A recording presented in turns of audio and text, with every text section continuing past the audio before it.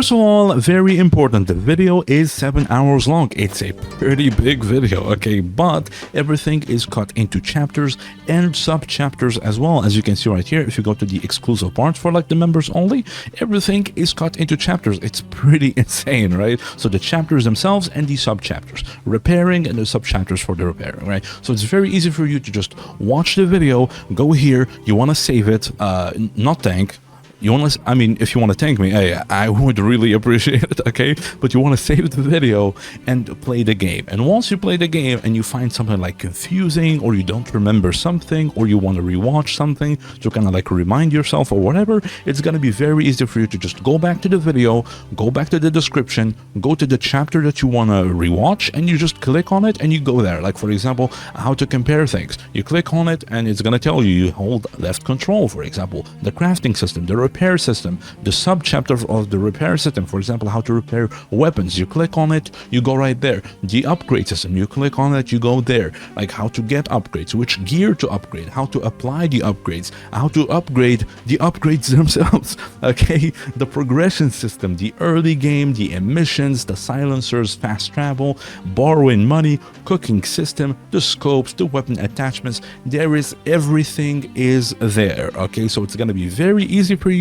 to just play, watch the video. If you want to remember something, you go here, you watch the chapter, and that's pretty much it. But yeah, I mean, the TLDR is, the guide is going to be mainly 3 parts. So the first part is more like the technical stuff before you launch the game, and certain mods that you should enable as a new player, which will help you a lot, and also the basic mechanics of the game, like the healing system, how to heal yourself, the damage system, the armor system, the crafting UI, the inventory UI, the usage of the items in the world, and all that. So the basic stuff. And then the second part is going to be mainly how to actually start playing the game, like what to do first, how to start the main mission, the tutorial mission, the hunting, the artifact system, the basic tools, how to get basic tools, how to farm the stashes, the tasks, the taskboard, like for the PDA, which tasks should you take, which ones should you not take, and all that. So that is pretty much like the early game, what to do in the early game. And the third part is once you get your first basic tools. Once you get your first basic tools, what to do from there, like how to start crafting, how to start repairing like your first weapon, your first armor, your first mask, and the artifacts and all that, and the whole repair system, and then the upgrade system, and then the progression. Like I'm gonna show you exactly what I did in this save right here that we are using for the guide, right? As I played the game, I did like manual saves, so I will go back to these saves throughout the whole guide, but in the progression chapter, I'm gonna actually show you what I did personally and why I did things and the logic behind it, kind of just to kind of like show you exactly like what I usually do, right? And then after that, we're gonna explain like the progression of the game in general, like what to expect in certain like gear checks and all that, and then the exoskeleton chapter for like the exoskeletons, the Nosorogs, how to use them and all that. And at the very end, we're gonna do a special chapter just for like the tips and tricks about the game, for those like kind of like chapters that are not like big enough to have like their own chapter. So I kind of like compiled everything at the end to give like certain like tips and tricks about the game in general, right? So that's pretty much what we're gonna do. And again, before we start with the guide, if you appreciate the effort put into this guide, I mean, it's been like 3 months or something like that, so I would really appreciate it if you would like the video, so it does help with like the YouTube recommendations and all that. And also, if you like the content and you like the channel, then make sure to also subscribe so you do not like miss future uploads. And also, if you want to support me directly, then we do have memberships on the channel as well, so make sure to click the join button and you can join the channel as a member and be part of the Xander community. You will have access to a lot of cool exclusive perks, as you can see. For example, the advanced early access to new videos is actually the guide that you are watching right now. So members actually had access to part 2 and part 3 of the guide before everyone else, right? Which is one of the perks that you can have as a member, which is pretty cool. So you can click here, read through them, and if something interests you, you are more than welcome to join our community. And keep in mind, like once we do the Discord, we also gonna start streaming as well, so there's a lot more to come to the channel as well, so just keep that in mind. But that's pretty much it. Now, I mean, we're gonna start with the guide. So I assume that you got the mod pack running and everything is working fine. If you don't, then watch this video right here. It's gonna explain how to install the mod pack and update it. But if you have everything working fine, then we're gonna start. So what you want to do is you want to open up your MO2, as you can see right here, and you want to search in this filter for some mods that we're gonna enable that will help you as a new player. They're pretty cool. So you want to first type highlight, and you want to enable this mod right here.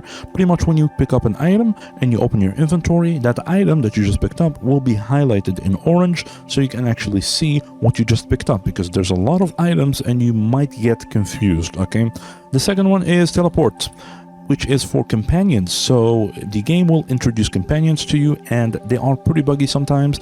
They don't listen to your commands. They can get stuck in doorways. With this mod, with one keybind, they will teleport behind you, which is pretty useful. Okay, and then the third one is foliage, which is very useful as well. If I can type. Okay, NPCs cannot see through foliage. By default, enemies and NPCs can see you through thick bushes, tree bushes, tall reeds and all that, and they can shoot you through them and you cannot see them, but they can see you, which is pretty frustrating, especially for new players. But with this mod, what it does, it's pretty much they cannot do that anymore, which is very good and way more realistic in my opinion, which is nice. So enable this one right here. Okay, now once you do this, what you want to do is you want to launch the game through the Anomaly launcher first, and you're gonna get it like this. What you want to do, prefetch sound, take this one, it's gonna reduce the stutters a little bit in the game, and then shadow map at 1536, and then debug mode, which kind of is like a spawner where you can spawn things, and you can like, it's pretty much like a cheat mode where you can do some certain things, which is very useful. So this is where you can enable it if you want.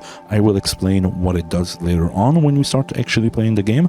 And we have the DirectX version. For me, it's DirectX 11, and the support for AVX CPU. Pretty much, if you have a CPU that has a high single core speed, then enable it. If you don't, then disable it. But just experiment with it, right?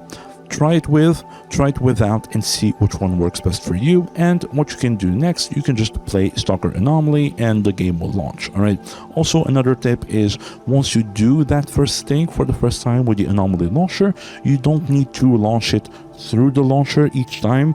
For example, for me, I did DirectX 11 without the AVX, so I will just start launching the game directly from this exe right here without having to go through the Anomaly launcher anymore, which is pretty useful. Okay, and for you, if you did AVX, for example, you can launch it from here if you want, right? So click run, and you're pretty much good to go. Now, once you get into the game, what you want to do first, you want to go through the settings, obviously, and you want to set up your basic settings, your advanced settings as well.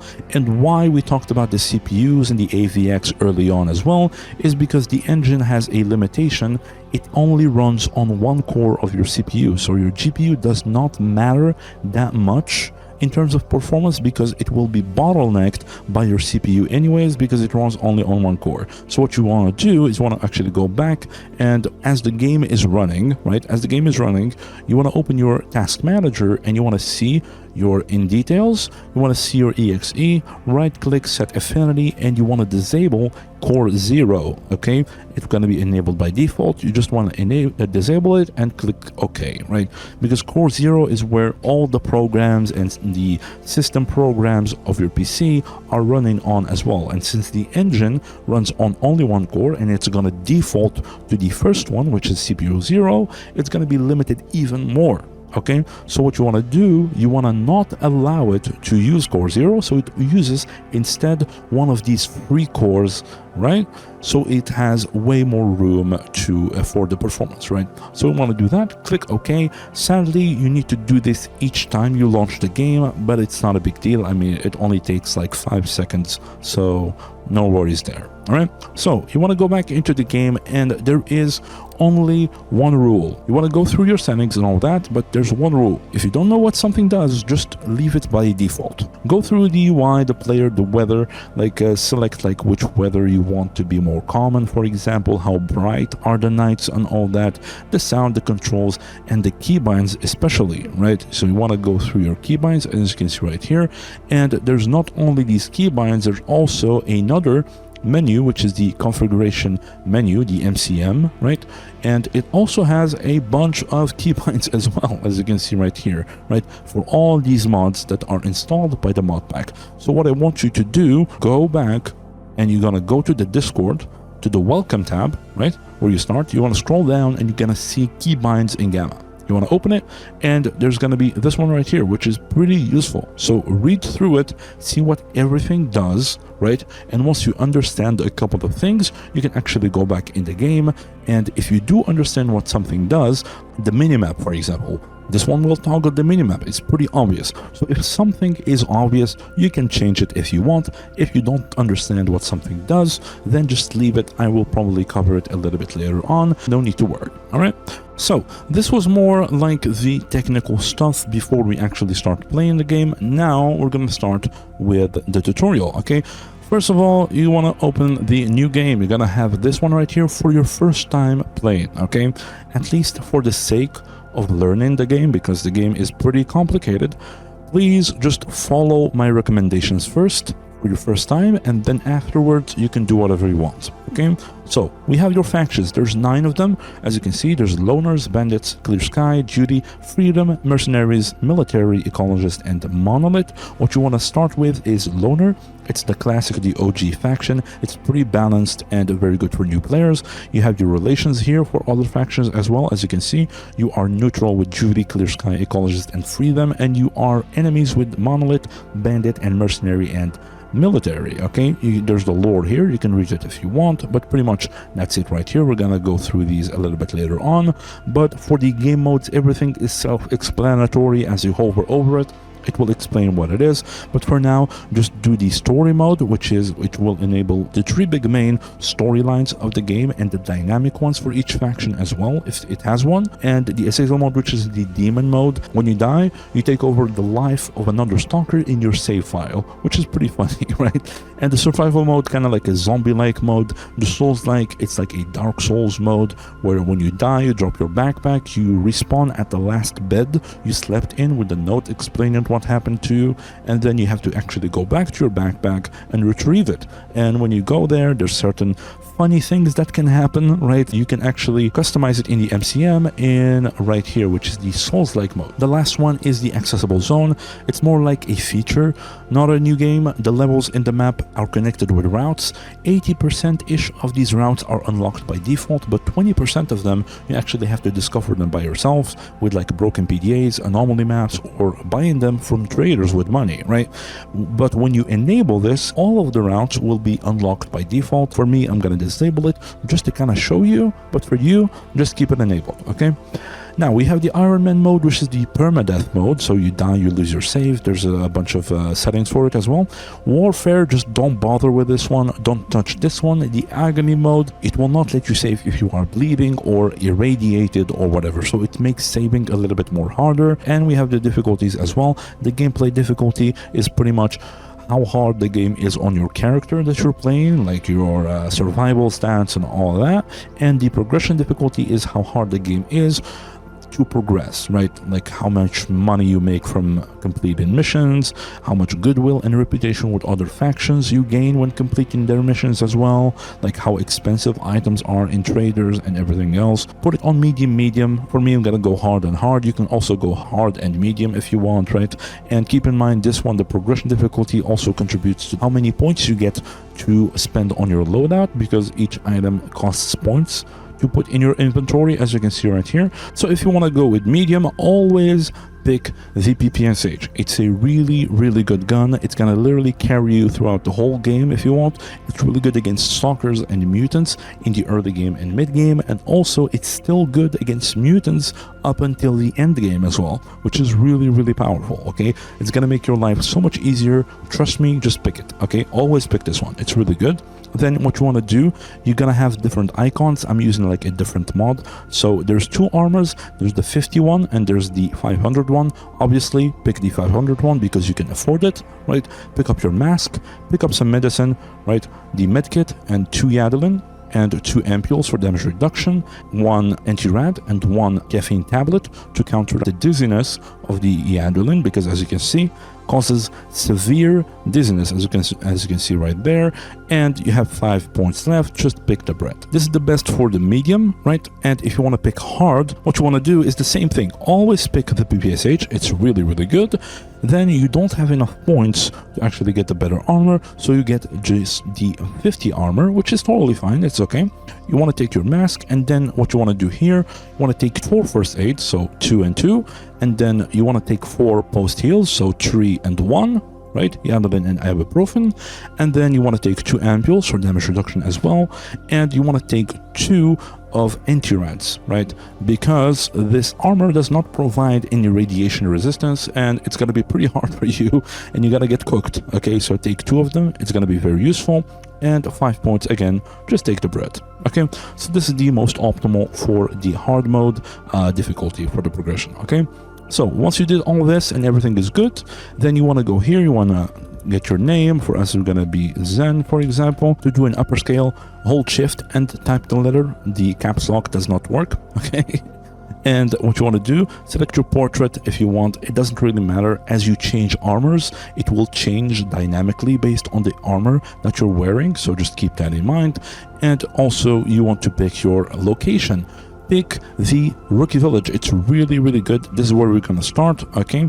And it has a tutorial mission. It's a pretty easy location to kind of like get started in. It's the location of your main leader for your faction as well. So it's really, really good to start here, okay? Always start here if you're a loner, okay? And yeah, I mean, that's pretty much it. Once everything is good, you want to just click start, and you want to wait for the game to generate everything. It's the first time you play your save, so it's gonna take a while to kind of like generate everything, right? So just be patient, and I'll see you there. All right, as you can see, you're gonna start up in this house right here, right, in the Rookie Village, and we're gonna start first by explaining the inventory, UI, and all that. But before this, you're actually gonna get a MP module to appear to kind of like introduce you to the zone, which is this one right here. So what you want to do, you want to pause here and read through these. They are very, very important and very helpful as well. These kind of like tutorials, when you do something for the first time, like when you heal yourself for your first time, it will teach you about the healing system, for example. So pause the game, read through them, right? They're very useful. So hopefully these tutorials combined with the video that you're watching, it's going to be very easy for you to kind of like learn the game mechanics, okay? If you want to make them reappear, you want to go to the MCM, you want to look for MPE module, which is this one right here. Like, for example, this one that we just had, you just untick it and click apply, and it will reappear again, right? So that's how you do it. Now, the first thing we're going to do is we're going to explain the UI, as you see right here. Don't be confused. It's the same thing. I'm just using a different skin for the UI, so it looks a little bit different. That's it. But it's pretty much the same thing. You have your rank, you have your faction, your money, your name and faction, your portrait right here. You have your weight, your maximum weight. This is your inventory. You don't have this. This is the magazine mod that I'm using, so don't worry about this. And then you have your loadout right here. This is your main weapon. This is your secondary weapon right here. And then this is your armor, as you can see. This one is your helmet. And then this is your backpack, obviously. This is your knife slot and your pistol slot. And you can also put SMGs in there. Certain SMGs, not all of them. This is your bolt. This is your grenade slot where you put your grenades. This slot right here is also for the knife and for the like hunting axes and sledgehammers, but you cannot put pistols and certain SMGs in this one. But you can also put the binoculars in this one right here. And we have this slot right here, which is for the torchlight and for the NVGs. And then you have the 2 slots right here as well, which is one for the PDAs and one for the detectors, or for the RF receivers, for the Geiger counters, the anomaly detectors, or whatever, right? So this is your loadout, and then under it we have the quick, kind of like the quick slot belt. So for me, for example, I'm gonna put the ampules right here, and I'm also gonna put the post heals right here, which is the ibuprofen. This one is your belt slot for the artifact. So as you can see, each armor has a certain number of belt slots. This one has 1. So this is where you put all like your artifacts and all that, where you put like your attachments, mutant pelts, the different plates, different technological items, right? And this is the debug mode that I was talking about, by the way, early on. So if you want to enable it, as I said earlier, you do that through the launcher. So this is how you see all the weapons, all the armors that you can have, all the weapons as well, as you can see. right? So if you want to like kind of like experiment a little bit, that's where you enable it, okay? And then we also have the inventory UI sorting. You can also do it with the numbers in your keyboard, 1, 2, 3, 4, 5, right? Also 1 is kind of like uses to auto sort everything again. So if I press 1, it will auto sort the inventory, as you can see, right? Very cool. Finally, we have the resistances of your character and your character stats, right? This is the survival stats. This is your main health, which is this one in the middle. And then you have your food, your water, your sleep, radiation resistance, chemical, electrical, fire, psychic, the impact, the rupture for against mutants, the explosive one, the ballistic resistance for your armor, and the BR class for your armor. As you can see, 1 and 8. It's this one right here, which is 1 and 8, right? And the same thing for your helmet, ballistic resistance for your helmet, and the BR class for your helmet as well, right? And everything is pretty much self-explanatory. As you hover over it, it will explain what it is, right? As you can see. So just hover over things and read them if you want. But the most important ones are these ones right here, which is the ballistic ones. We're going to talk about them a little bit later. But if you want to hover over this, you want to hover over the last one right here to make it appear, as you can see. And speaking of the quick slots, right, of your belt, right here, there's also, as you said, the quick action wheel, which you can open by holding F by default, as you can see. And this kind of simulates like pockets for your character. So what you can do, just right click an item, add them to the wheel like this, add a couple of consumables that are very useful, and add, for example, the detector as well, the RF receiver to be able to like switch between them easily. So without opening your inventory, you can actually just go over here and you can just click on it and it will switch back, which is pretty cool, okay? You can click back to remove it, and consumables, click on them to consume them. And again, how to customize that, you go to the MCM and you can do whatever you want with it right here and customize it as you want, which you can also slow down time when it opens as well if you want, right? And I used on mouse 5, it's by default F and long press, so you can switch it if you want, right? All right, now we're going to explain the items in the world, like how to loot. And as I loot things, I will explain what each item kind of does and what it is. All right, so what you do is you want to go around these houses right here. As you can see, the Rookie Village will respawn, and you want to loot them because loot is very important. Almost every item in the game is very useful in Gamma, which is pretty cool. And you will find it all over the world. So make sure to keep an eye on loot. As you can see, when you approach things, they will be highlighted with dots, like kind of like a modern Stalker 2-ish kind of UI, and you just want to pick them up. And you can also customize this mod, the dot marks, which is right here, right? And you can customize it to your liking. Also, you want to just go around, and as you approach things, you want to pick them up. You want to go here, break boxes, right? Plastic jar, for example. You want to go here. You want to find some loot there as well. And how I did the quick melee, for example, is by going to the control, keybinds, and this one, quick melee, right? And what we just picked up, for example, some ammo parts to craft some ammunition, as you can see right here, right? So you can sustain yourself, right? Which is pretty cool. And we also picked up a plastic jar, which is used to do a lot of medicine, as you can see, and some vodka as well. We picked up a weapon part, which is used for weapon replacements, as you can see right here, right? If we have it right here, this is a weapon part. I can just drag it, right? Go around, right? Go to the next house, as you can see right here. Pick up some stuff, right? We picked up an armor part. Like each armor is made of armor parts, as you can see. It's also used to actually craft armor plates, which are very, very important. We're going to talk about them a little bit later on. And we also picked up a Swiss knife, which is used to craft a bunch of things, as you can see as well, especially like the light armor repair kit and the hunter's kit as well. And it's also used to disassemble stuff, as you can see, disassembling tool. So you can actually disassemble things with it. For example, ammunition. Disassemble, it's going to use it a little bit, or you can drag it and drop it as well, right? You don't do this, by the way, you need the ammunition, okay? I'm just showcasing it there, okay? Quick melee again, just break the boxes, go around, loot things, as you can see, carbon fiber layers again, right, which is useful for armor parts and also to craft the armor plates, the second tier of armor plates, as you can see right here. You want to go to the next house. There's usually some stuff on the sledge right here. There's usually a something here. Okay, the same part that we got earlier. We got some Claw, which is very useful. It's a post-healing item. It will heal your arm for 1 health, right? And it's also used to craft a bunch of medicine, as you can see. The antidote and the deandolin that we got right here, which is also used to craft the fentanyl, right? As you can see right here. 1 antidote, 1 Yadolin, it will get you 1 fentanyl, which is very useful post-healing item, right? It will heal your whole body, which is pretty cool, right? Stashes in the world as well, just don't bother with them.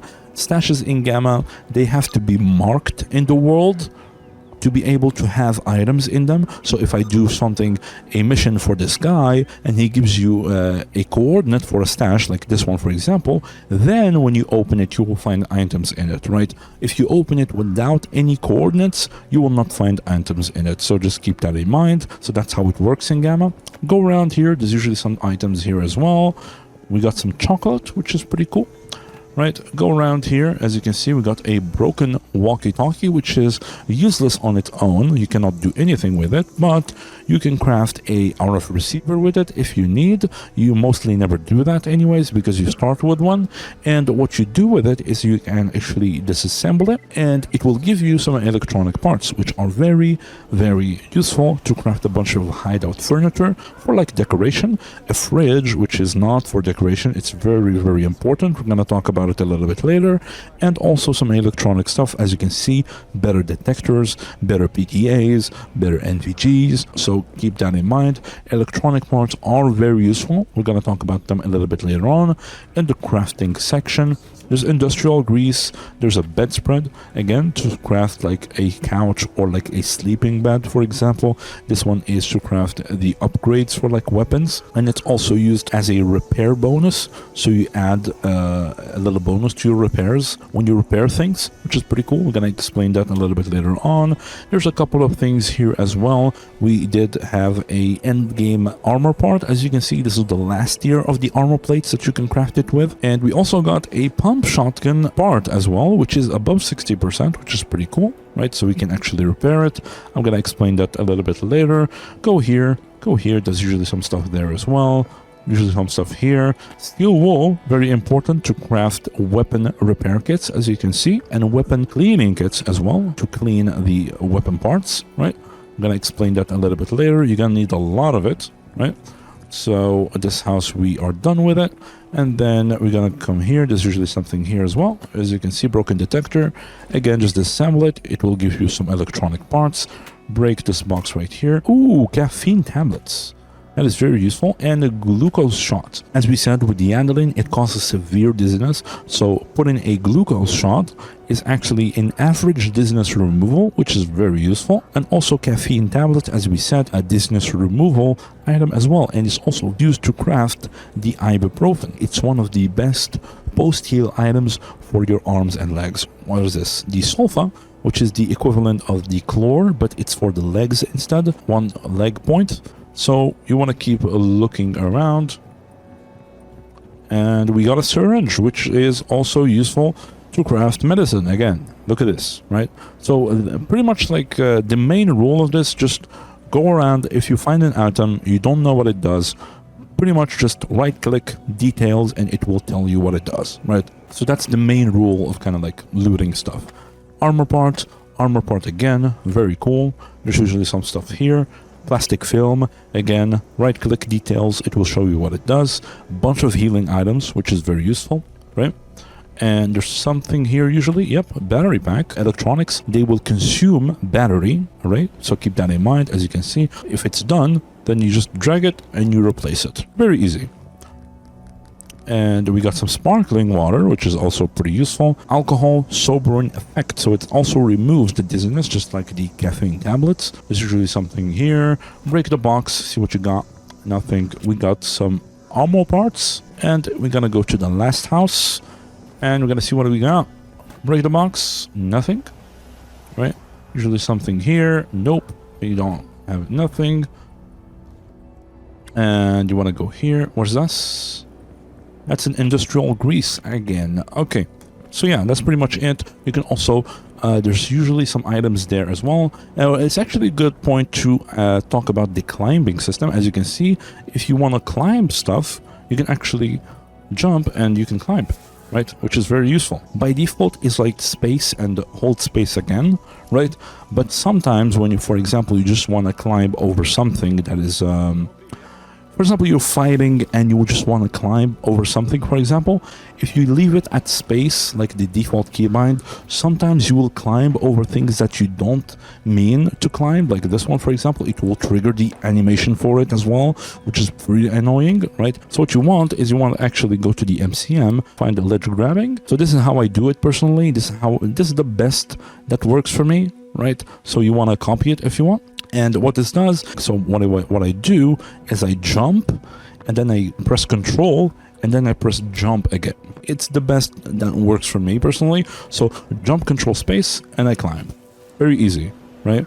And it's very consistent too. So jump, Control, space, and that's it. So I don't accidentally climb over things that I don't want to climb over. So yeah, you can find like some stuff here as well. Break them, right? As you see, we got some rubles. Right, and something as well about items, you can actually drag things. So hold Shift and F, right? If you want, right? Hold Shift, F, and then when you want to drop something, just press F again, right? It's pretty useful. You can also do it on bodies as well, on boxes and all that. So you can do that if you want, which is pretty useful. There's one thing that we didn't loot, which is very important. We're gonna go to the trader. I'm gonna explain what this guy does a little bit later on when you actually start playing the game. For now, I just want to buy some of these just to kind of show you, right? So those items that I just bought are actually very important, right? They are junk items, but they are very important. As you can see, the ball peen hammers, which you can find scattered in the world as well. You might find one. As you can see, click details. They are used to craft ramrods, to craft the weapon repair kits, as you can see, and a bunch of upgrades, and also a multi-tool, which is a better version of the Swiss knife. But also, why are they important, like these ones and these ones, which are not used for anything, right? Because they give you the metallic scrap and the wooden parts, right, which are very, very important. We're gonna get a couple more, right? Gonna cheat a little bit, all right? And why are they important? Because once you, for example, play the game and you find your first basic tools, which we're gonna cheat for again, once you find this, it will allow you to start crafting things, doors, beds, right? But most importantly is the portable workshop. When you find your basic tools, this is the first thing that you want to craft, right? You want to craft it like this, and it's going to become in your inventory right here. Right click, place item, and you want to place it where you want to put your hideout, right? We're going to just put it here as a temporary. You don't want to make your hideout here. But why is this important? Because it has an integrated stash, as you can see, this blue thing, right? So instead of you like going through your workbench manually in your inventory and going through things, oh, do I need this? You go to your stash, pick it up, go back, do this, oh, I need that, you go back, right? Instead of doing all that, you can actually just put things like the crafting things that you gather throughout your playtime. I think, as you can see, these ones, for example, that you don't need in the field, they're just gonna weigh you down. You actually need them for crafting, right? You're gonna put them here, and also the basic tools itself, and it's actually gonna count as if it's in your inventory when you want to craft things with it. Basic tools included, even though we don't have it here, right? It's in the stash, right? When you want to craft some things, for example, it's gonna actually show you that they are in your inventory. So it's a really, really good quality of life. It might not be as important in the early game, but later on you will have so many items that this is mandatory, all right? So this is the main core of your hideout. So this is why those metallic scrap and wooden parts are very, very important. All right, how I did this, by the way, how to transfer things like this, you actually hold Shift. Forgot to mention it. Hold Shift and hover over things. As you can see, very, very fast, very cool. It's really nice, right? So what is this used for? right? Again, we're gonna start explaining the crafting system now. As you can see, you have 4 tabs, right? The first tab is it will show you whatever tools is included in the workshop. As you can see, there's 3 main tools. There's 2 other tools, the basic ones, and there is the artifact melter. So these 3 right here, the basic tools, the advanced tools, and expert tools, these are the main progression tools. As you can see, this is the early game one, this is the mid game, and this is the end game tool, right? And then you have the drug making kit, which is used to craft medicine, right? And then you have the gunsmithing tools, which is used to craft ammunition, okay? And you have the artifact melter, which is used to craft artifacts, and it's also used to empower artifacts as well. We're going to explain that a little bit later on. Now, the second tab is the repair tab. As you can see, this is where you repair all your weapons and your armor and your helmet and all that. So this is where you do that. And the third part is the upgrade tab, where you upgrade all your weapons and your armors as well. As you can see, if you go to the debug one, where it has everything, you can put like resistances and raptor resistance, more ballistic, more weight, more carry weight if you want for your armor, for your weapon as well, like less recoil, more accuracy if you want, and all that, right? Then the last one, this is where you craft a bunch of things for your gear. As you can see, better PDAs, better NVGs, better detectors. We have better backpacks, the armor plates that we talked about earlier as well, the crafting for like the weapon repair kits and the cleaning kits as well right here as well, the light armor repair kit, the medium armor repair kit, the heavy armor repair kit, the exoskeleton repair kit as well. And we have the upgrade stuff that you can do, which are used to upgrade, as I showed earlier, right? This is where you craft them. We have the medical stuff where you craft the medicine, again, as I showed you earlier. We have the ammunition crafting as well, where you can sustain and craft your own ammunition. And then we have the artifacts. As you can see, this is where you craft artifacts with like mutant parts, with like mutant meat as well. And then the last one is obviously the hideout furniture to kind of like decorate your hideout, and obviously again where you craft the portable workshop, and also the important one, which is the fridge, right? We're going to talk about it a little bit later, and obviously some storage stuff as well, as you can see right here. All right, so now that we're done with the crafting system, let's talk about the armor system and the BR class. As you can see, we got a couple of armor parts that are used for armor part replacements, but also to craft the armor plates, as we talked earlier. Now, why are these armor plates very important? Because of something called the BR class. Okay, so what is BR class and why is it important? Okay, it's very simple. It's not that complicated. Okay, armors and helmets, they do have something called the ballistic resistance and the BR class. As you can see, 8 and 1, and our helmet has 1 and 5 right here. So 5 BR class, 1 ballistic resistance. Okay, and as we equip these armor plates, they will increase our BR class, right? Only for the armor. It doesn't work for the helmet. I mean, obviously, right? So as we equip it, it will give us +1, as you can see, from 8 to 9. Now, the ammunition also has something called, let's just unload a little bit, right? It has something called the AP value, as you can see right here. So this one has 8 armor penetration power, and this one, it has 24 armor penetration power. Now, why is the BR class very important? Because of 2 situations, okay? Someone shoots you with this, okay? It has 8 AP value, okay? And you have 9 BR class, which means that this bullet will not penetrate your armor, right? Which means your armor will use a damage reduction system based on the BR class, right? So it's gonna reduce the damage of the bullet by quite a bit, right? Which is pretty good. The second situation, if someone shoots you with this, it has 24 AP value and you only have 9 BR class, which means if it hits you, it will ignore the BR class and it will penetrate your armor, which means that your armor will only apply damage reduction system based on the ballistic resistance of your armor. Okay, so that's pretty much it. That's the armor part, and that's the BR class system, right? And that's why it's important to have these armor plates, because by just adding 1 BR class, we were able to mitigate the damage penetration of this type of bullet. Now, let's talk about the damage reduction system, which is also related to the armor system and the BR class and all that, right?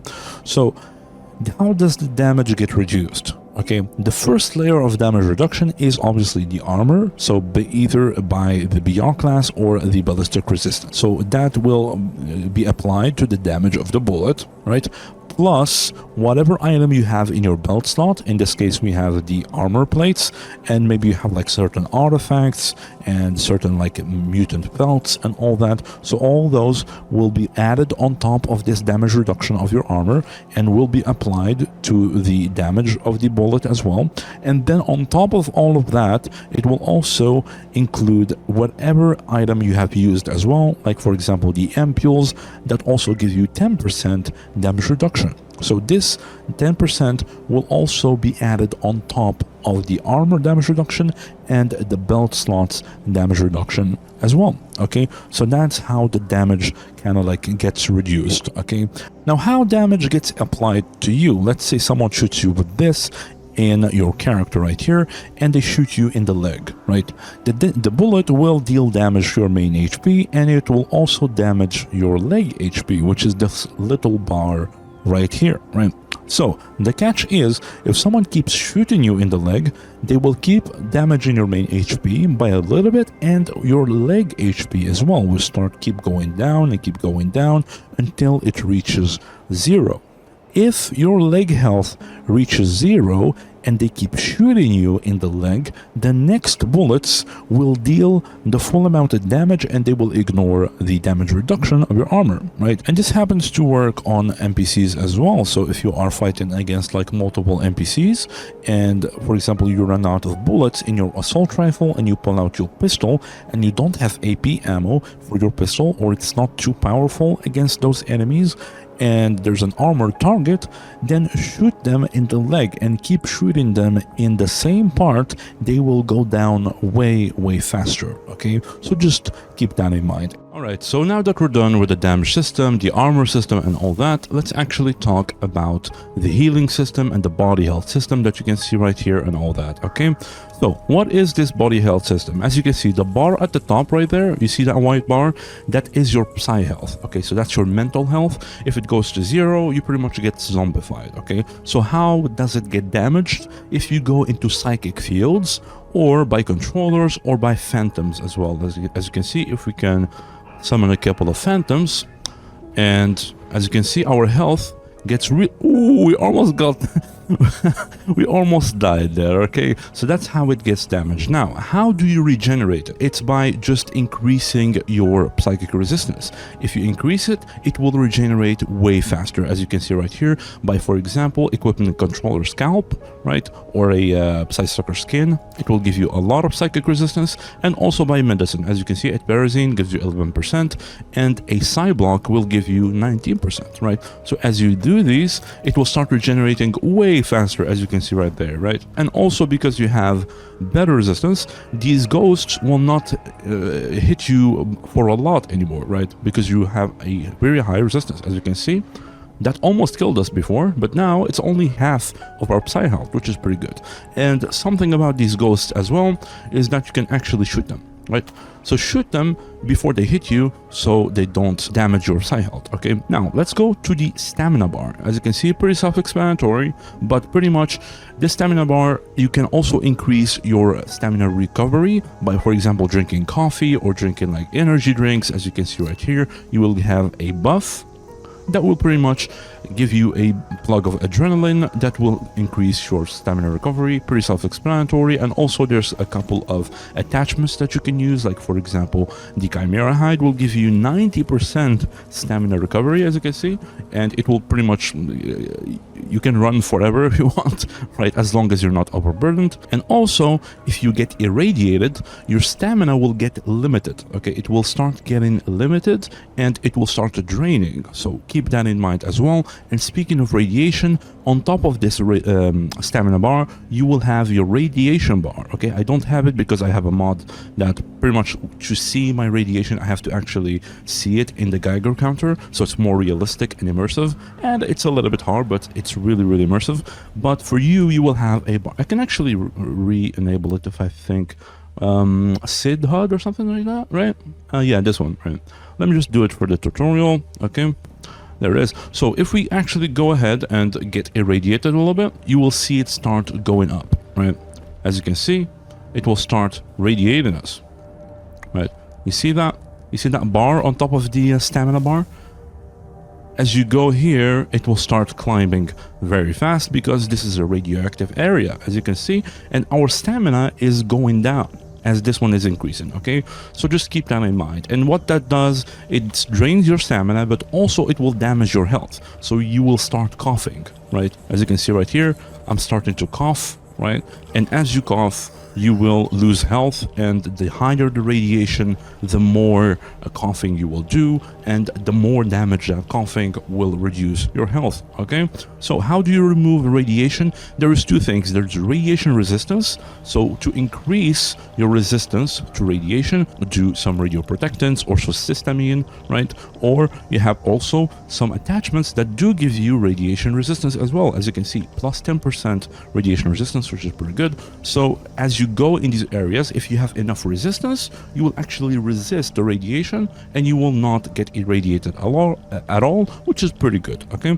So how do you remove radiation? Is by not radiation resistance, but radiation removal. As you can see right here, minus 21 per second. So if you drink some vodka, it will start reducing our radiation. Also, you can smoke cigarettes. As you can see, this one minus 6, and there's better cigarettes. As you can see, this one is minus 20. And also, you can also use just a medkit, for example, if you are irradiated and you know that your health is also like half like this, then don't just drink a vodka. It's better to just heal your main health with a medkit and at the same time remove radiation, which is pretty good. So 2 for 1, right? And there's also better ways to do that as well. As you can see, the scientific medkit has 47 per second, the scientific stim pack has 70 per second, and the nuclear option, which is the anti-rad drugs, they do cost a lot of food though. So just do this unless you know you're about to die from radiation and you have like a maxed out bar. So just use this, it will remove it very, very fast and it will not kill you, which is pretty good, okay? So just keep that in mind. This is pretty much it, I think, for the radiation. And the higher up you go in the map, the more north you go, the more lethal the radiation fields are going to be, okay? So just keep that in mind as well. All right, so that's pretty much it for the radiation. Now let's talk about the health, okay? The health in the middle is your main HP. It's pretty much a health bar, right? It's pretty self-explanatory, very easy, right? And these mini health bars are your body parts, okay? So this is your head, this is your torso, these are your arms, and these are your legs. If someone shoots you and they shoot you in the head, and it will start going down, and if it goes to 0, your head, you will die, even though you have a little bit of HP left. If someone shoots you in the torso and it also goes to 0, you will also die. And your arms, if someone shoots you in the arms and they go to 0, you don't actually die. Your aim will start shaking and your aim will start going will sway a lot, and it's gonna be very hard for you to aim. And your legs, if they go to 0, as you run, right, you will start damaging your health. So if you run on a broken leg, you will start damaging your main HP, and also it will also reduce your maximum run speed. Now, how to actually heal yourself? There's 3 things that you should keep in mind. The first thing is the health restoration. This will heal your main HP, and you can find it in like medkits, as you can see right here, and also stim packs, right? So that's pretty much it. Then, these medkits and stim packs will most likely include as well the first aid. Okay, so what is first aid? That's the second thing. This will heal your limbs temporarily. Okay, it's temporary HP for your limbs. That's pretty much it. Then, to turn this temporary HP into permanent HP, which is the white bars, as you can see right here, you need to use post-heal items, which is most likely like the Yadrolin that we just took from the new game loadout, right? Or the ibuprofen, or the fentanyl, right? Post-heal will turn this temporary HP into permanent HP and will heal your limbs completely, right? So that's pretty much it. These are the 3 things that you should just keep in mind, right? Heal yourself with health restoration, then first aid, then post-heal. That's pretty much it. I'm gonna get damaged and I'm gonna actually show you how to do that. Okay, it's very easy. Okay, I'm gonna damage. Oh boy, we're almost dead. and our leg is completely broken. Okay, so how do you heal yourself in this situation? We need to heal our main health first, so we're gonna use a medkit.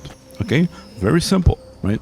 And then the medkit also includes first aid. As you can see, it healed our leg for 2 temporary HP, because it gives you 2 temporary HP for your leg. Now, our leg is not completely healed up, so we need to heal it completely, right? So what we need to use, we already used a medkit, so we don't need to waste another one. You actually need to use a bandage or a tourniquet, right? Which will give you even more first aid. For this case, we're gonna use a bandage. As you can see, it's gonna make our leg completely healed up temporarily. Okay, so this is temporary. As time goes by, it will start going down. Okay, now how to turn this temporary HP into normal HP, right? We need to use the post-heal items. As you can see, for example, ibuprofen, Yadolin, or fentanyl. In this case, it's only our leg that is damaged, so no need to, for example, waste a Yadolin, right? As you can see, it heals the whole body, or a fentanyl. It's better to just use the ibuprofen,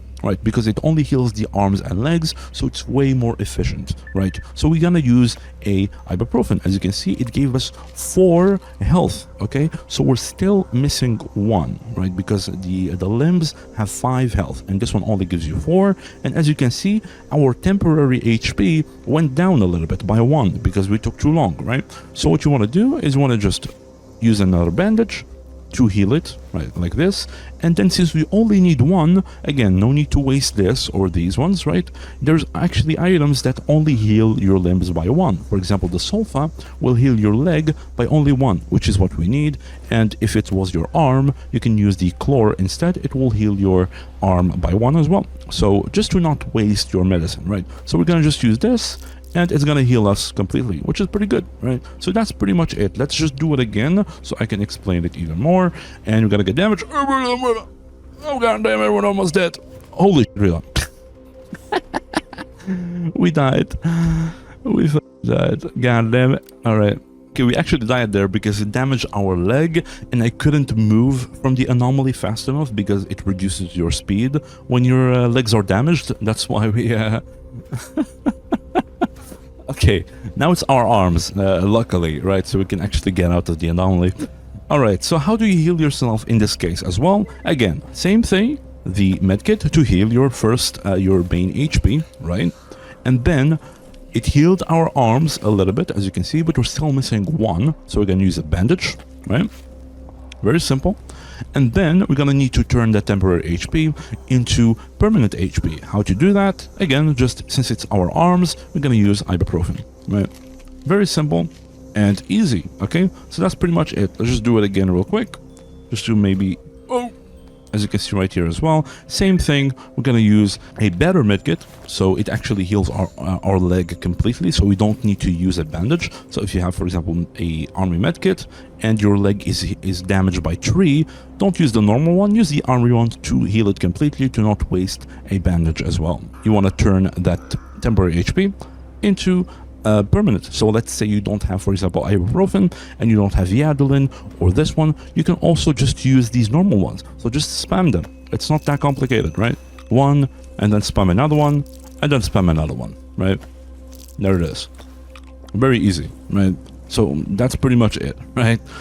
So health restoration, first aid, and then the post heal, okay? And let's say, for example, in this case, I'm gonna use a stim pack, and then we're gonna use a Yadolin, for example, because our torso is also damaged, and it's gonna heal us up, as you can see right there. And since we use the Yadolin, as we said in the new game loadout, it does cause severe dizziness, so you need to remove that dizziness by just consuming the caffeine tablets. That's why we took them, right? As you can see, boop, and it will reduce it, and you take another one, and it's gonna take it off completely, as you can see right here, right?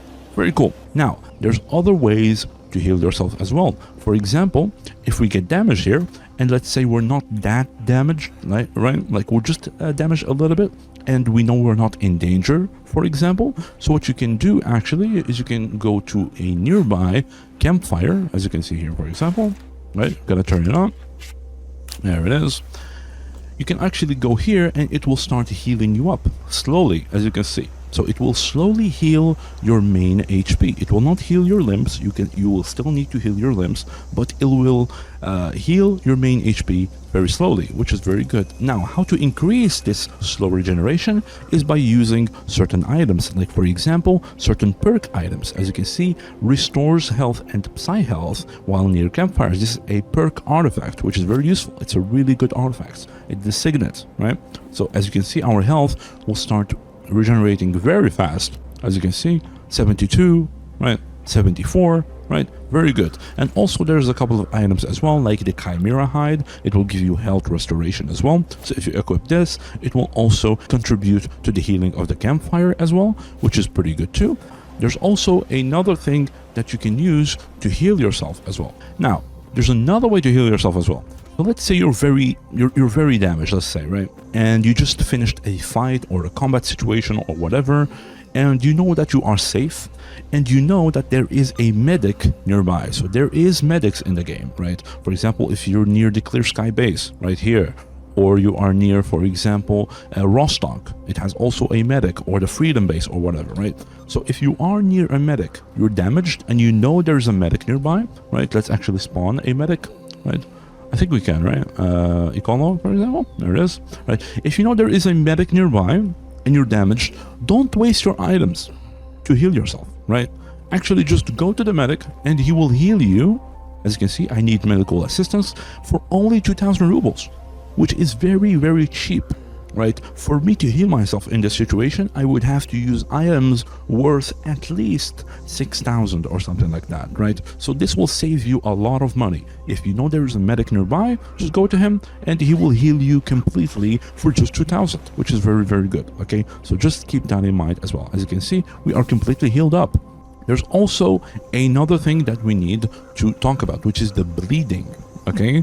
Now, when you get shot or a mutant scratches you or whatever, you will have a bleed, okay? As you can see, this, for example, this food icon, it will have a blood icon inside it, and it will have an outline. As you can see, this is a white outline, right? So if you have a white bleed or you have a yellow bleed, right, which is usually fine, no need to worry there, then what you can do is you can stop it with a bandage, right? And you will be fine, right? So just stop it with a bandage or stop it with an army medkit. It also have some bleeding control as well, and you will probably be fine, right? There's also certain belts that give you some bleeding, some passive bleeding control, as you can see, right? So you can equip this and it will stop the bleed as well, as if you equipped a bandage, right? Which is pretty good. Now, there is also the orange or there's the red bleeds, okay? So if you're about to die, right, for example, you're fighting and you got shot, right, and you're about to die and you have a red blinking bleed icon, you need to immediately use a tourniquet, right? Immediately use a tourniquet, because it will stop the bleeding way faster and it will stop you from dying, okay? Because the red bleeds will reduce your health very, very quickly, and you won't even have the time to like use a medkit or something, right? So use a tourniquet and then start healing yourself with like a stim pack, for example, right? To not let yourself die, and then do your post-heal items, right? One thing you can do, let's say you don't have a tourniquet, for example, what you can do instead is you can just heal yourself with the ampules. So if you're about to die and you have like a red blinking bleed and you don't have a tourniquet, so if you use a medkit, you will still die because the bleeding will reduce your health faster than the medkit will heal you, right? So what you can do is, the first thing, just use a bandage to at least stop it a little bit, right? And then start spamming these ampules. Why? Because these will heal you instantly. As you can, like, it will instantly heal you, right? As you can see, boop, it will give you 10% healing instantly, or these ones, the good ones as well. So just keep healing yourself with these to not let yourself die until the bleeding stops, right? So that's how you heal yourself as well. And preferably, if you have an army medkit, use it so it will reduce the bleed and heal you at the same time as well, which is pretty good, right? And once you're all good, obviously you can use some items to post heal yourself, okay? Now, the last thing about the healing system that we're going to talk about is the combat healing. Let's say you are in combat, you get shot, right? Oh, we're almost dead, okay? Do not heal yourself with medkits, okay? I mean, if you only have a medkit, I mean, obviously heal yourself with a medkit, right? But if you have stim packs, then use stim packs instead, and especially in your quick slots, always put stim packs first, because as you can see, this one gives you 3% health restoration. Meanwhile, this one gives you 7% health restoration. So they will heal you way faster, and the equivalent of the army medkit is 5%, and this one is 10%, right? So it will heal you way faster, and it will first aid your limbs way more as well. As you can see right here, we are in combat, we just got shot, immediately just use a stim pack, right? It will heal you way faster, and you can go back into the fight way quicker as well. Another thing, during combat, do not post heal, because keep in mind that the temporary HP will work the same thing as the permanent HP. The only difference is that it is only temporary. That's it, right? It will still sustain damage and all that. So just keep that in mind. For example, we are first aided right now. If we get damaged, it will act as if it's permanently healed, as you can see, right? So there's no point in post healing your legs or your limbs if you are still in a fight, right? You will probably get shot, and there you will lose a lot of money because you just wasted some post heals, right? Until the combat is done and you're done fighting and all that, then you can start post healing yourself.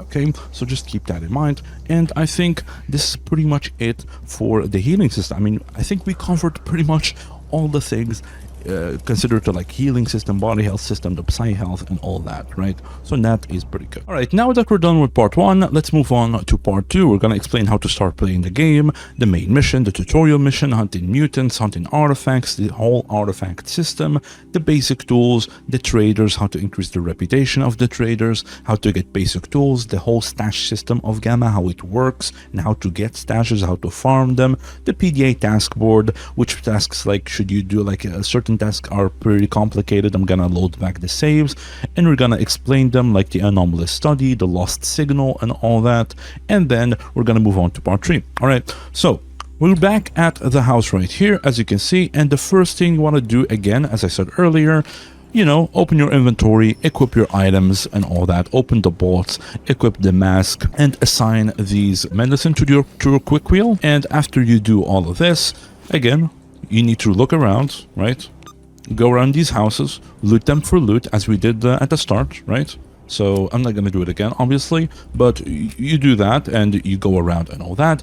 And the first thing you want to do is you want to actually save the game by pressing F5 or F9. So F5 to save and F9 to actually load back the quick save. So that's how you save. But there is a trick to it. You can only save near lit campfires and within friendly bases. Okay, so you need to actually be near a campfire to be able to save, and it has to be lit as well. So that's how you can save the game. You can also have a house, right? For example, this one right here, this is considered as a friendly base. You need to be like in cover, or right here, for example, you can save right here as well, or you can go inside one of these houses and save as well. So you can do that. And there's another way to save your game as well, is you can save in the open, but there is a certain system, which is the token system, as you can see right there, right? You can save anywhere every 5 minutes, I think. So every 5 minutes you kind of like get a token that you can use to actually save the game anywhere, right? Which is pretty good. So that's how you save in the game. And the last thing is there is a way to kind of like bypass that. So when there's certain situations where you're testing stuff and you want to save just to test stuff, and this system can get in the way. So what you can do is you can actually save through the console and bypass this whole system, right? So you click the tilde key below your escape key from your keyboard, click the tilde key, and it will open the console. And what you can do, you can just type save, and then you can name your save, right? As you can see, save Stalker, or save 1, save 12. As you can see, I already have a save 12. And keep in mind, these saves will override each other. So if, for example, you name your save 12, and then you save 12 again, as you can see, I already have a save named 12, it will override that save, okay? So just keep that in mind, right? Also about saving, one last thing, when you do transition in these transition points, like from a map to another, it will do an autosave. So after you looted the houses and all that, you want to come to this campfire, or you want to go down there or whatever, and you want to save your game. And then what we're going to do is we are going to start our main mission, right? If you open your PDA and you go to the messages here, when you start the game with any faction, you will always get the message from your faction leader. As you can see, this is Sidorovich. Come visit me in the rookie village at my place, right? So that's what we're going to do. We're going to go to Sidorovich, and he is right here, okay? So you want to go down and you want to talk to him, okay? And what you want to click is you want to click this one. I heard you promised an adventure and all that, but very, very, very important, okay? Do not click this yet. What you want to do first is you want to actually save the game. Why you want to quick save? Because if you want, and then you want to click this, right? So read it, it's pretty cool, right? And all right, so how do I get rich? It will start the character main mission. It's not actually the main story mission, it's just your character mission. So this one, the first one, right? And in this case, it assigned us to Noah, which is all the way in Zaton. Like the north is inaccessible right now. To reach these places, it's way later on in the game, right? It's locked for now, right? So now, like, we're kind of like soft locked for this mission. That's why you need to save your game, okay? So if you get unlucky like this, what you want to do is you just want to hit F9 and you want to reload the save. As you can see, you load back, you talk to him again, and you do the same thing, and we got lucky. Okay, we meet with Gold, which is the clear sky guy, so we are actually lucky. So if you get anything above this threshold, reload the save, do it again, until you get something in these maps instead, or these maps instead. When you do these missions, for example, you go here, you do the mission, you go back to him, it's the same thing. It's gonna pick another character randomly in the map. If it's really north, reload again, finish the mission again, and see until you get someone that is in the south. Then you want to start the actual main mission, which is this one right here. Wait, what's this commercial about Sherlock? You want to click it, you can read this and all that. Sounds exciting, and he will start you the Living Legend, which is the first big main mission of the game. A thing about the main mission, do not do this yet. Okay, just start it, but do not go here yet, right? I mean, you can do whatever you want, right? What I recommend, however, at least spend like your first 2 to 3 days first to kind of like get used to the game, get some upgrades and all that. Then you want to start the main mission. So let's talk about the traders now. There is different traders. As you can see, Sidorovich is a general trader. As you can see, if you type 1 right here, you will see what he has in stock. And he's a general trader. He has like a gear, he has some furniture, he has some medicine, some food, some ammunition, some useful stuff that you can disassemble as well. So he has a little bit of everything. Now, there is something called the supply level, and this one can go up to level 5. As the supply level goes up, they will start selling you even better stuff. How do you actually increase the supply level? For the general traders, you need to do the missions for their faction. For example, Sidorovich is a loner. As you can see, you can go to the relation tab, you can display values, and you need to earn goodwill with that specific faction, okay? So as you can see right here, we have 0 right now. As you do missions, it will start going up, and the first level is 0 points. Obviously, it's the default one. To make it to level 2, you need 500 points. To level 3, it's 1000. Level 4, 1500. And level 5 is 2000 reputation, okay? Goodwill, right? And it can go up to 3000 as well. So that's how you increase the supply level with the traders. Now, there is 2 other types of traders, which are the technicians and the medics. So the technicians, you can see there's one in Cordon right here, which is Xenotech, right? If we can go to him real quick with the debug, this is the guy right here. So if you talk to him, he actually sells like a bunch of, as you can see, like a bunch of repair stuff and all that. So as you can see, he is supply level 1. What you can do with them, you can actually give them the tools. Right, so they will ask for basic tools, then they will ask for advanced tools, and then expert tools, right? So as you have more tools, and maybe like you get like some extra ones that you don't need, right? For example, here, you can actually give it to them, right? And they will start selling better stuff. And if you give it to them and it goes up to level 2, but you don't see the new items, it's because the traders have a trading stock cycle. As you can see, go here, you go to the progression difficulty, trader restock cycle. It needs to be 2 days. Okay, you can modify it if you want, but each 2 days they will restock their trade, and this is how they do it. Very much refresh trade inventory. When 2 days pass, they will refresh the stock, and as you can see, they sell way better. I'm actually using the trader the stockifier. What am I doing?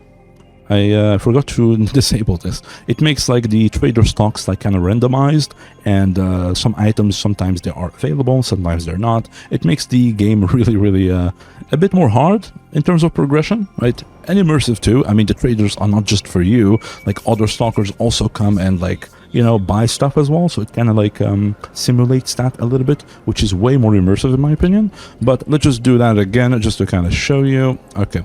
So it will refresh and he will start selling way better stuff. As you can see, he will start selling the light armor repair kit, the type B repair kit for weapons as well, and the other stuff goes up as well, like from 2 to 4, from 3 to 4 as well, from 12 to 20 threads. We're going to give him the advanced tools, for example, and we're going to refresh. And as you can see, he will start selling the medium armor repair kit and the type C repair kit, right? And if we give him the expert tools, as you can see right here, we refresh, and he will start selling the heavy armor repair kit and the type D for the advanced weapons as well, the repair kit for that as well, and way better, like everything just goes up in terms of amounts as well, as you can see right here, right? So this is pretty much how you can get it up to level 4 with the technicians, okay? And only do this again with extra toolkits that you have. We're gonna explain when you can do that and when you cannot, because it's a little bit tricky. And then there is also the medics. The medics, pretty much it's the same thing. They sell medicine, right? And they will also have like something like this, right? Is there any with work? They will ask a drug making kit, right? Which is a tool as well. And what you can do is you can just, if you have an extra one, you only need one. So if you have extra, you can actually give it to them and they will sell better medicine as well. So you can only do it once, right? They can go only from level 1 to level 2, not like the technicians or the traders, okay? Now about the traders as well, let's explain some of the options that you will have with the traders. So the first one, obviously, as we said, this is how you buy stuff and all that.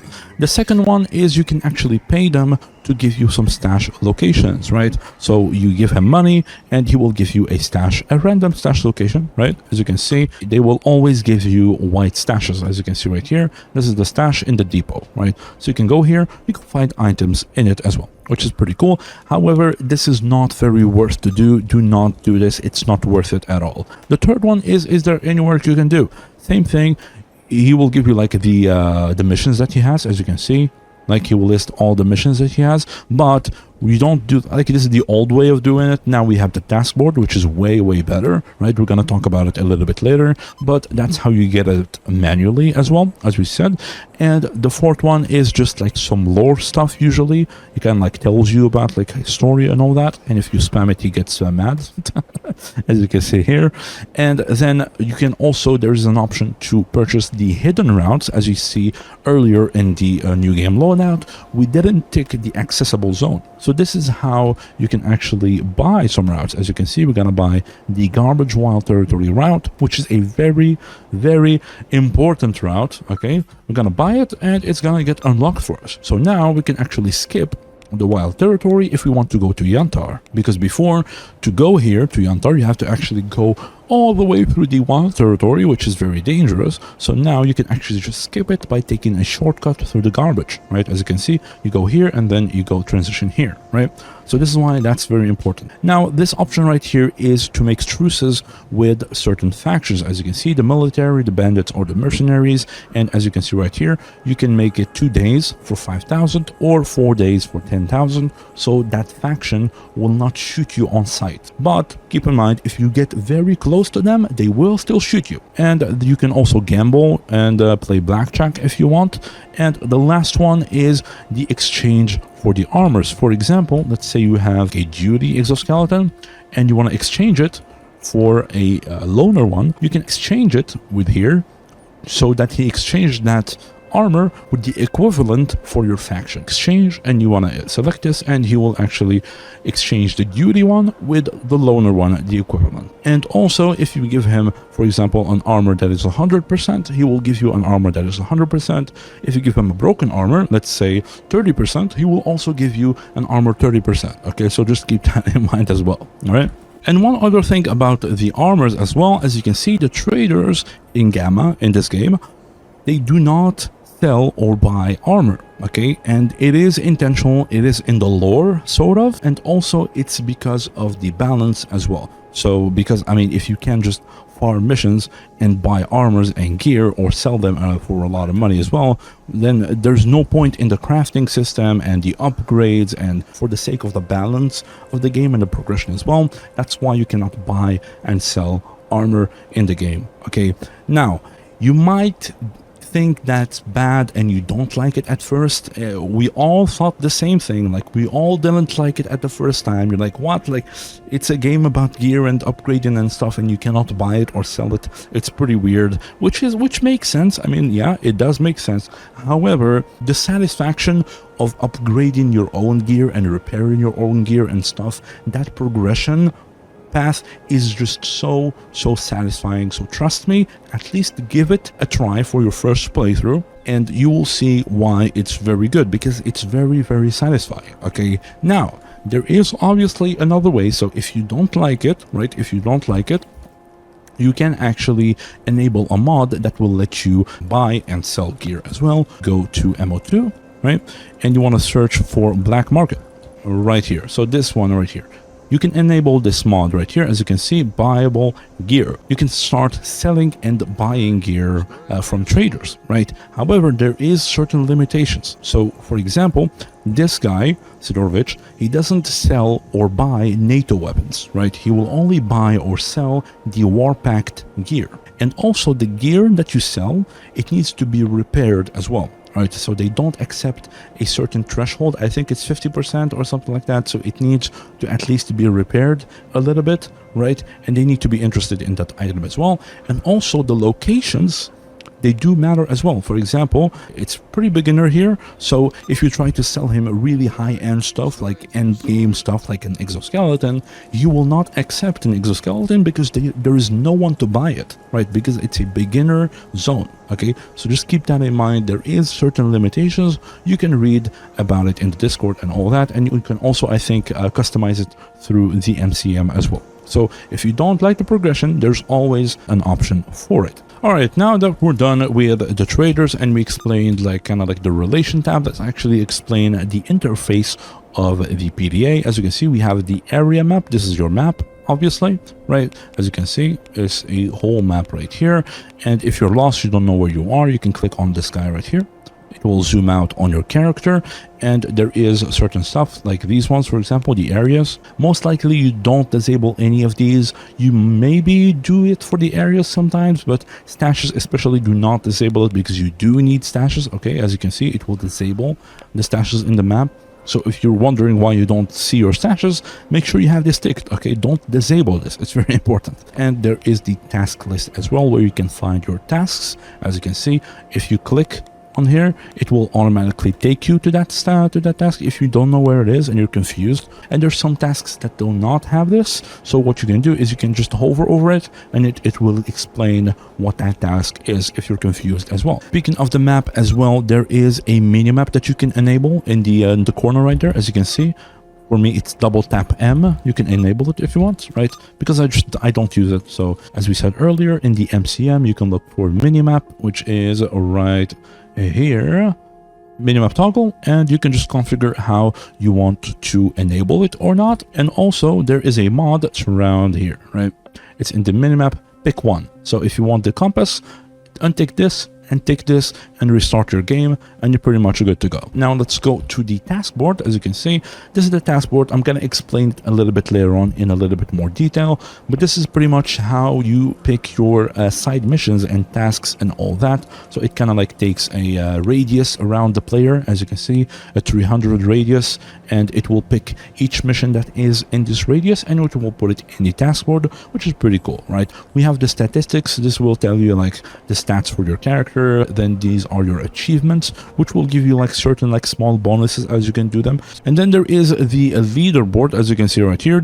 All these are like actual stalkers in your game. It's up to 100, right? There's way more stalkers. As you can see, you are 470 rank. So as you do missions, your rank will go up. As you kill stalkers and enemy stalkers that are very high rank, your rank will also go up significantly. And as you do missions for other stalkers, also your reputation will go up as well, right? And if you do certain like rat things, and your reputation can also go down, right? As you can see, some people here are awful, like the monolith, right?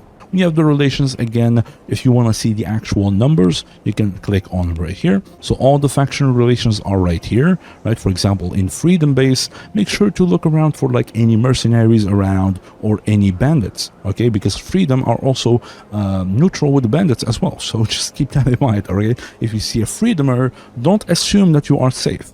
You might have like certain like friends that are bandits or mercenaries, okay? So just keep that in mind as well. But this is pretty much where you can find like your relations with other factions, and also where you can find your goodwill, as we explained earlier, for the reputation system with like traders and all that, right?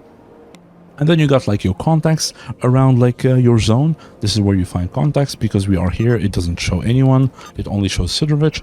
But there is the guide as well, where you can find a lot of useful information as well. As you can see, you can find all the achievements in the game as well. You can read about them. But this is where like you can find a bunch of useful stuff. You can read about the lore, as you can see right here. You can read about like factions and features like fast travel or like progression difficulty, disguise system.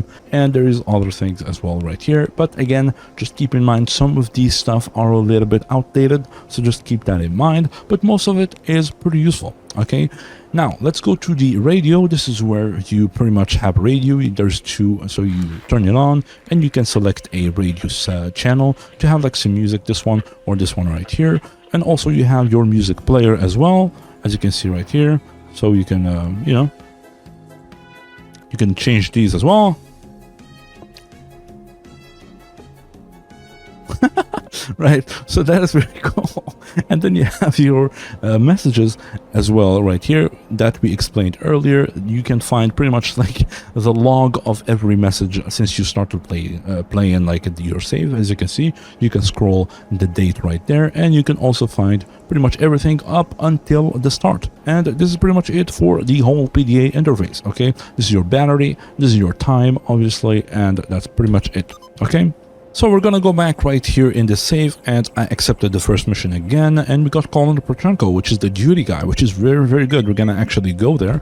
So if you actually get that mission right here, it's actually very good because we're gonna make our base in Rostock, so that is very nice.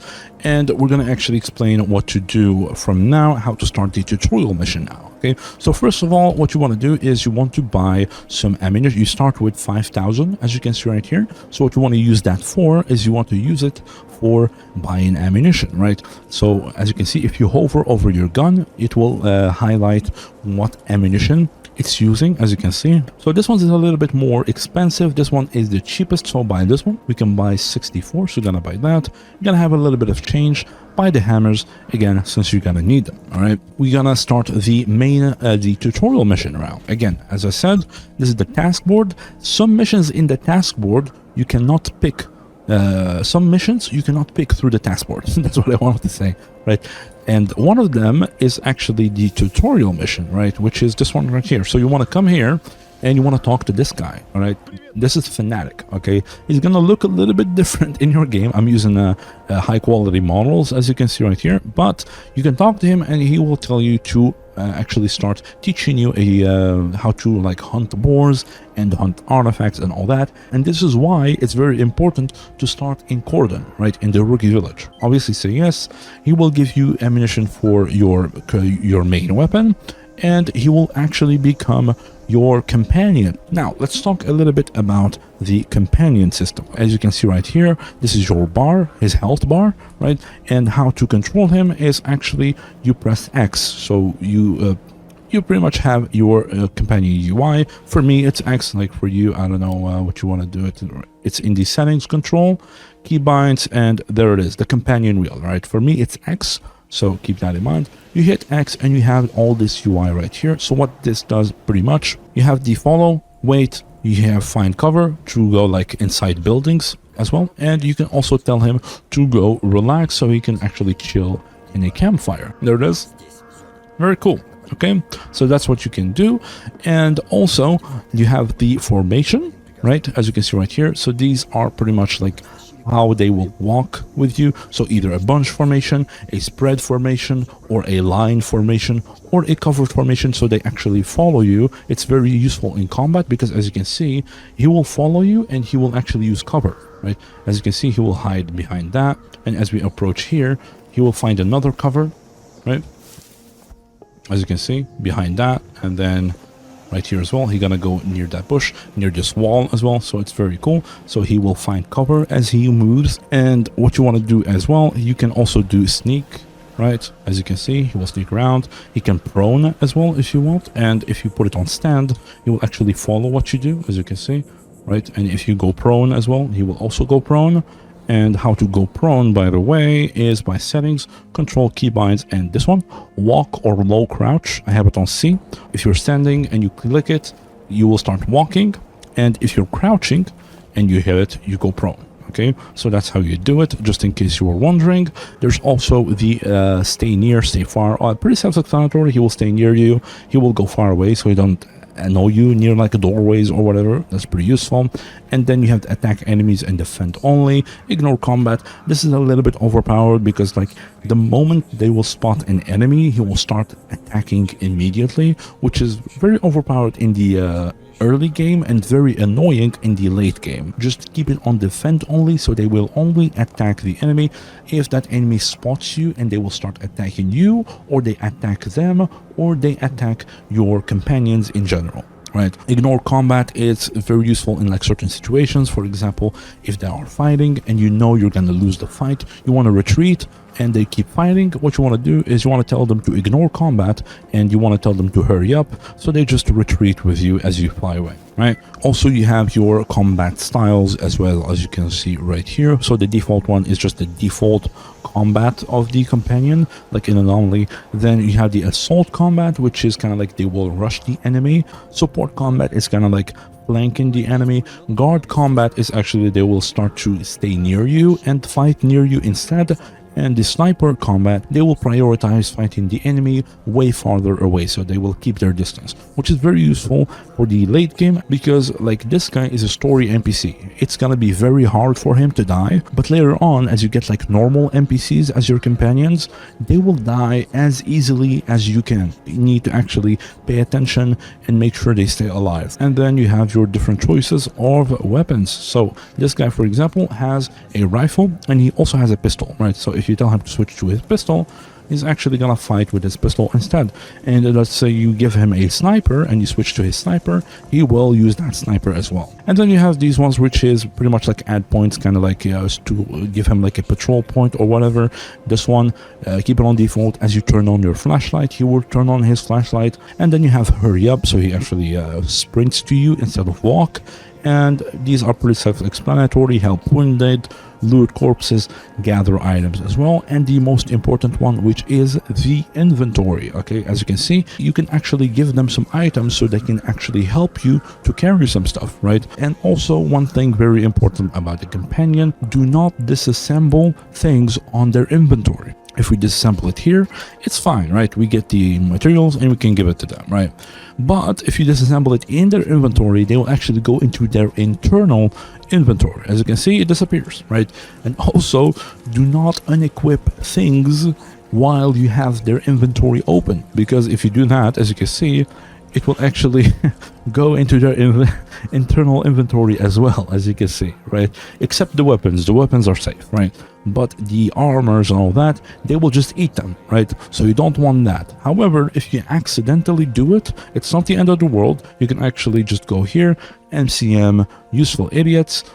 All the way at the bottom, you have show all items in a companion inventory. Take that, apply it, and it will show you all the items in his inventory. And as you can see, the thief As you can see, you can take them back if you accidentally done that, and you can cheat as well. You can take his rifle if you want or whatever, right? But don't do that, it's cheating, right? Just take your items and then go back to the MCM and turn it back off, okay? And speaking of MCM, this is where you can customize your companion as well. And there's one more thing that is very important in the MCM, which is the move point, which is this one, right? The move to point, right? How you do this is you actually go to the MCM, Useful Idiots, and you want to take this, switch to wait after move to point. This is very important. And then go to the keybind, points, move to point. As you can see, make sure to bind it. For me, it's Z, right? Apply it, and what you can do is you can actually control the companion. As you can see, you can tell him to go there if you want, right? So you just tap it, right? Just click on the key and he will go there, right? As you can see right there. So it's very, very useful to actually control your companion. And speaking of companions as well, there is a limit to how many companions you can get. As you can see right here, if you go here, there is the companion squad size, right? By default, it's 1 and 2, so you can only recruit one companion only until way later on in the game, where you actually achieve the maximum rank in the game and you get this achievement, right? So you can actually get another companion. But in my opinion, like, it's better to put it on 3 and 2, because by the time you reach this achievement, you pretty much just finished the game already, so there's no point in that. So for you, you can just keep it at default or whatever, right? So that's pretty much it.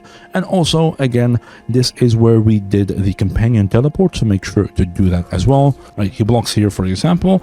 So what you can do is just press J and he will teleport behind you, and you're pretty much good. For example, if you manage to do this, right, you go here and you actually jump over the fence. They cannot do that, so you can use it in an immersive way, so they can, you can kind of like simulate them doing it as well, so you can just teleport them, right? Which is very, very useful. Also, do not point your gun at other people, they will get mad. So what you want to do is you want to click B to lower your weapon, right? So that's a good way to mention that as well. You can control it here somewhere.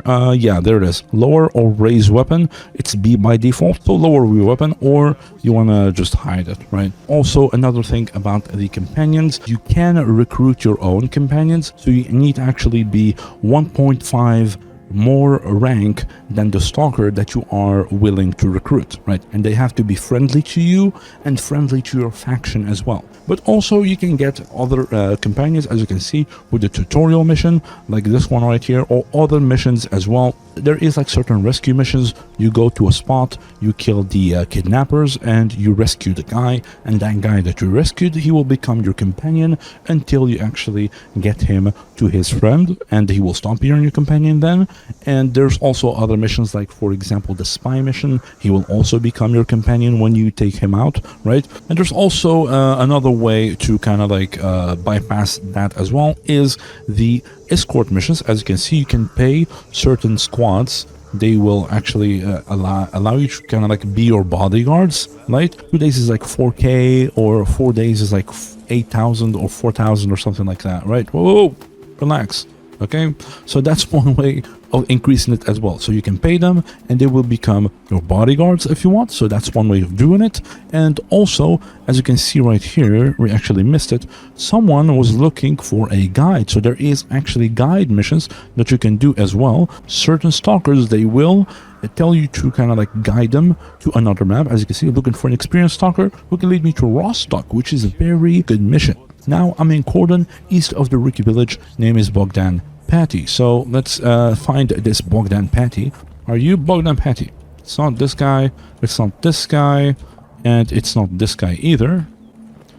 It's this guy? Yeah, so this is the guy right here, okay? So I heard your message, you need a guide, and he will tell you, yeah, you tell him, give me some details, and he will tell you, right? And you have to actually respect the time. So if you go there within 12 hours, they will actually pay you 6,000.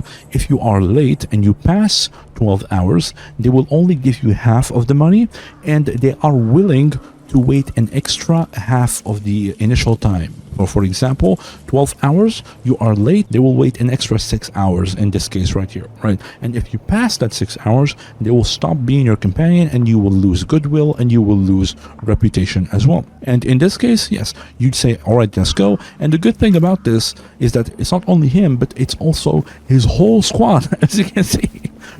He brought his 3 other friends as well, right? So you can have like a squad of like, you can have a squad of 5 people now. So I have 5 companions, right? Which is pretty crazy, right? So that's one way of kind of like, bypassing the limit. But keep in mind, these companions that you get through these quests, they are as squishy as you, so they can die very fast as well, okay? So just keep them, they're not story NPCs, okay? So make sure to keep them alive. Sniper combat, just and defend only as well, and make sure to use the rifles as well, okay? So, and use also like the move to point to kind of like get them out of danger or whatever, to just make sure they don't die. So that's how you do it. And one thing as well about the companions is that when you open your wheel, right, so whichever one you actually are aiming at, if you aim at Fanatic, it will open, it will select him here, so it's easier to access his inventory. Or for example, you want to aim at this guy, access his inventory. If you want to aim at this guy, access his inventory, and all that, right? So this is pretty much it, I think, for the companions. I think we covered pretty much everything about the companions. Alright, so now let's continue with the tutorial mission. As you can see earlier, he gave us a mission to go hunt some boars, so that's what we're gonna do. I'm gonna go there and you're gonna find, I think it's always 3 boars or something like that, so make sure to keep an eye on mutants, right? I'm gonna tell him to fight from here, and I'm gonna make sure he doesn't shoot unless... Am I hearing a snork? I never seen a snork. Why is there a snork here? What?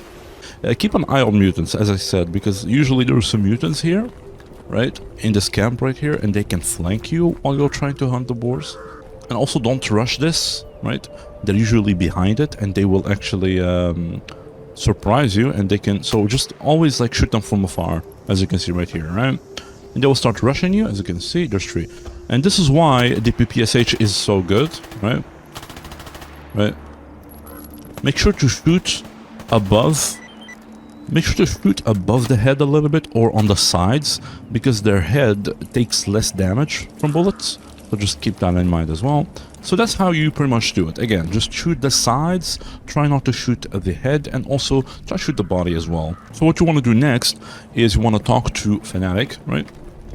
And when you talk to him, he will tell you, right, well done, see if your knife is strong enough to get a few parts off of them. So what you need, when you kill mutants, you have a chance for them to drop some mutant parts and some mutant meat. As you can see right here, chop body, so you approach them, and as long as you have a knife with you, so what you can do is you can actually loot them. And we got unlucky here, so nothing found, nothing useful found. I'm gonna see these guys. As you can see, he gave us some meat, right? And you gotta play the really immersive, cool animation, right? Very nice. And we're gonna see what this guy gives us. He gave us a part and also some boar meat as well, which is pretty good, right? We gotta make sure to loot the snork that we killed earlier as well. I'm not sure what he's doing here. Yeah, we got a mask. That's actually very useful.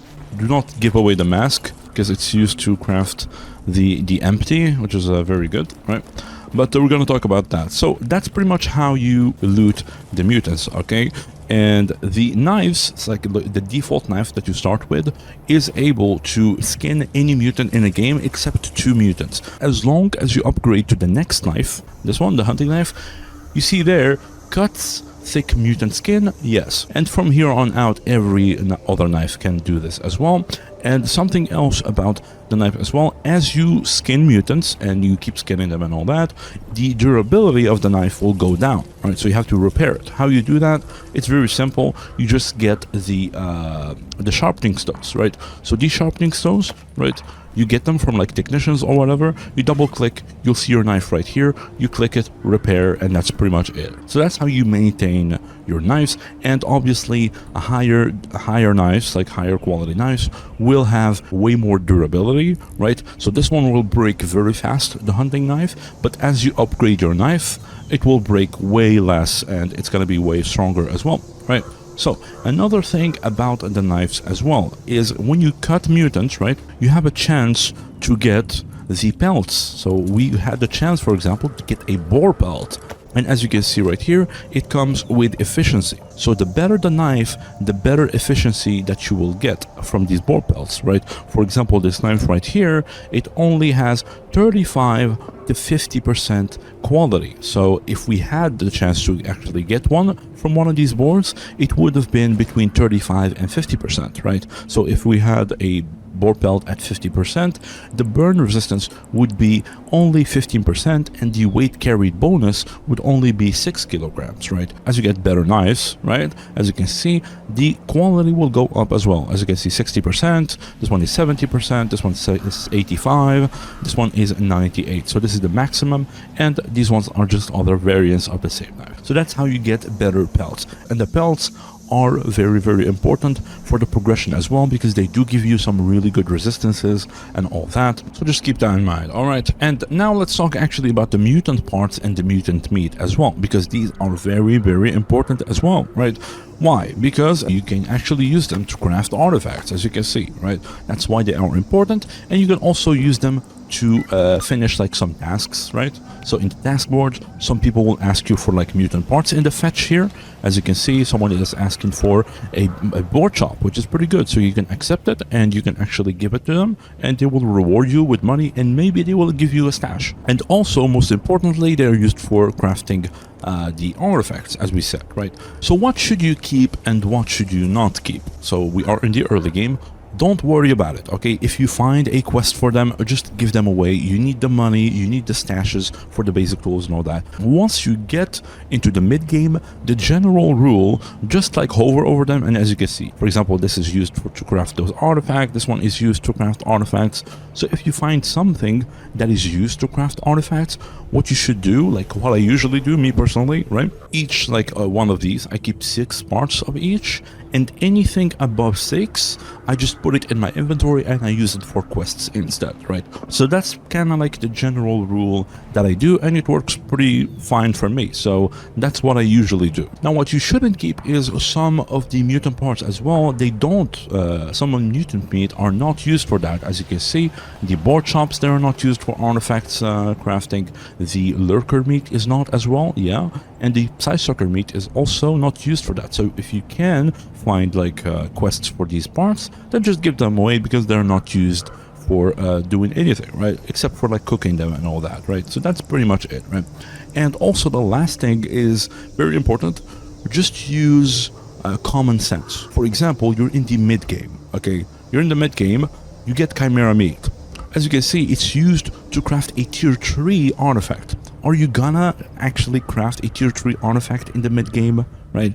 You're not gonna do that. Okay, it's way until later on in the end game when you actually unlock the north and buy the recipe for it and all that. So if you have a Chimera meat in the mid game, if you have, for example, a Chimera heart as well, it's used to craft tier 4 artifacts, right? A pseudo giant hand, right? So if you have like a really high tier stuff, better just to use them for like making money and getting stashes instead, right? If there's something, for example, used to craft tier 1 or tier 2, for example, like one of these, as you can see, like the moonlight or whatever, right? So if they are tier 2, then yes, then you should keep them probably, right? See what you need and keep at least 4 to 6 part of each in your hideout, and anything above that threshold you can pretty much use to do some tasks as well, okay? So hopefully that kind of makes sense. And one last thing about the meat as well. So for example, this board chop, it's not used for crafting, but as you can see here, it's in-game hours until rotten. Okay, this is very, very important, right? Now that is why I was talking earlier about the fridge, right? That's why the fridge is very important, right? That's why you should craft a fridge, right? In the early game, it's not that important, right? But in the mid game, when you start hoarding like mutant meat, so you can actually start crafting and upgrading artifacts, it's very, very important. That's why you should get a fridge, put it in your hideout in the around like the mid game, right? So that the meat if you get like really good meat, you don't want it to rot because you won't be able to use it for artifact crafting anymore, and that's why you should get the fridge, right? So that's why it is important. Okay, so that's pretty much it for the mutant parts and scanning and the pellets and everything else, right? Okay, so once you're done like looting the mutants and all that, make sure to look around as well for other mutants as well. And what you want to do is the tutorial for hunting artifacts now, and you need to go here, right? As you can see right here, right? So that's where we want to go next, and you're gonna pass by this camp again. Don't forget to keep an eye on mutants and make sure to loot as well, right? Because you will find like some useful stuff in here. For example, we found that broken radio, very cool, usually something there. Again, the stashes, don't bother with them if they're not marked. There's something usually like down here, right? Yep, grooming kit, that's actually very useful, right? We actually got another one. You're gonna need a lot of grooming kits. Trust me, you will need a lot of it, right? And you're not gonna find it at technicians because they only sell like 2 or 3 of them, and gonna need like 10 or 12. So make sure to buy them. Wait, we actually found a artifact. I'm gonna explain that a little bit as well. So as you can see, you see the this icon right here. So because we have our detector equipped in our inventory, it will passively detect artifacts. So if you see that icon, make sure to pop out your artifact detector, and it's gonna start beeping, and it's gonna take you to the artifact. It's gonna go even harder and until you find it. And we find actually a perk artifact, a generator, which is the tier 0 of artifacts. So there's the perk artifacts, tier 1 artifacts, tier 2, and then tier 3, tier 4, right? And once you come here, by the way, you just keep looting again. As you can see, broken flashlight. That's pretty good.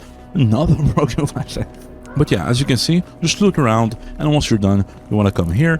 And if you're confused why the mission is not starting, is because you actually have to be right on top of this. It has to be very specific, right? As you can see, you approach this and it's gonna update. You want to talk to him, want to say here we go. He's gonna explain to you like pretty much like everything, like what to do, the radio protection, like the radiation and all that, right? He's gonna give you a vodka and everything else. Once everything is done and you read through that, he's gonna stop being your companion. But once you finish this and give him back the artifact, he will become your companion again. Just do not finish the tutorial mission yet. Wait for me to kind of like explain it first, okay? If you read through what he said, what you want to do is you want to raise your radiation resistance, right? Because it's very radioactive, so you don't get cooked, right? And then you want to drink something that gradually reduces your radiation, right? And for me, I'm going to actually have to get a filter because I'm using the toxic air mod that makes the masks use actual filters. So if I don't use a filter, the radiation resistance doesn't work, so I actually have to have a filter on. So it's pretty immersive, as you can see, with animations and all that. That's pretty good. But once I have that, what I want to do is I want to take that off. I want to put a radiation resistance right in. There it is. We're gonna make something that reduces our radiation gradually, as you see right there. And once everything is done, you want to re-equip your helmet. And you want to use the bolts and the detectors, okay? So as you can see, detector, you get bolts, and you want to come here, right? So the easy way, okay, I'm just going to show you the easy way. Just follow this, right? It's the easy way. And you come here, and you get it, right? So that's the easy way, right? And how to navigate anomalies, just to show you kind of like, you have to throw bolts. As you can see, that's not good. That's good. It didn't hit anything, so that's good, right? So if this hits that, so this is safe, right? It didn't hit anything, so you can go through it. Oh, well, sometimes I bumped into this and it pushed me towards the anomaly. I mean, it is what it is, right? So make sure to avoid physics, right? And just, this is how you pretty much like navigate, right? As you can see, right? Very simple. And once you get here, it will start appearing, right? So this is an artifact. This is not a perk artifact. It's an actual artifact. So you actually have to use the detector for it to appear, right? As you can see, when you approach it, it will appear, and this is the jellyfish, right? For me, there's not another one. So for you, you might have another artifact in here. So if it keeps beeping and there is another artifact, then look for it as well, right? So what you can do is you want to come here, for example. You want to go here. I'm dying as well. I probably should use a medkit, right? Because I've been here too long. Okay, so you go here, right? again, just throw the bolts. That's safe. This is usually safe as well, right? Here, there's a stash right there as well. And you can hug this wall, and you can just do this. So that's another safe way out as well, if you need a safe way out, right? But that's pretty much it. Just throw a bolt. If it hits something, don't go there. It's pretty simple, okay?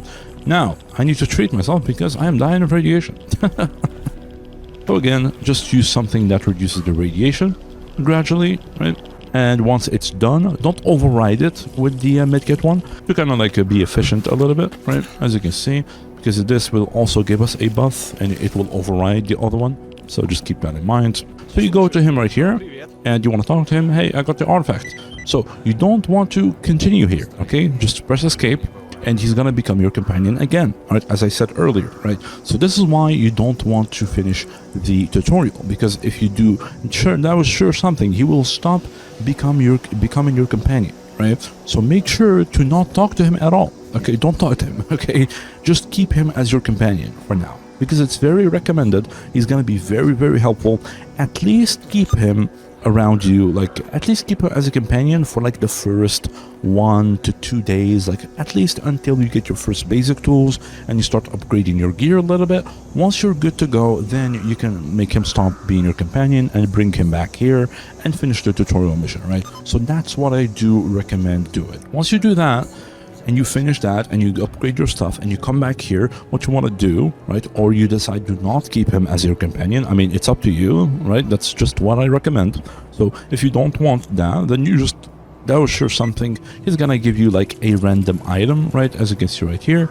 And you can do the continuing of the tutorial and he's gonna give you the last step, which is finding a stash, right? I'm not gonna spoil where the stash is, but he's gonna tell you like there is a stash on a roof, on one of these roofs, and you have to find it, right? And once you do that, as you can see, I just skipped here because I just got the stash. Once you find the stash, and you will find a perk artifact as well in it, which is the ball, right? So we're gonna explain that as well. Once you get the ball right here and you find the stash, you go back to him, you talk to him. I found it. It was empty though. Well, it had a ball in it. They really need to update this, but yeah. So you do that and the tutorial mission is done, right? So that's pretty much how you do the tutorial mission and how you finish it, right? But again, I do recommend keeping him as a companion first, and then after like 3 days or whatever, then complete the tutorial, okay? Alright, we loaded back the save and now we're gonna actually explain the artifact system, how to increase the percentage of the artifacts, the efficiency, empowering, how to craft artifacts, which ones should you upgrade to, and all that, right? So this is where we're gonna do that. As you can see, we got the jellyfish from the pit earlier, right?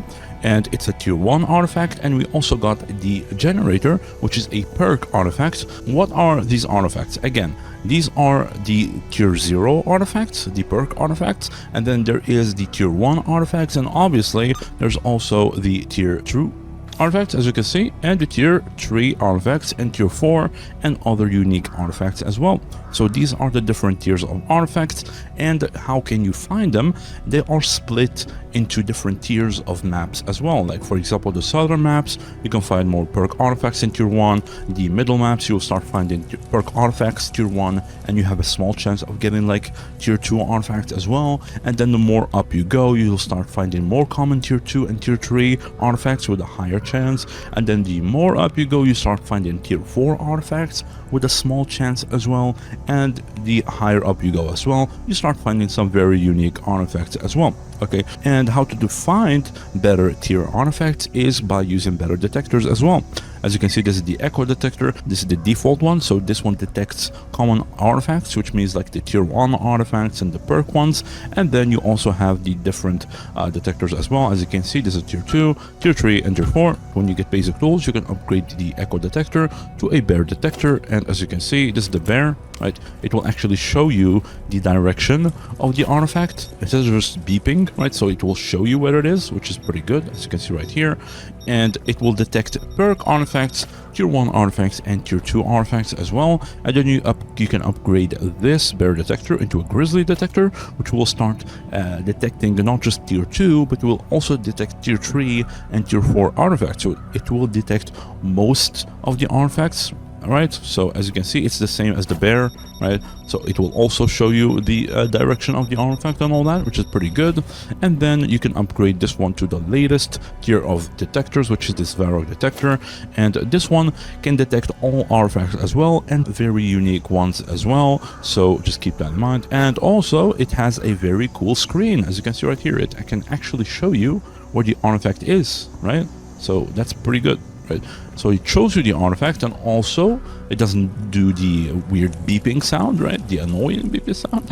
And also it shows the anomalies on your screen as well, as you can see. So you can very easily just navigate through them, which is very, very useful, okay? Especially in like anomaly fields and all that, right? So that's why it is really, really good. So let's go back to the artifacts now. So what's the difference between perk artifacts and normal artifacts? So the perk artifacts will give you certain perks, right?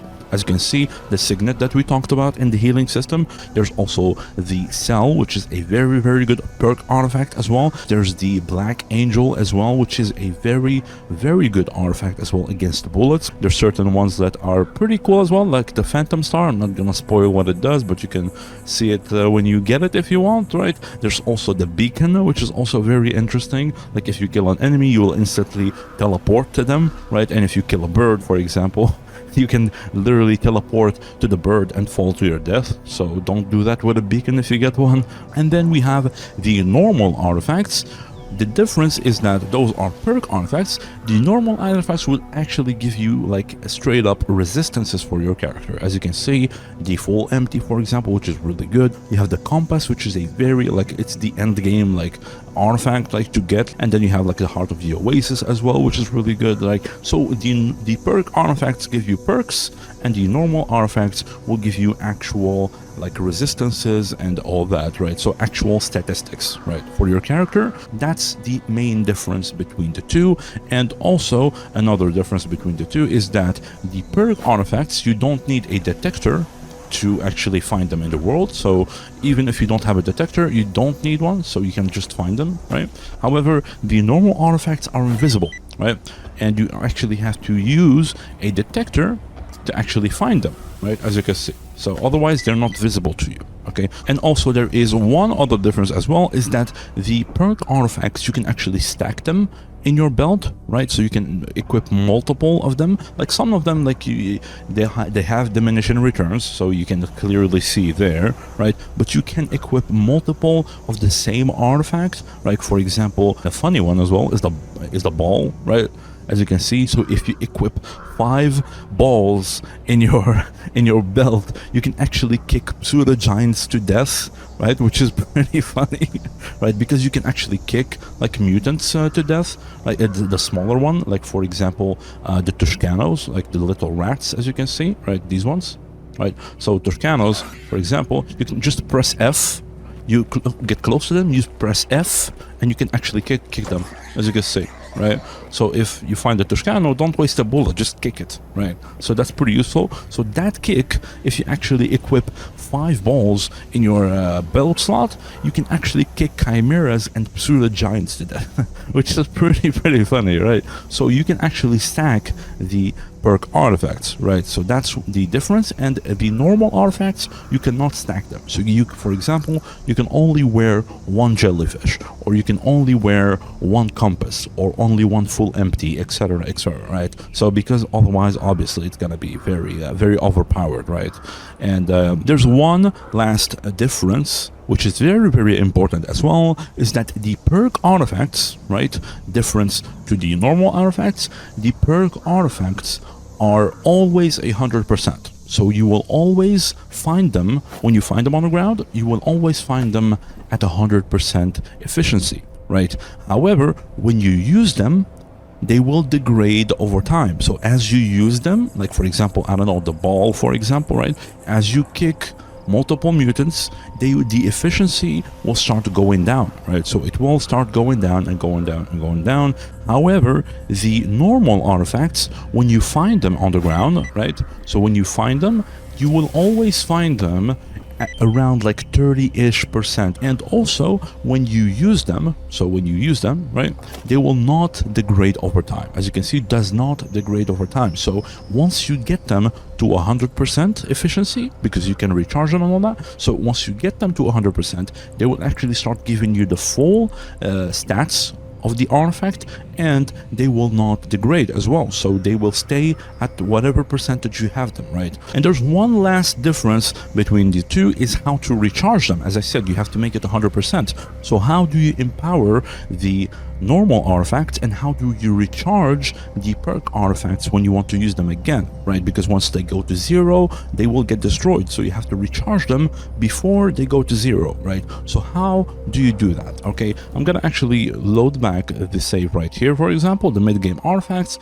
and I'm gonna explain how to do that. And also we're going to talk about how to craft artifacts, how to make them like with the mutant parts and all that, and which one should you focus on, and etc., and some tips and tricks on how to do that as well, to just like keep in mind. All right, so let's load back the save and we're gonna do that. So these are the artifacts that I kind of got. Now, how do you actually empower the artifacts, the normal ones, and how to recharge the perk artifacts? Okay, so there is a difference between the two, right? So the first thing is you want an artifact melter. Okay, so that's the first thing first. Okay, you want an artifact melter, and how do you get these? Basically, you can just get them anywhere in any stash, so even in like white stashes, or you can just come to Yantar right here in this map right here, and you can go to the Ecologists, and there is a guy here that will sell you the artifact melter for 15,000. Okay, as you can see, 15,000 rubles. But again, it's pretty easy. As you can see, we already got three of them from stashes as well as we played, right? So you need the artifact melter to first of all recharge the artifacts, right? The perk ones and the normal ones as well. So what you need to do for the perk artifacts, you can just right click, right, and you want to do empower, right? So you cannot do it through the workbench, by the way. There isn't like a menu to empower them. You can only craft from the workbench, put them in your inventory and use it from your inventory. Okay, so just keep that in mind. Okay, now let's go back to how to empower. Like when I speak, I just remember another thing and I just talk about it again. Anyways, okay, I swear I'm gonna go crazy by the end of this tutorial, but okay. So you right click the artifact melter and you click empower. As you can see, we got the normal artifacts and we got the perk ones. As we said, we want to recharge our tapeworm. It's already 50%. Now how do you do that? You click on it and you need to feed it other perk artifacts. If we feed it the signet, for example, it will give it 33%. The sandstone, it will also give it 33%, right? However, for example, it's a tapeworm. As you can see, we have a 44% tapeworm. So if we select the same artifact, it will use the full amount of efficiency instead of just 33%. Okay, so hopefully that makes sense, right? So what you want to do, for example, just feed it its own artifact, as you can see, and we feed it, and that's it. As you can see, we have it now at 94%, right? And again, make sure to only feed it an artifact that is not useful, right? For example, if we take a look at the sourpuss, right? The sourpuss is not used to craft anything, right? So you can use it to empower things, right? It's very safe. For example, the cocoon. The cocoon as well is not used to craft anything, right? So it's safe to use as well. So that is how you recharge the perk artifacts. Now, how do you recharge the normal artifacts? Okay, so how do you recharge the normal artifacts? The same thing, right? You have them in your inventory, you right click, you empower. However, to recharge the normal artifacts, you would need the same artifact, as you can see right here, right? So to recharge a Mama's beads, you would need another Mama's beads to recharge it, right? So that's how you empower the normal artifacts, right? And you just click it and the same thing, right? You click it and there it goes, right? It's 64% now, right? Same thing with, let's say, the battery, right? Or the stone, like the stone blood, for example, 34%. We have another one, right, which is 30%, then it's gonna give us that and it's gonna increase it, as you can see, right? So that's how you do it, right? You actually need the same artifact to empower the artifact, right? So that's pretty much the main difference as well between how to recharge both the perk and the normal artifacts, right? Now, it's very, very important, there is the artifact melters, okay? As you can see, we almost ran out of usage. It's only 2 uses now. They have a maximum of 10 uses. Each Empower will consume 1 use of the Artifact Melter. There is something that you can do, because you can also recharge the Artifact Melters themselves by feeding it other artifacts as well. Okay, for example, I don't know, let's say the tapeworms. They are not used to craft anything, and I'm not gonna use them anyways, so I can use them to actually recharge the melter. As you can see, what you can do, be careful when you do this, right? So drag it over the artifact that you don't need, right? And it will eat it. As you can see, if you refresh the inventory, it's gonna come from 2 to 3, right? Gotta feed it again from 3 to 4. Right, as you can see, right? So that's how you recharge it, and make sure to use only the things that you don't need, right? For example, I don't know, like the Mama's beads, right?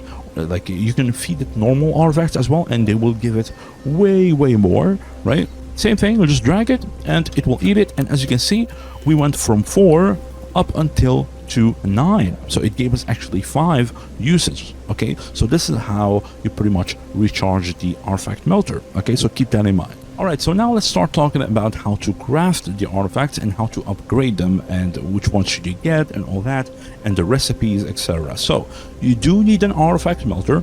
However, it does not consume any uses when you craft with it. It's only the empowering. So when you empower, it does consume the uses. When you do need to craft with it, you just need 1 charge. That's it, right? It doesn't consume any charges. You can craft as much as you want, right? So that's the difference there as well. So you just right-click it and fuse, or you can have it in your workbench as well. You can just use workbench, go here and artifact, and you can see this one right here. Now, you will have most of these locked. Okay, as you can see, you cannot see the recipes for them because you do need to buy the recipes, right? As you can see, I already bought the 2nd tier recipe. Now, how do you get these recipes? There is these recipes right here. As you can see, this is the volume 1, which I already read, so I bought it already. And then there is the volume 2, right? It will unlock the tier 3 artifacts. And then there is the volume 3, it will unlock the tier 4 artifacts. How do you get them? The first one that I bought, right? You can actually buy it from here, right? So you can go to the Ecologists right here. The second one, I'm not gonna spoil it, right? You will find it somewhere in here, right? So you will find it somewhere in here at the Ecologists as well. And the last one, which is the to unlock the end game artifact, the tier 4 one, that one you cannot buy. You actually have to loot it from other stalkers. So when you do go to the end game a little bit, they have a chance to actually drop the last recipe for the end game tier artifacts, right? And how do you actually craft the artifact? Let's say, for example, I don't know, like we have 2 stone bloods, right? So we need, let's say we want to make 100% stone blood to maximize our, like, for example, chemical resistance. So I need 1 more. Well, can I craft it? You check here. Okay, I got the parts and I got the Perk artifact, and it's gonna give me a 30% stone blood. So I'm gonna craft that, and then I'm gonna use the empower, and I'm gonna empower since I have 3, right? So I can actually make it 100%. So I'm gonna empower, and I'm gonna feed them into each other, and there it is. We got 100% stone blood. And if you equip it, for example, right? Let's equip it. Boom, there it is. We got almost maxed out chemical resistance, which is pretty good, right? So that's pretty much how you kind of like craft the artifacts. It's pretty simple. So you see what you got and you make the math. As we said, like I had for example, 2 batteries, right? And for example, can I make another battery to make 100% one? No, I can't, because I need a cattail, and I don't have a cattail. If I had a cattail, I would just craft another battery, and I would fuse it with these 2 ones and make 100% battery. What we need in this game is the ballistic resistance and the rupture resistance. These are the most 2 important statistics.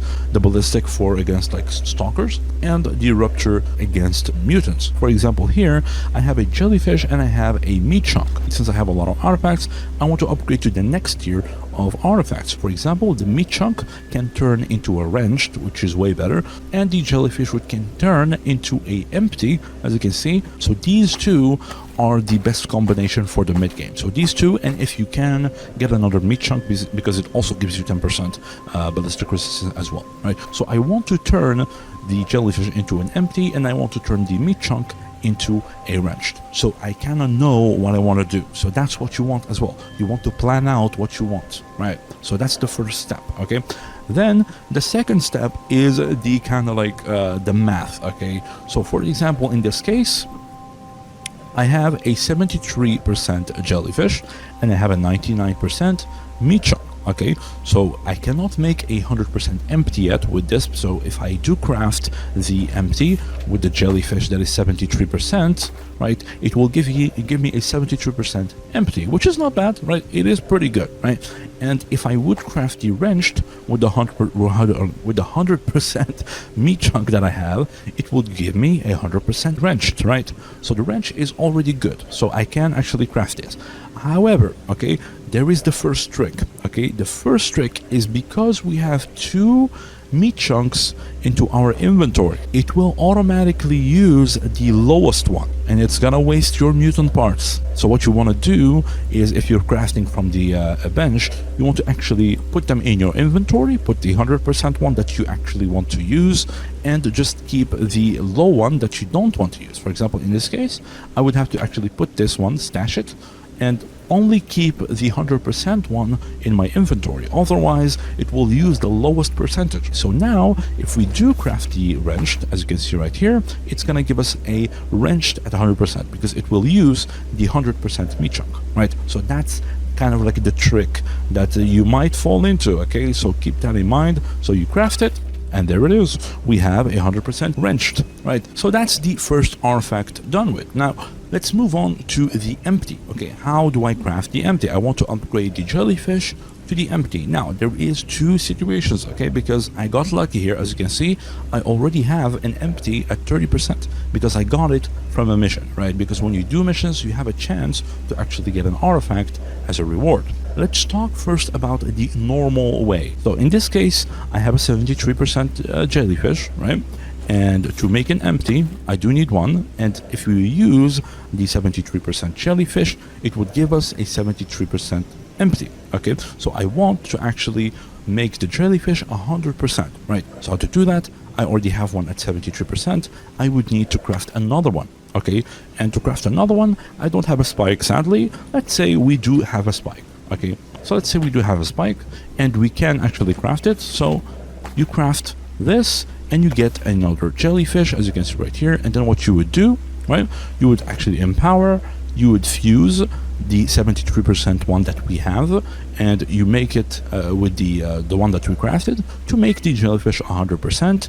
And then you go back here, you go to the fuse, and you craft the empty, and it's gonna become 100%. Okay, so that is the normal way of doing it. Now the second situation, because we got lucky, so here's another trick as well. Because we got lucky and we actually have a 30% empty and we have a 73% jellyfish, so I want to craft another empty. I don't want to make the jellyfish 100% because we already have an empty at 30%. So what I can do, I can actually just craft the empty with the 73% one. Again, don't fall for the trick. Put the lowest one in the stash so it doesn't use it, okay? So I want to craft the empty with the 73% one. As you can see, I'm gonna craft it. It will give us a 73% empty, right? And then what we can do is I can actually just merge them, right? So empower, and I will do the 73% one with the 30% one that I already have. Repair it, and there it is. We have an empty at 100%, right? Without making the jellyfish 100% because we already had one at 30%, right? So that is pretty much how you craft the artifact. And as you can see, 40% ballistic and 44% rupture as well, which is very, very good. When you actually start maxing out your gear and your kit, you'll use probably a compass and a full empty, right? Which is the best combination. So it's -3 health restoration and -6 health restoration. So if you're wondering why your HP keeps going down without having any bleeds or any radiation, then these are the artifacts that does that. For example, -6, -3, that's -9, so you need at least a Firefly, which gives you +9 health restoration. So it will actually counter the health loss from those artifacts. Or you can just get, for example, a Cobalt log that is +6, or like a soul that is +3, for example, and combine it with an attachment, which is, for example, the Chimera hide, which also have +6 health restoration, or for example a cooler, a body cooler that also has +6 as well. So you can do like a little combination here and there if you cannot afford like the tier 3 artifacts, or you cannot make it or something like that, right? There is one more thing about artifacts that is very, very important. So when you go to the taskboard and you refresh, right, you will actually find some people that want some items, right? As you can see in the fetch tasks. I'm going to explain the taskboard a little bit later in the chapter, right? But for now, these are the fetch tasks, and as you go through, people will ask for items, as you can see, right? And sometimes people will ask for artifacts. As you can see, this guy wants a fireball artifact. So the barman wants a jellyfish, for example. There's a guy that wants a sparkler, right? So what you want to do is you want to actually go here and you want to see if you can actually do those artifacts, right? Now, most of the time, these artifacts, right, they are not worth giving away in these like tasks, right? So if you have a artifact that is like 30, for example, someone asked for a soul, right? I only have it at 30%, so it's really not worth doing, because if you give it at 30%, they will give you like 2,000 rubles or like 3,000 rubles or something like that, right? So it's very, very not worth it. Don't do it, okay? But if you know that you can make an artifact 100% that they are asking for, right, you can make a lot of money, because they will give you the full amount of the artifact, right? So they will give you around like 70% of the base cost, right? Which is very, very good. A lot of money, right? As you can see, from 54, you can probably make out of it around like 30,000 rubles or something like that, which is a lot of money, right? So as you can see, we already have a battery at 100%, right? So we can actually use it, right? And we have the mission for it. So where is this guy? Right here. He should be right here. So he's right there. I think it's Zorik. Let's just teleport to him and let's see how much he actually gives us. Boom! 29,000. As I said, 30,000 rubles, right? So you can make a lot of money with this. If you find someone that's looking for an artifact and you know you can deliver that artifact at 100% and you don't need it, right? Make sure you don't need it. Like for example, I don't know, if someone wants an empty at 100%, like, obviously don't give it. It's really important for your progression, okay? Keep that in mind. But if there's an artifact that you don't need, right, like the battery, like we don't need it that much, a crystal, a sparkler or something, like you don't need those artifacts, right? So you can give them away. So if you can make them 100%, make sure to give those artifacts away, okay? They will make you a lot of money. The only exception to that is actually Fanatic's battery mission, because he will give you a task for the battery. As you can see right here, battery artifact. This one is a unique task. It's not like the normal ones. So in this one, do not give him the 100% one, because if you give him the 100% one or the 30% one, it doesn't really matter, because he will always give you 13,000 rubles. So do not waste the 100% one on a Fanatic, okay? Always give him the lowest percentage, okay? So hopefully that's clear. But yeah, I mean, that's pretty much it for the artifacts and all that. Going back to Fanatic and the tutorial mission, again, as you can see here, you give him the artifact and he will become your companion again. Be careful, do not click this yet, okay? When he is your companion, he will still give you these missions, okay? As you move through levels, for example, you go to garbage, this mission will become in garbage. As you move through the maps, he will give you a mission based on the map that you are in. For example, let's say we do the battery one, just to show you how much money we get as well, like a 30% one.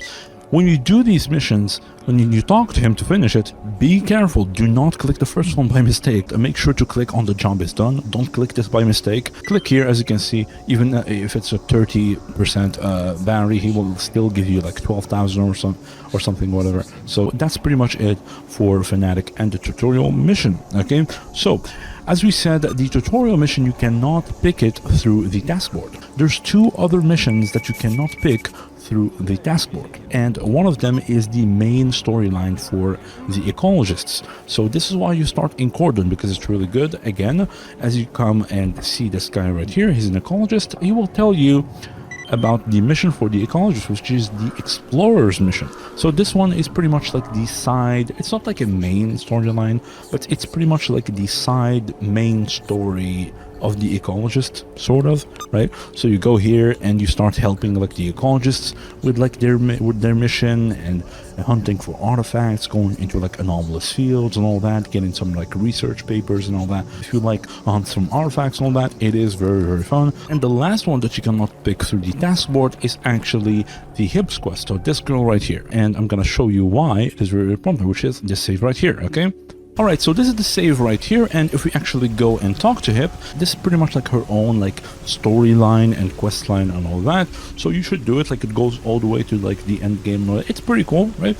And why the first step, it's only the first step of this mission that is very, very important for the early game. As you can see, you're gonna initiate the first step, which is this one. Find the Acknowledge 194 and Imagine for Hip, right? So this one is very, very important because it will guarantee you a basic tools, right? So if you don't get lucky, you do have the shotgun. I got the shotgun on me, as you can see right here. We're gonna get a couple of ammunition for it.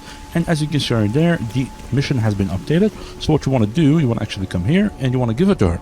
When you do, she's going to explain to you and all that, and she will give you a guaranteed basic tools, right? So this is one of the guaranteed way to actually get the basic tools, which is very, very important for the early game, okay? We're going to explain the tools and the stashes and how to get them and all that in this chapter right here. So this is why it is very important for this mission here as well, right? And one other way to actually get a guaranteed basic tools as well, I'm not gonna spoil it, right? I'm gonna let you discover it on your own, but it is right here in Yantar, right? So make sure to talk to the people, to the ecologists right here, right? Just talk to them. You will probably find a way to get a guaranteed basic tools as well, right? And it's related to drinking. Okay, so just keep that in mind. That's also one other way to get a guaranteed basic tools. I don't know what he's doing there, but okay. And why it's important to actually get multiple basic tools, because you can also guarantee yourself advanced tools. So if you don't get lucky and get advanced tools in the mid game and you have multiple basic tools, you can actually just craft the advanced tools. As you can see right here, you can come to the repair toolkits and you can craft it with 5 basic tools. And this is why when you do upgrade the reputation of the technicians, so they do ask for tools, right? Keep them just in case you don't get lucky and get advanced tools. In case it's a little bit hard, then you can use them to actually craft it, right? And the same thing with advanced tools as well, right? Because you cannot guarantee the expert tools with them, right? But what you can actually guarantee is the heavy repair kit, right? So this one can be crafted with the advanced tools. As you can see, it's actually normally crafted with the expert tools. However, there is a way to do it with the advanced tools, but it is very, very hard, right? As you can see, this is very easy to do. This one requires you 3 of these and 2 advanced tools as well, and it is pretty hard, right? So that's one way to guarantee the heavy repair kit. That's why you don't just give away the advanced tools either, right? And speaking of toolkits, how to actually guarantee yourself the other ones as well. You cannot do the expert tools, obviously, it's purely RNG, but you can do these ones as well. So the artifact melter, as we said in the artifacts section and the system and all that chapter, you can go back there and see how you do that if you want. I don't want to spoil it if you skip that for some reason, right? And the drug making kit, again, I'm not gonna spoil it, but it's tied to the main mission, right? So this main story mission, there is a certain section, if you explore very well, you can find a guaranteed drug making kit and a gunsmithing tools. Same thing, I'm not gonna spoil it, but it is also guaranteed in one of the quests in this area as well, right? Now, why are these important, right? The basic tools, and especially the progression ones, and especially the basic tools, the first one, right? That's why you should get it as soon as possible.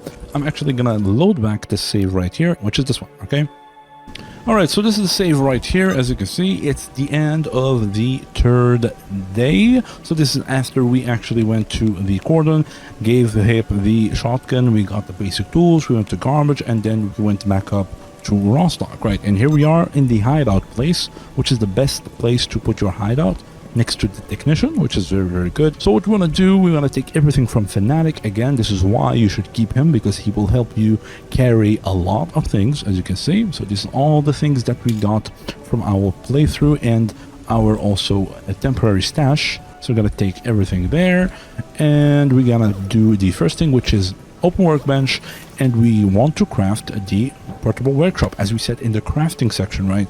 This is why it's very important. So that's what we're gonna do. We're gonna place it, as we said earlier, and there it is. Gonna put everything in it, and that's it, right? Gonna take the disassembling stuff. So by just getting basic tools, here's what we can do. We can already craft a better NVG, which is very good. We can probably craft a bear detector. No, we need a capacitors. And this, right? There it is. Can we do it now? Probably, right? Yes, we can actually do it. There it is. Bear detector. We upgraded our detector as well, which is very, very good. We can also probably upgrade our backpack. Yes, we can do that as well, as you can see. Got a backpack. There it is. Hunter's kit, probably we can do that as well. We need some sewing threads, so we're gonna see if we can actually do that. So we're gonna get those as well. We can actually start crafting the Hunter's kit as well, which is very important for skinning mutants, which is very, very good. And we can start also crafting the light armor repair kit, which is very good, right? We can do that. And can we do this as well? Yeah, we can do the Type B weapon repair kit. There it is. We're gonna craft a cleaning kit as well, just in case. And we can also craft a Type A weapon repair kit. As you can see right here, we do need the cleaning kit, so we're gonna craft them too, right? There it is. Very easy. Boom. There it is, right? Now we can actually start repairing armors. We can start repairing weapons. Just, again, don't follow what I'm doing here. I'm just gonna do this very inefficiently, right? As you can see, do that, do that, do that. There it is. We repaired the armor, and then we're going to repair the helmet as well. There it is. Put this one here as well. There it is. We're good. And then we're going to repair it. 93, so we need 90. Give it a little bonus. There it is. And then this one is 70%, so we're going to do that. Do that. Boom. Do this, since we don't need it, really. Boom. And then this one, just to kind of top it up. And there it is. Right, so that's done with the armor and the helmet. Now let's move on to the weapons as well. So I want to repair the weapons, right? So what you can do, same thing. I'm just gonna do this very quickly. We already got a better. We got that, which is better. We got that, which is better. That's not better, and that is better right there. And for the Tommy gun, we got this, which is good. We got this. We need to replace it anyways. And we got a pristine one, so we need 3 parts, okay? And this one has 3 uses, so we can just replace, right? We can do that. Replace barrel, replace bolt, replace the trigger, and clean the trigger. Do we need to? Yeah, we actually need to. There it is. And for this one, we clean the barrel, we clean the carrier, we clean the pump, we clean the trigger. And since we don't have a bolt, we're gonna replace it by using 1 use of this.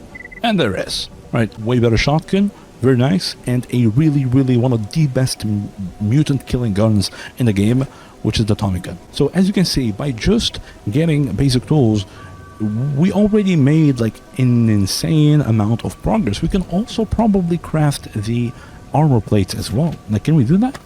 We can't actually do that. I just need to buy it from the trader. Let me just do that real quick. Petrenko, where are you at? So this is what we need. Gonna buy it. Boop, there it is.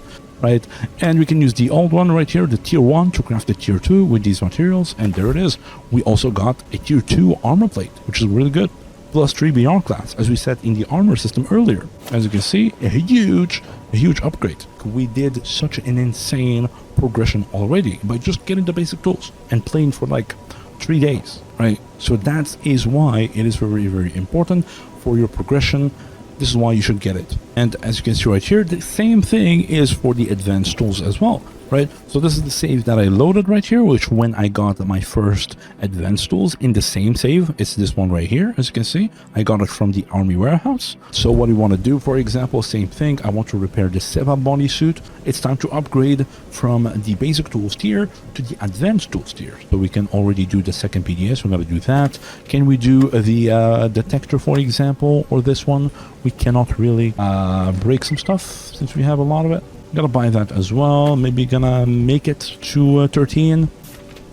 Boom, we can do it. And we cannot do the NVGs, but we can do the Grizzly now. So it's pretty good. Upgrade our backpack, right, to the next one, and then to this one as well, to the combat backpack, which is really, really good, right? Can we do the next tier? No, we cannot do the tier 3 armor plate, sadly. But what we can do is we can actually craft the medium armor repair kit now to repair our medium armor, from light armor to medium armor. And same thing, we can craft the type C repair kit. We're going to repair our armor first. So as you can see, we need to craft that to craft this. There it is. And we need to craft this. I'm going to craft 2 of it because I think I'm going to need to clean with it as well. And we need these ones, right? There it is. Go here. Do that, use workshop, boom, boom, boom, and craft it. There it is. I'm gonna go here. Our bodysuit, D7. There it is. Replace, that's good already. That's not good already. There it is. And we're gonna do the screen helmet. Boom. 32. We're gonna keep that. We're gonna do that. We're gonna do that. That's better. Do that. That's better. And do this one is better as well. 70%. Pretty decent. And then what we're gonna do, the SV98. We got a good barrel. Not that. That's above. Okay, above 60. Above 60 as well. So we need to replace only this part, which is pretty good. And we're going to click repair. And we're going to find our thing as well. So what we're going to do now, I'm going to replace the part here. And there it is. We fully repaired our M4 now, which is pretty good now. And we need one more part for the sniper. So we're going to replace it as well. As you can see, now it only has one use because we used 2. Right, and then we're going to use these to clean the parts of the sniper to make them 100% because they are already above 60, right? As you can see, boom, boom. Do we need to clean anything there? We don't. All right, and now we're going to repair our armor as well since we crafted it as well. We're going to do that. Give me all these. All right, and so this one is 74. So what we need to do, we need something that is 70%, which is this one. Boom, boom. There it is, and now it's 84. We're gonna use the 81. There it is. Boom, boom. Bonus item. Just use it. Doesn't matter. Again, I'm being a little bit inefficient here. Just keep that in mind. Okay, I'm just kind of like showing you very quickly. I'm gonna explain how to do things later on and all that, right? So this one is 73. We need 70. Boom, boom, boom. There it is. We need the 81 now. There it is. We can do that, and then we can use this one as well since we don't need it really. There it is. And there it is. We got a better armor and a better helmet. Very good. Very cool animation too. Got that. Got that. That we got from the previous save as well. A better backpack. A fully repaired sniper. A fully repaired M4. Right. A better tier 3, which detects all artifacts, by the way, which is really good. A better PDA 2, which will allow me to actually see the squads of my own faction. So I will be able to see loners in my map right now. As you can see, there's a loner now. I can see them. Free Stalker. Free Stalker here. Free Stalker here. Right, so this is what you can do with the Advanced Tools kit. And obviously, again, the drug making kit. You make with it like medicine, like for example, craft medkits. Turn the normal ones into army ones. The army ones into scientific ones. Turn these ones into like stim packs if you want as well. Or like a combat healing as well, as we said earlier. You can craft like the ampules for the damage reduction. You can craft like the ibuprofen. You can craft, I don't know, like you can craft cocaine if you want, right? So you can craft like a radioprotectants against radiation and all that. So this is how what you can do with the drug making kit and the gunsmithing tools. Again, you start crafting ammo with it. Like for example, I need 5.56, so I can start crafting like FMJ 5.56, AP ammo 5.56 as well, the 45 hydro shot for my Tommy gun as well. As you can see, craft a little bit of it. We have a SG98 now, so I need the 7.62 by 54. So I'm gonna craft a little bit of AP and maybe like 20 of like the normal ones. Again, like less armored targets, right? So that's what I need, for example.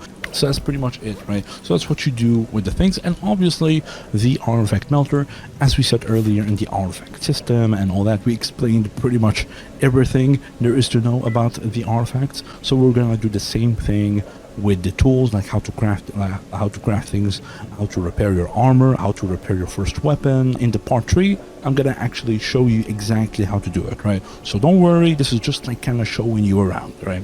So that's what you can do with the tools, right? Now, how do you actually get these tools, right? You need to farm missions and tasks and side missions and all that from NPCs, right? How do you do that? You do missions from the taskboard, as you can see right here. So as you said earlier, like you do missions here. So the chapter after this, we're gonna explain the taskboard. But for now, like when you do these tasks, like deliver the package or like fetch tasks, as you can see right here, like some people will demand like some stuff. Any task that you do, you have a chance to get a stash coordinate from it, right? For example, I don't know, let's say gather bandages for loners. So if we actually go here, right, I'm gonna just do a little fast travel. It's very, very dark. Oh boy. So if we give him and we finish this task, he has a chance of giving us a stash coordinate, as you can see right here. Oh, he actually gives in the garbage southwest of the raw stock checkpoint, which is this one, I think, or this one, because I already had this one, I think. So I'm pretty sure like it's this one probably, right? So he gave us a white stash right here, which is pretty good. So that's how you get stashes. So, and you have a smaller chance of getting yellow stashes. Okay, so these are the two stashes that you can get. As we said earlier, right? So you do need stash coordinates for the stashes to be filled. Okay, so that's the main point. Now the second point, what is the difference between the white stash and the yellow stash, right? The white stash is very common, so this is what you usually get from quests.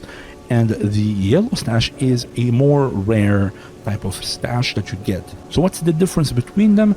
The white ones will usually just have like some gear, maybe a weapon, maybe an armor, maybe like some parts, some medicine, and they also can contain the artifact melter, as we said earlier in the artifact section, right? You can find the artifact melter in those stashes, right? The yellow stashes are way more rare and they are way more valuable. So this is what you want, right? This is what you want to get, right?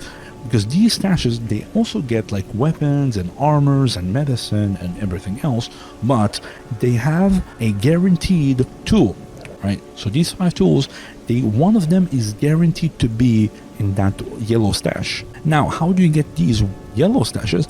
There is a certain guarantee system to get these yellow stashes, so it's not completely RNG, right? All you need to know for now is just like there is a certain guarantee. So if you just keep getting unlucky and you don't get yellow stashes, at some point you will get guaranteed a yellow stash, right? So just keep that in mind. And how do you get those tools again? They are separated between the maps, right? As we said with the artifacts, for example, right? So there's like the early game, which is the basic tools, the mid game, which is the advanced tools, and the late game, which is the expert tools, right? And then there is the drug making and the gunsmithing tools, which you can find pretty much anywhere. So these two right here, the drug making kit and the gunsmithing tools, where do you find them? You can find them in any stash in the world, right? So you can find them anywhere. The main progression ones, which is the basic tools, the advanced tools, and the expert tools, they are separated in the map, right? In the southern ones, the very southern ones, you can only find basic tools. And you can also find the drug making kit and the gunsmithing tools as well. So this is where you find those tools here. As you go up a little bit, like in the garbage or in here, like you can find the basic tools, right, with a high chance. And there is a very small chance of actually finding a advanced tools in these maps right here, right? And you can also find drug making or gunsmith. And as you go up in here, you'll start finding more common advanced tools. As you can see right here, we did find our advanced tools in the army warehouse, but they can also drop the drug making kit or the gunsmithing tools as well, right? And as you go up, the Lamansk and Red Forest and the Radar, right? So from these maps and onwards, you will start having a chance to find expert tools, right? You cannot find expert tools in these southern maps, right? Starting from here, you start finding expert tools with a very low chance, okay, and advanced tools with a very high chance, and gunsmithing or drug making as well. Okay, so just keep that in mind. And as you start going up, the expert tools chance start going up as well. So we start find it a little bit more easier in here and very easy in these maps right here, and especially in these like very northern maps right here as well. And the chance for the other toolkit starts to go down as well to kind of like guarantee you to find the expert tools, because it's purely RNG. You cannot guarantee it with anything else. That's why it's made this way, right? This is pretty much how you find the tools, right? So basic tools here around basic and advanced, here mostly advanced, and then here you start getting like advanced and maybe the expert tools, and as you go up, more expert tools and all that. So that's how you get them from the yellow stashes. Keep in mind, it's only from the yellow stashes, and they only drop one, so you only have a chance to get one tool per yellow stash. Okay, so keep that in mind. You cannot find like advanced tools and gunsmithing tools in the same stash, right? That doesn't happen, okay? So just keep that in mind, right? All right, so going back to the task board, this is where you pretty much just pick up the missions, the side missions, the repeatable missions, and all that in your area. So how does it work exactly? It's pretty much like there is a certain radius around the player. It's I think like 300 meters or something like that around the player. So around like this, for example. So for now, it's picking everything in raw stock, for example, and it will put it in a task board like this, which is pretty decent quality of life, right? And in this task board, what you can do is you can pretty much like refresh tasks, get the tasks in the area, and you can also go next task. You can, for example, do this, right? You can scroll between the tasks and all that, and you can also go back. If you miss something, for example, you could just go back, right? Which is pretty cool, instead of just like refreshing and going back down and going all the way to it and all that. So that's really awesome. It's a really good quality of life as well that I did for myself, and it it made it to the actual mod, which is awesome. That's really nice. Now, what are the missions? We're gonna talk about what are these missions that you should that you take and all that, right? So the first top one right here above this, so this is the third one, I think, or something.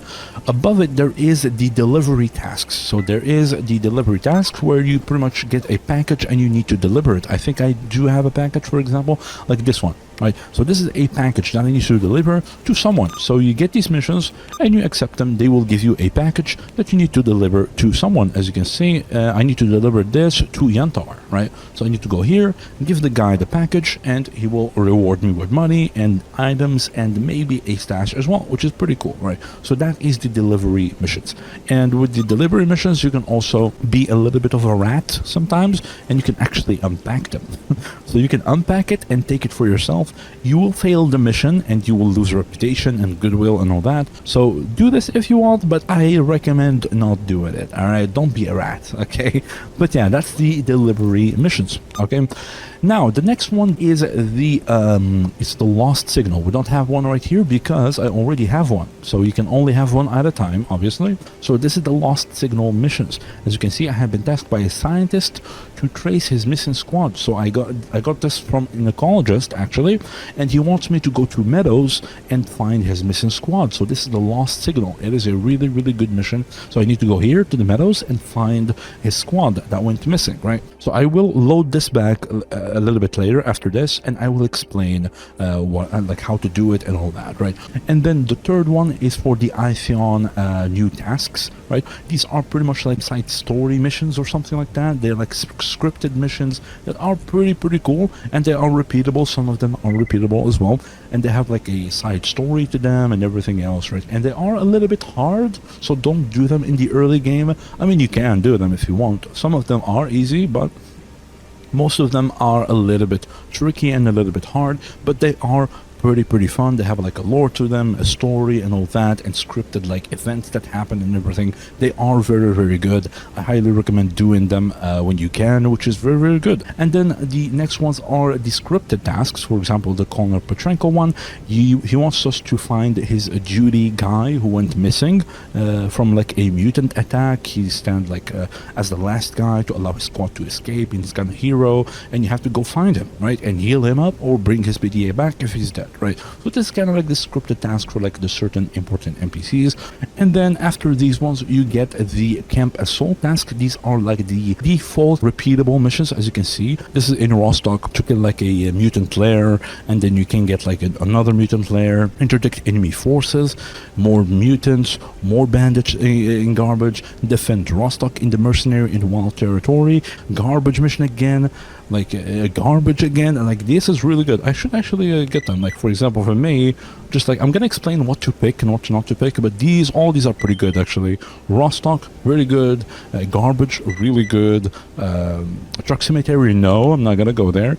Wild territory, yes, that's very good. Truck cemetery, no, thank you very much. Nope. Yeah, so that's pretty much it, right? So that's what you can do. And also, one of them as well, you can find rescue missions as well. So hostage missions where there's a hostage and you need to kill the kidnappers and then rescue him, and he becomes your companion and bring him back to the guy. But that's pretty much one of the tasks that can be here as well. And then after these tasks right here, we have the classic bounty tasks. So these are just straight up go kill this guy. It's pretty simple. For example, bandit in garbage. That's pretty good. He's part of the assault camp as well, so 2 missions for one. One guy for 2 missions, pretty much, right? Which is pretty good. Bandit in garbage again, I mean, hey, we'll take it. That's pretty good, right? So, for example, and then, so, yeah, we got all the bounty missions, right? But after that, we have the fetch tasks, pretty self-explanatory, as we talked earlier, in, like, the artifact system and all that. So these are just, like, people want certain items, and if you have those items, you should accept the mission, right? Unless it's very important. For example, we only have one advanced toolkit, we're not gonna give him the advanced toolkit. For example, boar pelt, grooming kit, yeah, since we have a lot, we can give him, for example, the Swiss knife, right? For example, goldfish artifact, sucker meat, so you can just scroll through these. If you see that you have in nearby stashes or in your inventory, then you should probably accept them as well, and you can go back again if you miss something, right? Which is pretty good, right? Then this one right here is the From Ukraine with Love. As you can see, it's the spy extraction missions from duty, right? This one, why I said it is tricky, it's because you actually go to the camp and you need to extract one guy that is a spy for duty. So he will shoot you until you kill everyone, and then he's gonna stop shooting you and he's gonna become your companion. It is a bandit in garbage that we need to extract. And why we don't take this, if you know you got a lot of quests in that area that the spy extraction is in, 99% chance the same guy is the guy that you need to kill for those quests as well. So don't accept the spy extraction tasks if it is in the same location. And I'm gonna kind of like explain how to do them a little bit later. I'm gonna reload as well. And there's one last one, which is the Anomalous Study. So people will kind of like give you these anomalous measurement devices. As you can see, we have one right here, and you need to go to an anomaly field and scan some anomalies, get the data, and then bring it back to the guy. And it's a little bit tricky with the placement and how to approach these fields and all that. So we're gonna I'm gonna load back the save as well, and I'm gonna explain how do you do that. And as you can see, I need to go all the way here. So this guy is here, right? So I already did it. I just need to go here and give him back the device, right? And there's one more thing about the task board that you need to know as well. If there's a lot of tasks in a location that you don't want to go through, right? What you can do is you can actually save the game and reload it. And when you reload the game, it will re-roll the task locations. And also what you can do, you can also sleep. Right, so you can sleep, and when you wake up the next day, it will also re-roll the tasks as well, right? And also when you do transition, for example, let's say we're in Rostock, we go to Wild Territory, and then we go back to Rostock. When you go back to Rostock, it will also re-roll the tasks as well. So that's kind of like a trick that you can do. But that's pretty much the task board stuff, right? I mean, I think I explained everything here. So we're gonna start loading back the saves, and I'm gonna start explaining these missions for you. I'm gonna load this back, and I'm gonna explain the Lost Signal mission. So we got a Lost Signal in the meadows. As you can see, I have it asked by a stalker to trace his missing squad. So we got it from a loner, and he's telling us to get to the 810 megahertz frequency to find his squad in the meadows, right? So you need to go to the map, and once you are in the map, as you can see right here, what you want to do first is you want to equip your RF receiver. They told us it's 810, so we need to go to that frequency to start tracking the squad. So how do you do this is by scrolling your mouse, right? So mouse wheel, right? And also Alt 1 and Alt 2, Alt 3, Alt 4, Alt 5, Alt 6, Alt 7, Alt 8. For us, it's Alt 7, which is the 810, or you can just go through it with like the scroll wheel, right? So we're gonna put it at 810, and you wanna hear the beep, right? As you can see, you wanna keep hearing the beep.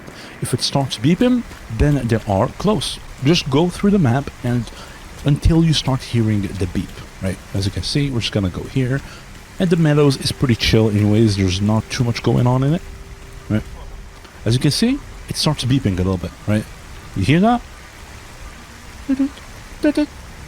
And for the sake of the video, like I know where they are, but We're just gonna go there. As you go straight to the location, you start getting closer, it will start getting louder. As you can see, we're starting to get loud. Starting to get loud, even louder and louder and louder, right? Which is this location right here. So what you need to do is you want to just go around and search for this squad and where they are, right? So you know that this is the location, right? So what you want to do next is you want to just search for them, right? And for this case, I know where they are, right? So I need to actually go here and I'm gonna go here. There it is. And as you can see, we found the squad. Here they are, right? And they're dead. I mean, it is what it is, right? And why the lost signal is very good, because it's pretty much free loot.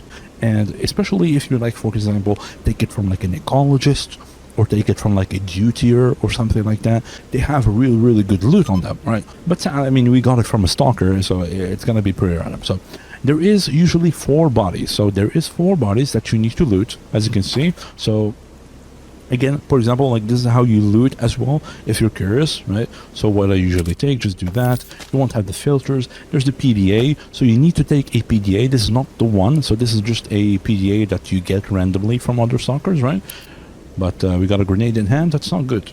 I'm gonna take that. This is the PDA that you actually need to take. It's the one without the percentage, right? You take it and it's gonna update, as you can see right there, right? And you just pretty much take that. Is this better than what we got? Yes, it's good. So we're gonna do that. We unload that. Take the spring. It's pretty good. And we need to find the other 2 people as well.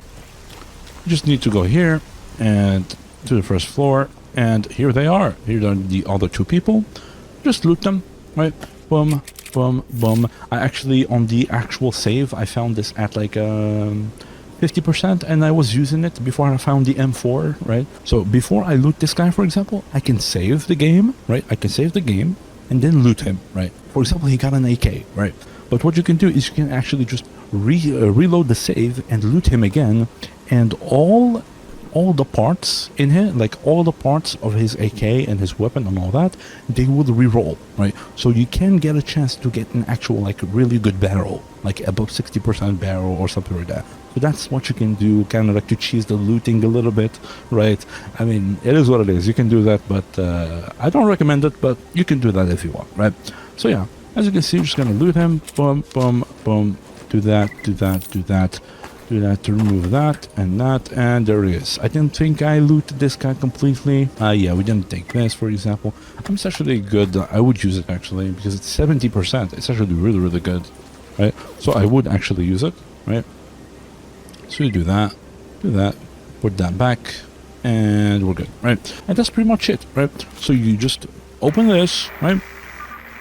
And you just set the frequency, and you just go around until it starts beeping like this, right? It starts being very loud, and what you need to do is just need to search for, you just need to search the location, right? It's very easy, it's not that complicated.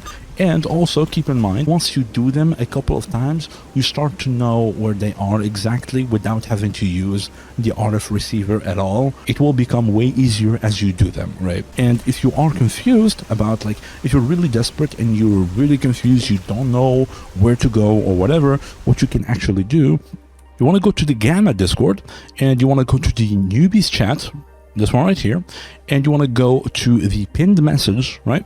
And when you open this, you can actually find the lost signal tutorial with locations. You can click here and it will take you to like all the possible locations for each map for those squads to be in. So you can just straight up just see where they can spawn and just go there and check if they're there or not, right? So as a last resort, again, come here and you will find the solution, right? And I mean, that's pretty much it for the lost signal, right? Now, let's go back and we're going to explain the Anomalous Study, which is this one right here.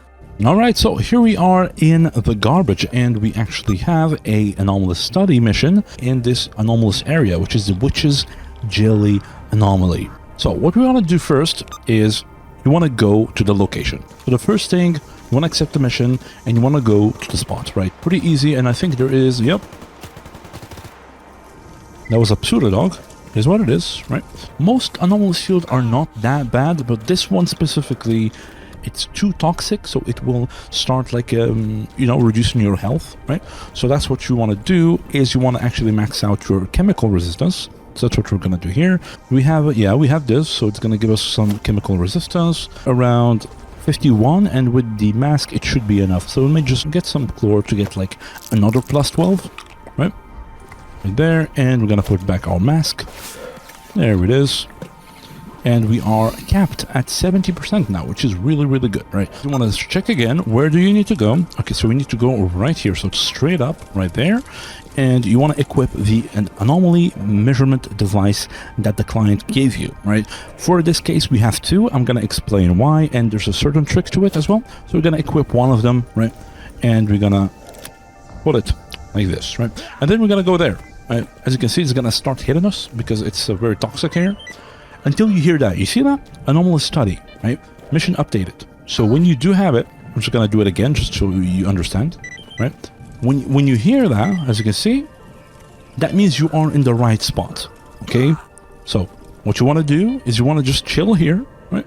And you want to let it fill, as you can see right there, right? So you want to make sure it fills all the way up, and you get another update. So that's how you do it. You get to the spot until you get the mission updated. You let it fill until you get this. And there it is. It's gonna update, and there it is. That means you are good. So you did the mission, you're pretty good to go. Okay, so that's how you do it. Now, why did we get two anomalous measurement devices? Is because you actually can get multiple anomalous measurement missions, right? And if you equip this one, for example, this one right here, I mean, we got lucky and we actually equipped the right one. So sometimes if you have two or you have three or whatever, and you equip the wrong one for the wrong spot, it won't actually update, right? It won't like scan the field.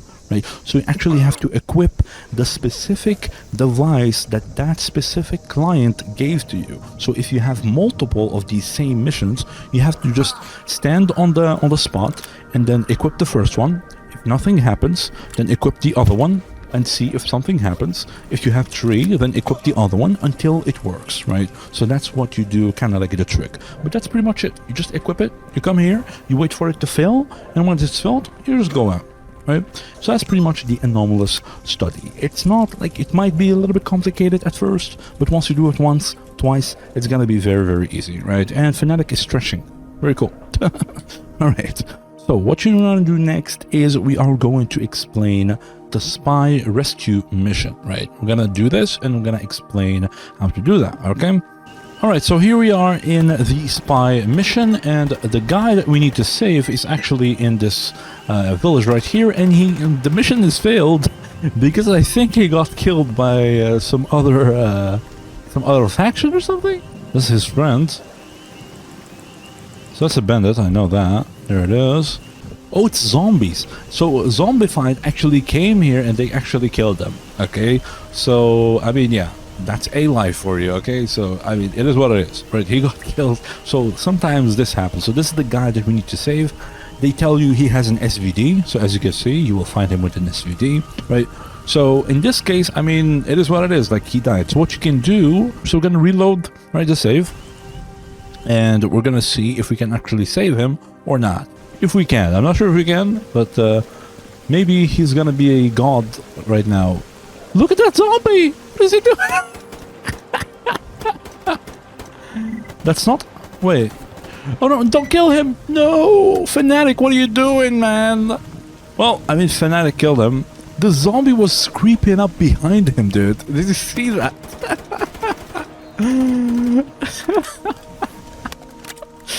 Okay, dude, yeah. Let's just do it again. Alright, we're gonna make sure to do ignore combat. Right? Just to make sure that he doesn't kill him this time. Right? And you can actually save him. No. Okay, we saved him. That's really good. And then we're gonna try... No! Don't kill me! Oh! Oh, he actually... Alright, so that's good. That's really good, actually. Because the zombie actually killed his friend. And since his friend is dead, he now joins us. Okay, so that kind of worked a little bit, right? Okay, so now that kind of worked a little bit. Okay, we're gonna refresh this, and as you can see, when you kill all his squad and he's the only one left, then he becomes your companion, right? This was a little bit scuffed, but these are the funny things that can happen in these kind of like missions, okay? And as you can see, he is actually a duty guy. He's just disguised as a bandit, right? And now what we need to do, we need to get him to the duty base, speak with Veronin, the duty general, and he's gonna reward us with money, and this guy is gonna stop being our companion, okay? Now there is one last thing about the PDA taskboard. So there is the RF packages. They are one of the missions that you cannot pick through the PDA. They are just like kind of random. So we're gonna load this back and I'm gonna explain what the RF mission is. All right, so here we go. All right, so sometimes, as you can see right there in that message right there that we just got from the Anonymous, he will tell you that there is a certain package. As you can see right here, we go back to the messages, and don't forget about that package in southwestern region of garbage. The frequency was on 288, okay? So southwestern, which means southwest. So this region right here of garbage, right? So we need to go here on 288 on our RFP receiver, and we need to find a package. So how do you do that? Again, just do the RF receiver as we talked in the Lost Signal one, right? So make sure to have 288, and you want to go to that specific region that was specified. For example, southwestern region of garbage, which means it's like this one around here, right? So we're gonna go around here and we're gonna see if we can get that package, right? And as you start approaching, you'll start hearing the beeps, as you can see, right? It's one beep right now, right? You heard that? Da-da, right? And as you start approaching, you see that? There's double beep, right? Double beep means you are kind of like in the middle, as you can see. And as you start approaching, until you start hearing the 3 beeps. Did you hear that? That means it's really close, right? So it's either like here or something. It went a little bit cold. Maybe here? Oh? Wait, is it here? Oh, it's actually in the pipe. Okay, so it's actually in the pipe. So as you can see right there, right? You see? So it's an actual item in the world, right? As you can see. Right? For you, it might have like an interaction dot or with like something there. Me, I disable that, but yeah. As you can see, you can just find it here. What we need to do is you want to crawl in and you want to take it. Boom, there it is. We got it. Very cool, right? And what you can do next, he's gonna give you like another RF mission as well later on, right? And what you can do now, you can actually open it and get a lot of like kind of like really good stuff from it as well. And you do unpack just like the normal one. And as you can see, what did we get? We got a glue tube tour, a glue tube M17, a cleaning, like a lot of repair stuff, as you can see right here, right? And he also gave us another package as well. So found somewhere in the northwestern region of Wild Territory, right? On 218, so northeastern region of Wild Territory, which means it's right here, like somewhere in here. So northeastern, it's somewhere in here, right? In the parking lot or like right here, right? So that's where you should look next, right? But that's pretty much it. That's how you kind of like get them. You hold their RS receiver until you start hearing like the 3 beeps, right? They are pretty well hitting, right? So just keep that in mind, right? And also, if you get, for example, an RF receiver in a map that you don't want to go to, like for example, we got an RF receiver in Truck Cemetery, which is the worst map again because it's just too big. It's just way too big, right?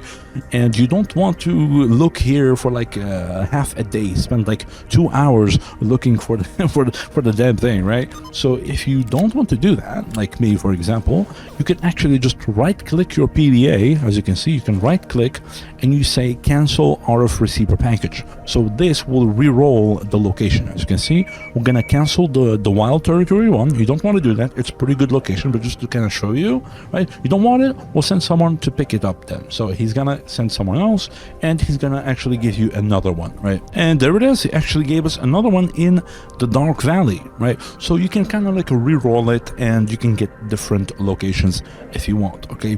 And also same as the Lost Signal, if you are lost right? So if you are lost, the same thing, you go here to the Discord, right? Newbies chat, and you go to the pinned message, and you actually can find it here as well. So RF packages tutorial with locations, right? So you click on it, it will take you to the message, you click on the Google Doc document, you open it, and you will have like all the possible locations, all right?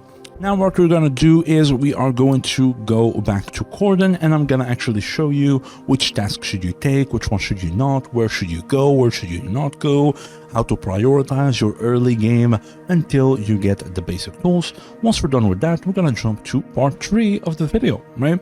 So yeah, let's go there. Alright, we're back in Cordon right here, and once you finish the mission and you decide to keep him or not to keep Fanatic as a companion, doesn't really matter, but once you're done with the tutorial mission, what you want to do is you want to start picking up some tasks. As you can see right here, you go to the Taskboard and you want to refresh, and you want to see all these tasks right here. Now, which tasks should you pick and which ones should you not pick, right? And at which location as well, right? So the general rule is always prioritize the map that you are currently in, right? So that's the kind of like the priority, and then prioritize like the adjacent maps as well after that, right? So anything next to that, to the map that you are in, and also prioritize as well Rostock, for example. It's pretty safe. Yantar, the entrance of Yantar, like the lowest part of Yantar, is pretty safe too, to like the Ecologists as well. So these are usually also a priority as well, but pretty much just Garbage, Meadows, Cordon, and Rostock, Yantar, the lower part right here. Maybe Agroprom as well. Don't go to Dark Valley, like you're gonna have like 30 FPS or something, right? It's really badly optimized, but it's usually fine. You can do that if you want. It's not really a big deal, especially in the early game. But yeah, and just prioritize these maps right here. You can go to Great Swamps and Darkscape as well.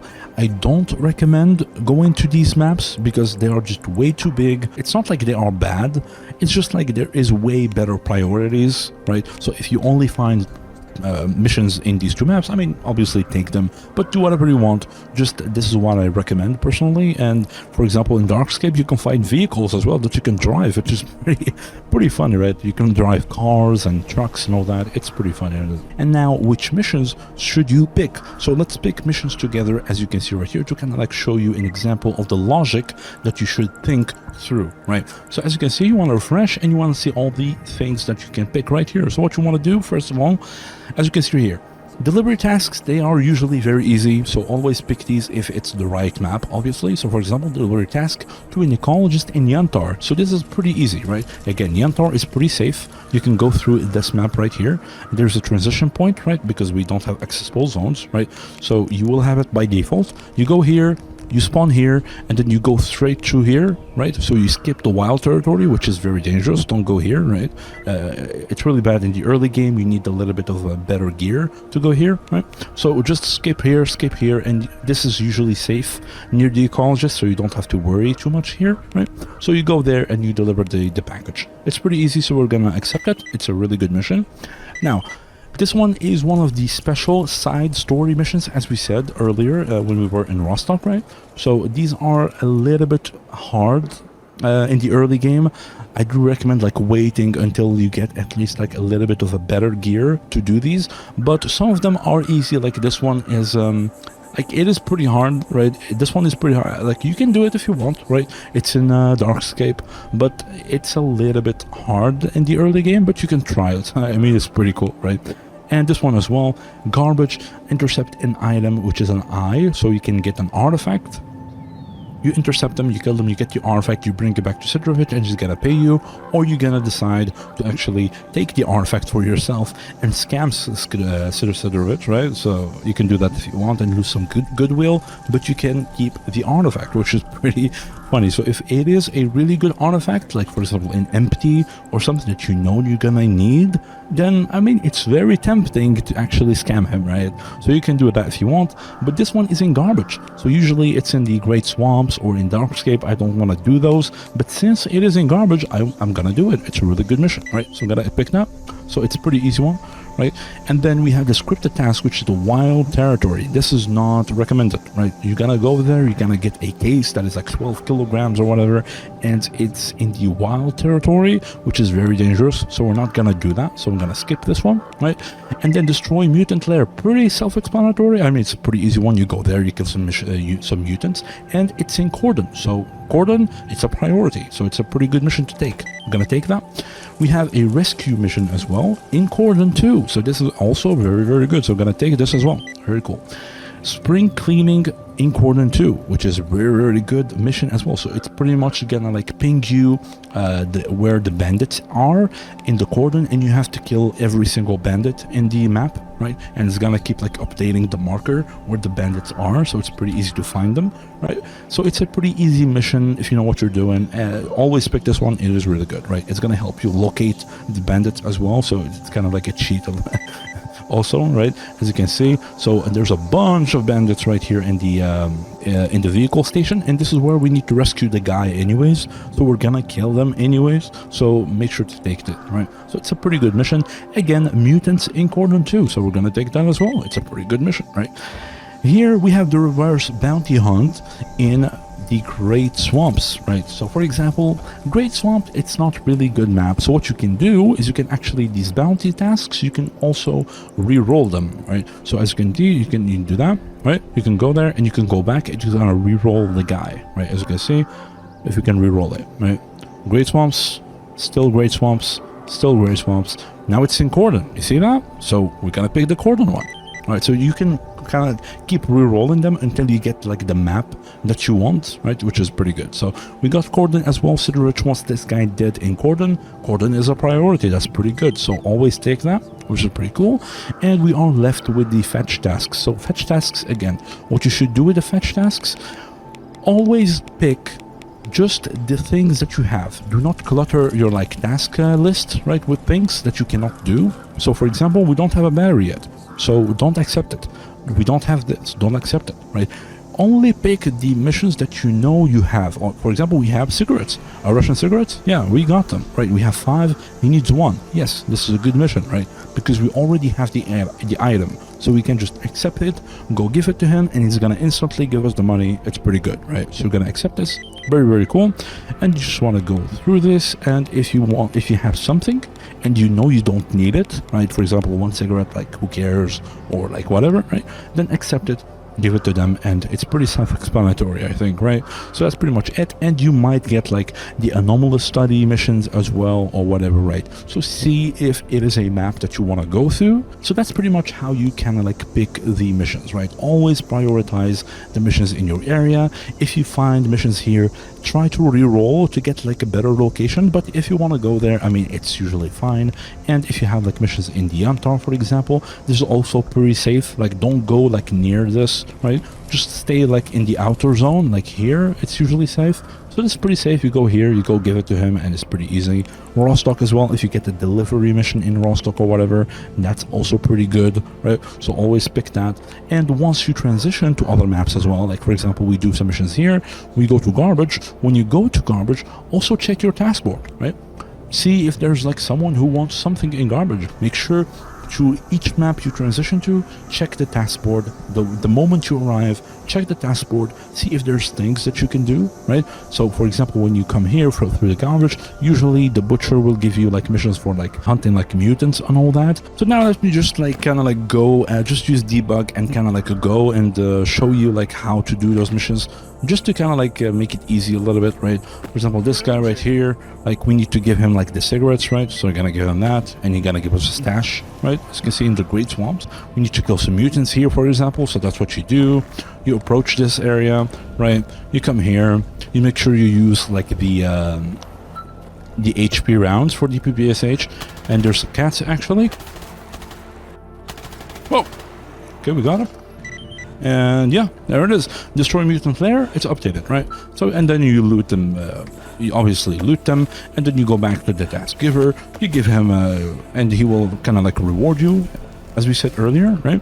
And then, for example, in this case right here, we're gonna put the ST rounds, which have more penetration, right? Because we're gonna to go to the bandit base, which is the vehicle station right here, and we're gonna do the missions for this guy here. Make sure to bring Fanatic with you. Make sure he doesn't shoot first, and you want to approach through this side right here, and you can sneak up as well a little bit, right? You can blow that up if you know like there's a lot of bandits inside, so make sure you do that if you know there is a lot of them. And is there anyone here? No, there isn't. There it is. Easy. Boom. Okay, I'm gonna loot him real quick. Hopefully there's no one else. Loot that, loot that. There's a good barrel bison, that's kind of cool. We don't really need it, but don't worry about that. It doesn't, yeah, it doesn't have like any good green parts, so just ignore it. Make sure there's no one else. And we're gonna get our guy right here. Is there anyone there? Is there anyone there? Not really. So what you want to do here is just want to talk to him, come with me if you want to live, and that's pretty much it. And he's gonna become your companion. And you have to keep him alive, right? That's pretty much it. Yep, and eliminate dangerous mutants here, for example. So where's that? Yeah, that's a zombie. So I think we have to kill zombies there. It's pretty simple. They are pretty hard, just be sure to not... You see that? They're pretty tanky, I don't know why. He has no helmet, by the way, but... Yeah, it is what it is. Green parts, if you find green parts, field strip and make sure to see the percentage, right? For you, you're not gonna have like these colors, but for me, yeah. Right. And again, when you do a mission for Fanatic, make sure to talk to him. Do not click the first one if you want to keep him as a companion. Click the second one instead, just keep that in mind. And he's gonna give you like the thing, and there's like the RF receiver thingy that we talked about earlier. These are the missions, so once you've done that, you want to go there. Yep, this is the guy, as you can see. Job is done. Very cool. Okay, so it's a loner. Right? Job is done. Same thing. He's gonna give us a stash and all that. And that's pretty much it. So that's pretty much what you need to do. Also make sure to bring the rescue guy to kind of like see where you need to bring him. We need to take him all the way to the Cordon village. Teleport him right here. With the J, again, to companion teleport. That's why it's pretty useful. And the guy is this guy right here. I got your buddy, job is done, and he's gonna give you that, and the guy will stop being your companion, as you can see, right? And then you want to go back to Wolf for the contract killing, and also for the spring cleaning for the bandits. And... oh, we actually didn't do the spring cleaning yet. There's still bandits here, up here, in the checkpoint.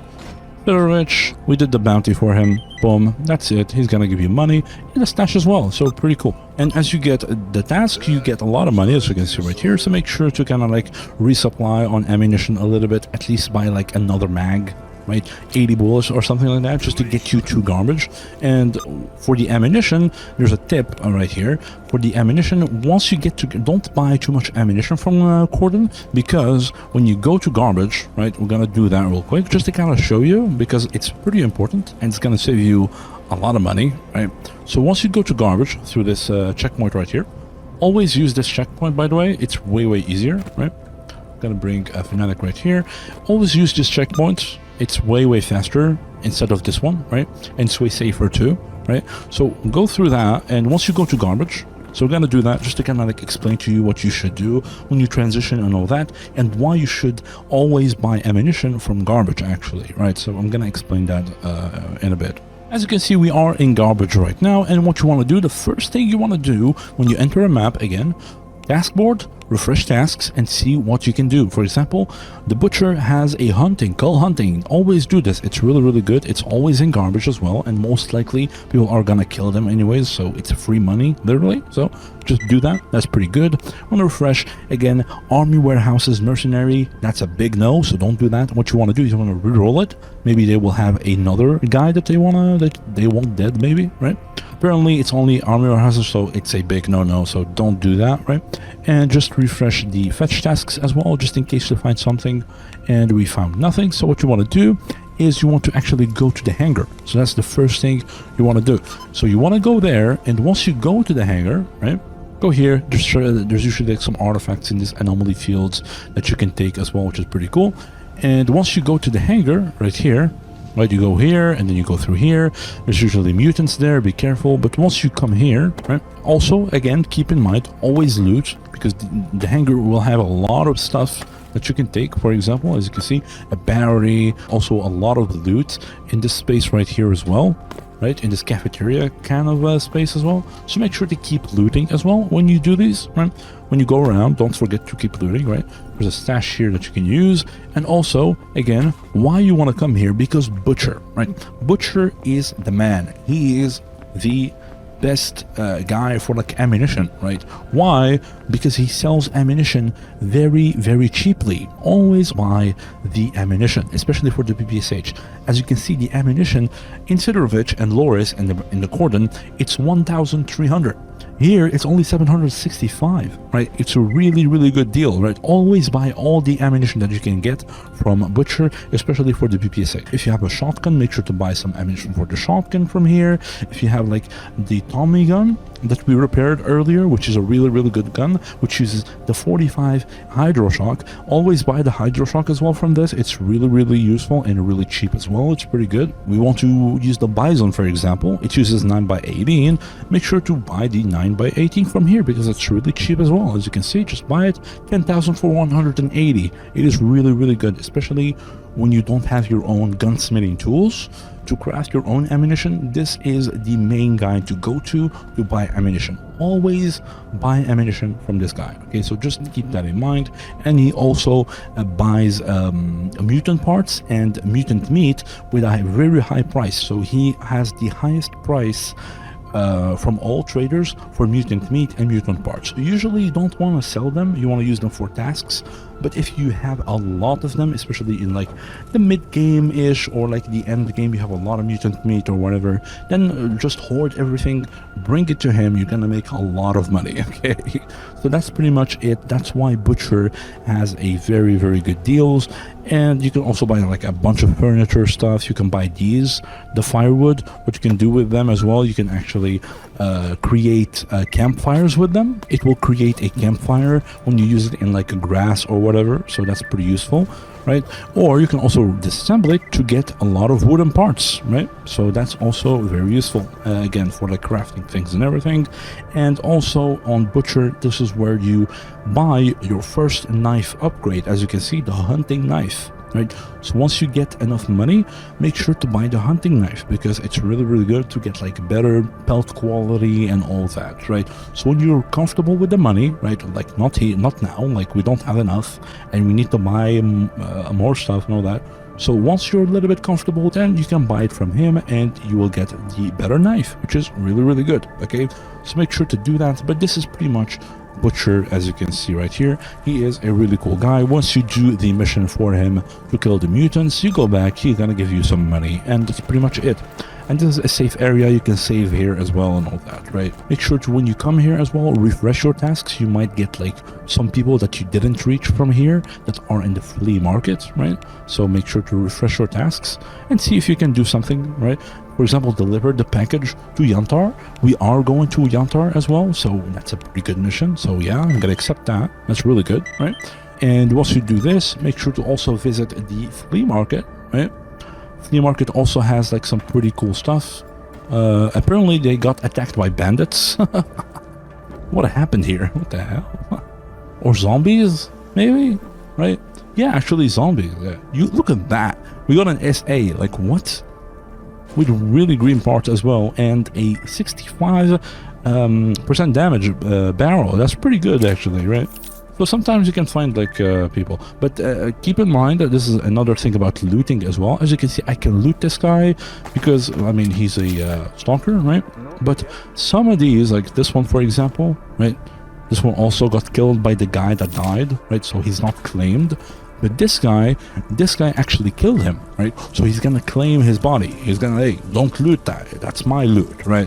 So as you can see, hey, that loot is mine. Get away from it, right? So you cannot loot him because he is the one who actually got the finishing blow, right? So just keep that in mind. Also, this one probably. Oh no, we actually this one is actually free. That's cool. We got a PDA. What you want to do with these? Again, view. Check its access denied. You actually have to take it to a technician and he will decrypt it for you. And once he decrypts it for you, you can see like if he has like a stash in it or like a route, a hidden route or whatever, right? So that's what you do with those. Once you're done with that, you find the content inside it. You can actually disassemble it or you can actually exchange it for money, right? You can go to the traders like these, right? And I may have some information to sell.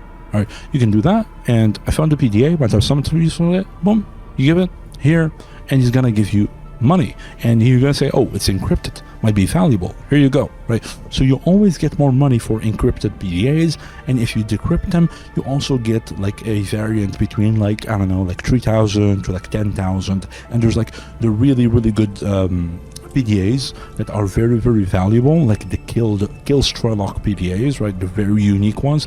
They will give you around like 20,000 rubles or whatever, because they're very, very unique, right? So that's pretty cool. But yeah, you can pretty much sell those PDAs as well. And again, keep in mind on the loot claim, if they kill your, if they kill the body, like they will claim it, so you cannot loot it. Okay, so to make sure you're the one who gets those kills, right? So you can't just rely on other people to like kind of like help you in battles or that, because they will just like claim all the loot and you have no loot, right? So just keep that in mind, right? And this is the flea market. He will sell like a bunch of artifacts, a bunch of furniture as well, a bunch of ammunition, a bunch of everything, like the radios as well, which are pretty important, and the hammers as well, because they are very useful to craft like NVGs, detectors, and everything else, right? That's pretty much it for the flea market. This is pretty much what you should pick in the task boards. What should you prioritize in your early game?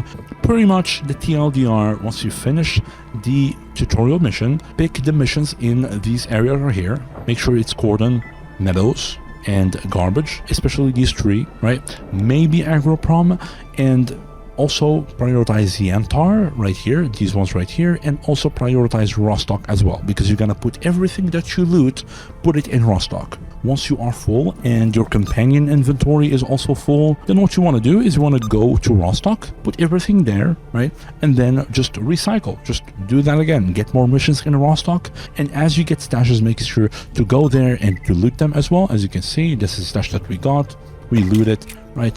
Green parts, get them. If you find a gun that you want to use, for example, the SKS is a pretty good gun. It's only repaired by the Type B repair kit, which is only requires the basic tools. It shoots 7.62 by 39, which is a very powerful round, right? And as you make more money, like farming quests and all that, if you have like extra spare money, make sure to always also come to the technicians and always buy the grooming kits as well beforehand, because you're gonna need a lot of them. Buy the ball peen hammers, they're pretty cheap as well, and also buy the armor repair kits. They are the most efficient way to maintain your armor, right? So always buy these. They are very, very useful, and you're gonna need them. That's what you should kind of like prioritize as you make more money before you get your first basic tools. Once you get your basic tools, that's where you start crafting things and all that. So that's what you should focus on in the early game, in your like first 2 days, 3 days. So don't start the main mission yet. You can go here if you want. You can do like your character main mission. Just keep recycling these missions right here between these maps. Go up, go down, go up, go down until you get basic tools. Once you get it, craft things, start preparing for like the main mission. And once you get like at least like a shotgun, or you get like at least like a secondary weapon and at least a backup pistol, at least you repaired like your first light armor, like a better armor, you got like a better gas mask as well and all that, and you got used to the game a little bit, then you start doing your main mission. So that's pretty much it for the task board, the missions and all that, and the early game. Okay, now what we're gonna do is we are going to go to the next part, which is the third part. Once you did everything here and you got your first basic tools, what to do from there. All right, moving on to part 3. This is where we're gonna talk about the looting system, how to loot things and all that, because we talked about the early game and what to do in the early game, what to prioritize. You're gonna have a lot of stashes and a lot of bodies, and you're gonna have a lot of things to loot. So how do you loot efficiently, what to keep, what not to keep, and what to loot in the mindset of like upgrades and progression, as we said with the SKS and all that. So if you find a really good gun or really good like armor or helmet that you want to use later on, make sure to keep it, etc. And then related to that is the skill system of the game, because there is a skill system in the game that kind of influences like what kind of loot you get from bodies as you level up and all that. So there is also that we're going to talk about. And after that, we're going to talk about the crafting save, which is once you get your first basic tools, how to start crafting your hideout, how to start upgrading your gear, what to craft, and how to repair your first armor, your first weapon, and most importantly, like like the whole like repair system and all its tricks and tips and all of that. So we're gonna talk about that as well. And after that, as the last like big chapter, we're gonna go through like the progression system of the game. So how did I progress my character that we are using for this guide right now? So I'm gonna kind of like just very briefly kind of like show you like how I progressed through the save and when I got like my first weapon upgrade, the first armor upgrade, the crafting for like the basic tools, the advanced tools, what I did with it as well, like what mid-game artifacts did I kind of like choose to upgrade and empower, as we said in the artifact system chapter. When did I actually start like doing like the main mission and all that? So we're gonna talk about the progression system from the early game to the mid game, and also the progression system of the end game as well. Just very briefly, kind of just like glance over it to kind of like show you what to expect from the game, from the gameplay in the end game, and what are the certain like gear checks that you need to like meet to do certain missions and all that, just to give you an idea of what to expect later on, right?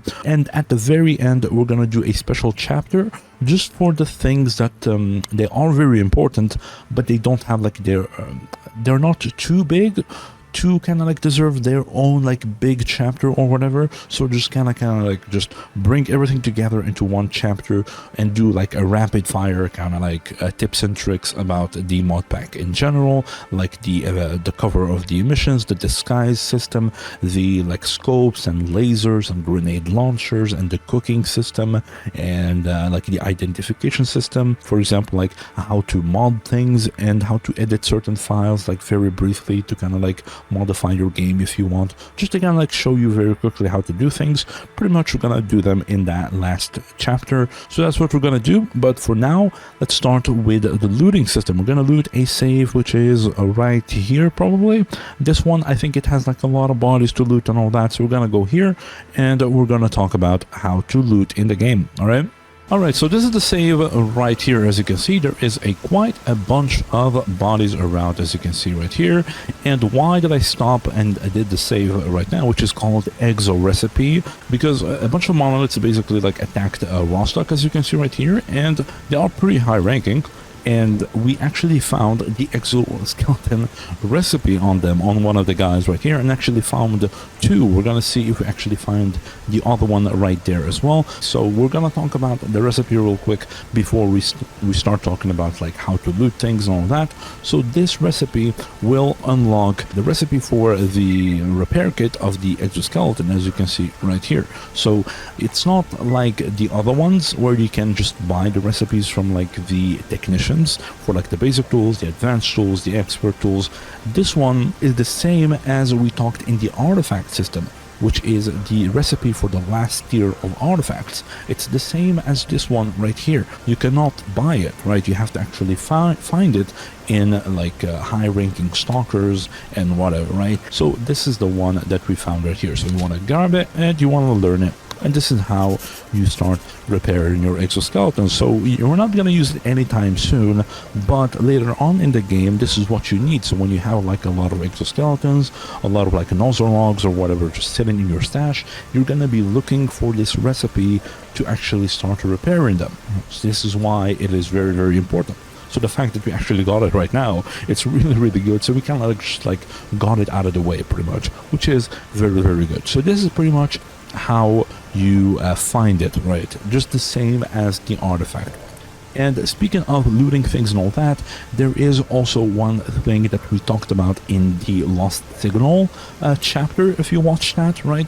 We talked about how to kind of like re-roll the tables, the loot tables of NPCs, right? So for example, this one, we already looted it. As I did the save, so I looted him, I already generated the items inside his inventory, then I went back and I did the save, right? So that's why the items will stay static, right? They will not re-roll, right?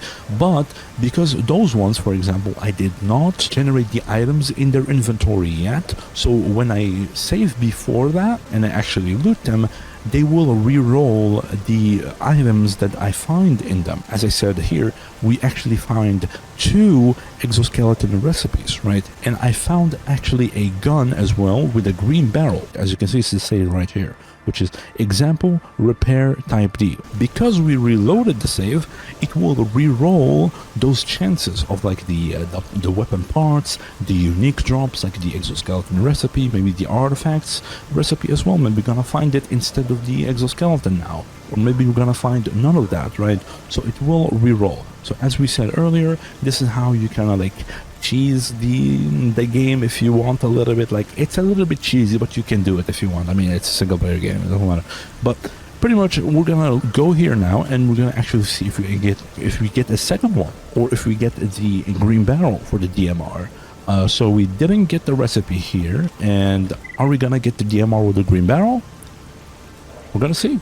We actually got it. It's actually a green barrel as well, so that is really, really good, right? So we got kind of like lucky there, right? But that's pretty much it. And speaking of the looting as well, as you can see, these guys, they really, as I went away from the bodies, they actually came in and wanted to loot these bodies as well, right? And this is a part of like the claiming system and the loot claim, as we talked about it in the flea market earlier in garbage, right?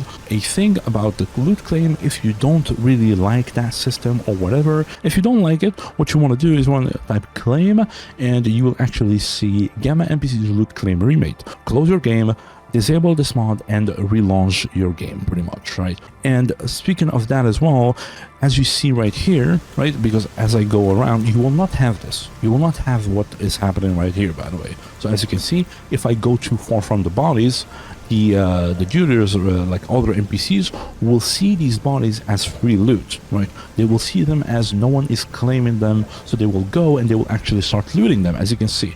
And if I go a little bit closer, they will cancel that animation and they will go back to their positions, right?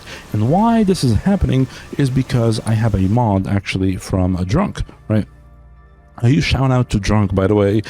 He's a really, really good modder. I mean, he has a bunch of cool mods like the Loot Claim. He has the Toxic Air. He has the Miserable Masks of Drunks as well. He has Drunk's Horrific Controller. And he has like a couple of cool mods as well, like Drunk's Economy, where Stalkers actually go to traders and they trade things as well with them, with like messages and all that. It's really immersive. Like, a huge shout out to Drunk. Really, really good mods. Like, I really recommend his mods. He's like really, really cool, right? So you want to type here dead bodies, right? And as you can see, so this is ticked. NPCs will stop looting dead bodies. So disable this mod as well, and they will gain the ability to loot bodies again. Because with this enabled, they don't do that. This is why as you can see, it's overridden by the claiming mod of Drunks, right? Which enables that feature, right? So that's pretty much what I'm doing with his mod too. So NPCs, when you go far away from like a certain distance, they will actually go and loot those bodies. And how to do this distance is actually in the settings, gameplay general, and you can see it right here, which is the corpse loot distance by meters. If I am far away from a body by 25 meters, that body will pretty much be like free loot for everyone, so they will actually go and loot it. And if you go within that 25-meter radius within that body will be marked as your loot instead. So this is pretty much the loot claim and everything, and we also talked about like the exit recipe and everything else, right? So now how to actually loot things, right? So this is where we're gonna talk about how to loot stuff. So as you can see, these bodies, I already looted them, right? Unfortunately, I mean, but you can see like what I usually like leave on them. As you can see, I usually don't loot this. I don't loot these because you find a lot of them anyways. What did I find in this one, for example? The PPSH, I mean, we already repaired the Thompson, so this is the save after the basic tools that we're gonna go back to, where we repaired the Thompson that we found. So I don't need the PPSH, and you start with it anyways. So as you can see, I found actually a green trigger on it, right? So if you find, for example, a green part on a gun, and you know that gun you're not gonna use it, like the PPSH, then make sure to field strip it and take that green part, because you will need it on other guns as well. As you can see, the M4 uses it, the Thompson uses it as well, and Fanatic is just chilling here, by the way. I said him to relax and just he's just meditating or something, whatever. But yeah, anyways, so that's what you want to do with the guns as well. And as you can see right here, what did I leave? I usually leave like magazines that I don't use. Am I gonna use a VSS? I'm not gonna use a VSS. So does it have like any green parts? As you can see, it doesn't have any green parts. Same for the fort. Am I gonna use the fort? I'm not gonna use it because I have the Rex revolver, which is way better. So I'm just gonna leave it. If for you want to use the fort, for example, make sure to keep it on you, right? Stash it, and once you get like the basic tools and you start actually having the repair kit for it, then you can actually repair it if you want, right? So that's pretty much how you do things.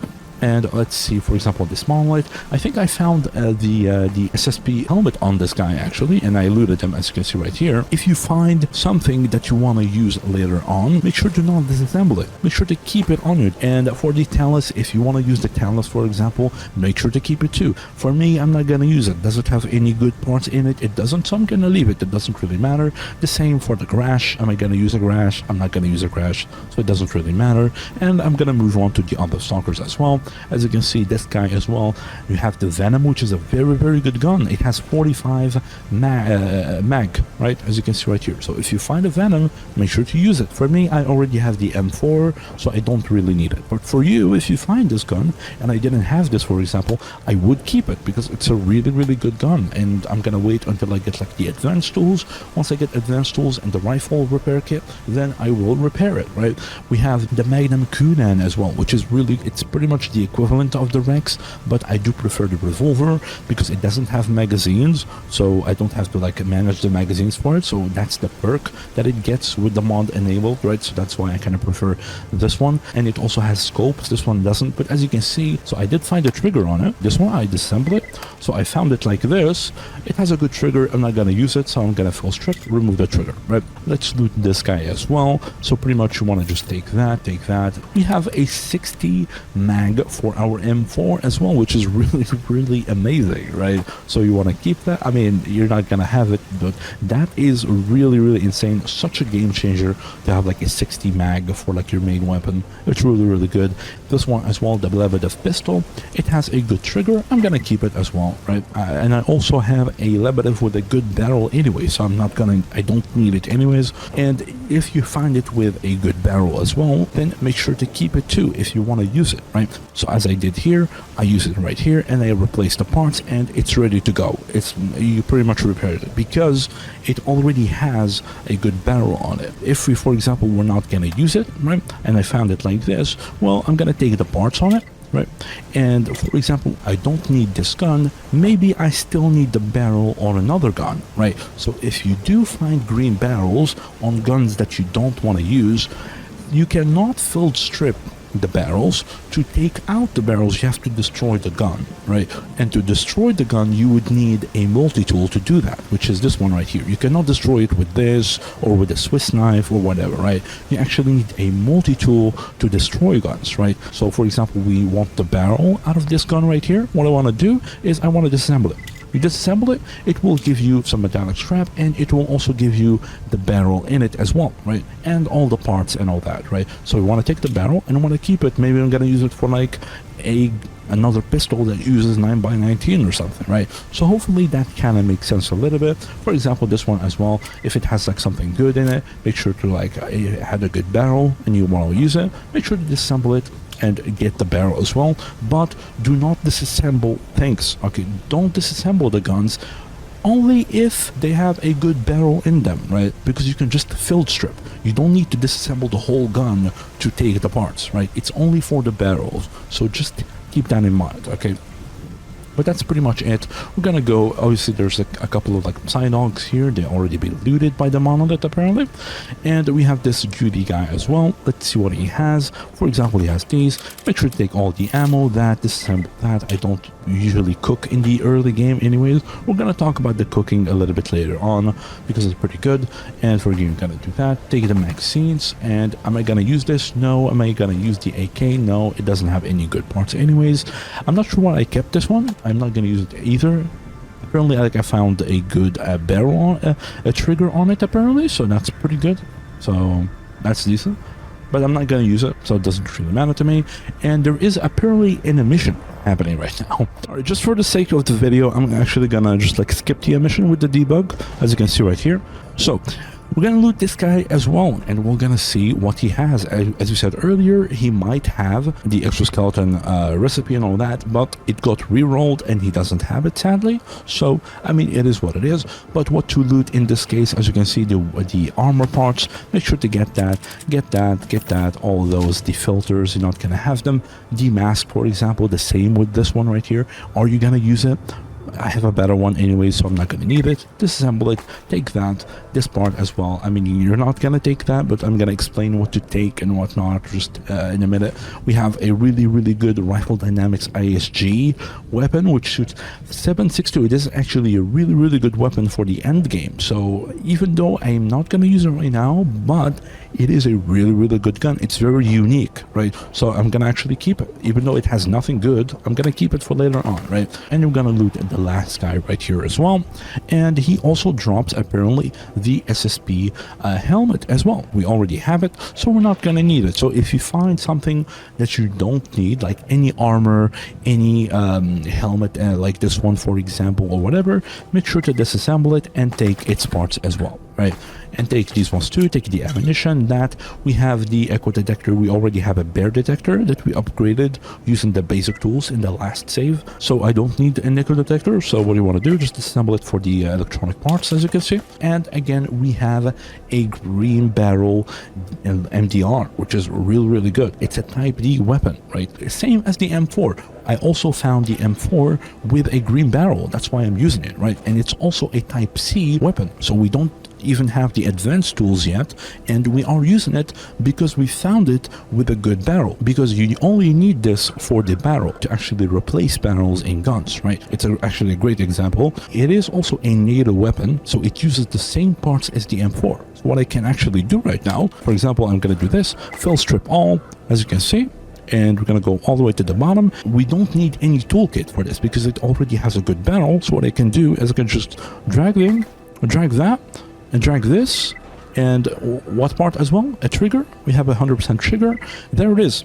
It's almost fully repaired. I mean, sadly, I don't have the gas tube on me, right? So sadly, we don't have that, but it is still usable. The only reason why I'm not going to use this is because of the ammunition.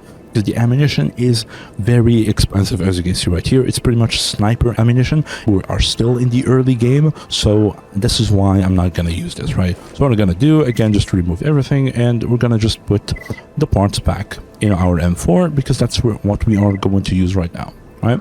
As you can see, boom, there it is. We're going to put them back, and that's it. And we're going to put back the magazine on it as well, and that's it, right? So that's pretty much what you can do when you find a green barrel gun, right? Which is really good. And let's say, for example, for whatever reason you're not going to use this, the same thing, it has a good barrel and you don't want to use it, but you still need the barrel. Make sure to use the multi-tool to actually extract the barrel from it, right? So as you can see, you disassemble it and you get the barrel, right? So to use it in like another gun if you want. And the same thing for like the armors or like other masks as well. So if you find a good armor that you want to use, make sure to keep it. For example, the same thing, right? If we go back to our stash right now, for example, which is right here. Let me just go right here, and we're gonna show you real quick. Boop.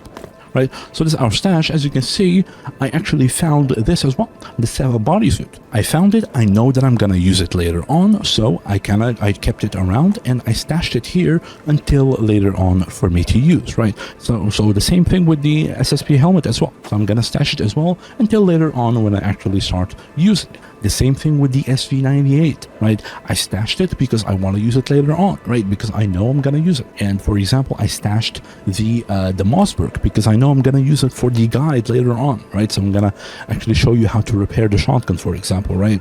So if you find something that you know you're gonna use, make sure to stash it and keep it around until later on. And for example, to know if something is better than your current armor or whatever, this is very important as well, is by comparing it. And how you do that, for example, I found this armor, and how to know if it's better than mine or not. You repair it and see. No, you don't actually have to repair it. You can actually just hold control, right? So hover over it and hold control will actually showcase it as if it is repaired to 100%. right? As you can see, so it will make this 100%, and it would also make your current armor 100% to whatever you are comparing it to 100% as well, to kind of like help you compare things way easier as well, right? So as you can see, just hold control, it will make it 100%, and you can compare it to your current armor. As you can see, it has 25% more radiation, which is quite a lot. It also has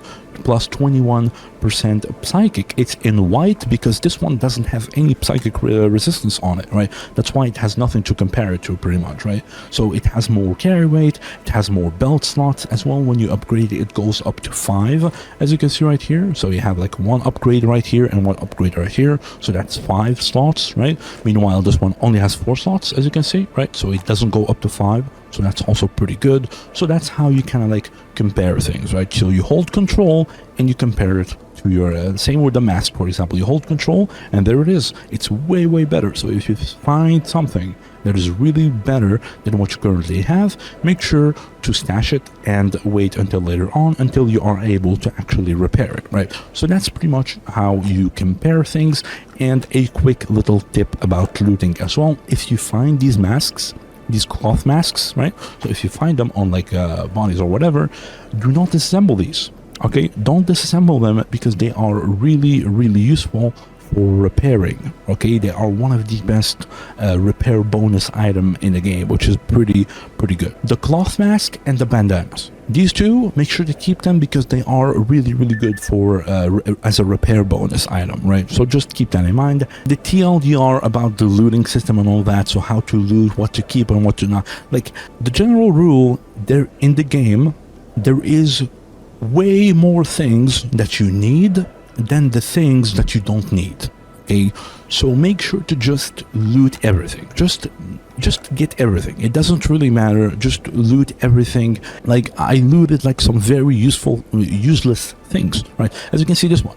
Am I gonna use a 1% like activated carbon cloth? It's not used for any recipes. It's not used to, like, that's the point, right? At this point, it doesn't really matter. I'm just grabbing anything I can, right? Even though I know I'm not gonna use it, I'm just gonna grab it. It's not worth wasting the time to kind of like see what you need and what you not need and whatever, right? But later on, for example, you find these, like, I'm not gonna use this. I'm not gonna take it. For example, I'm not gonna use these, right? They are both 1%.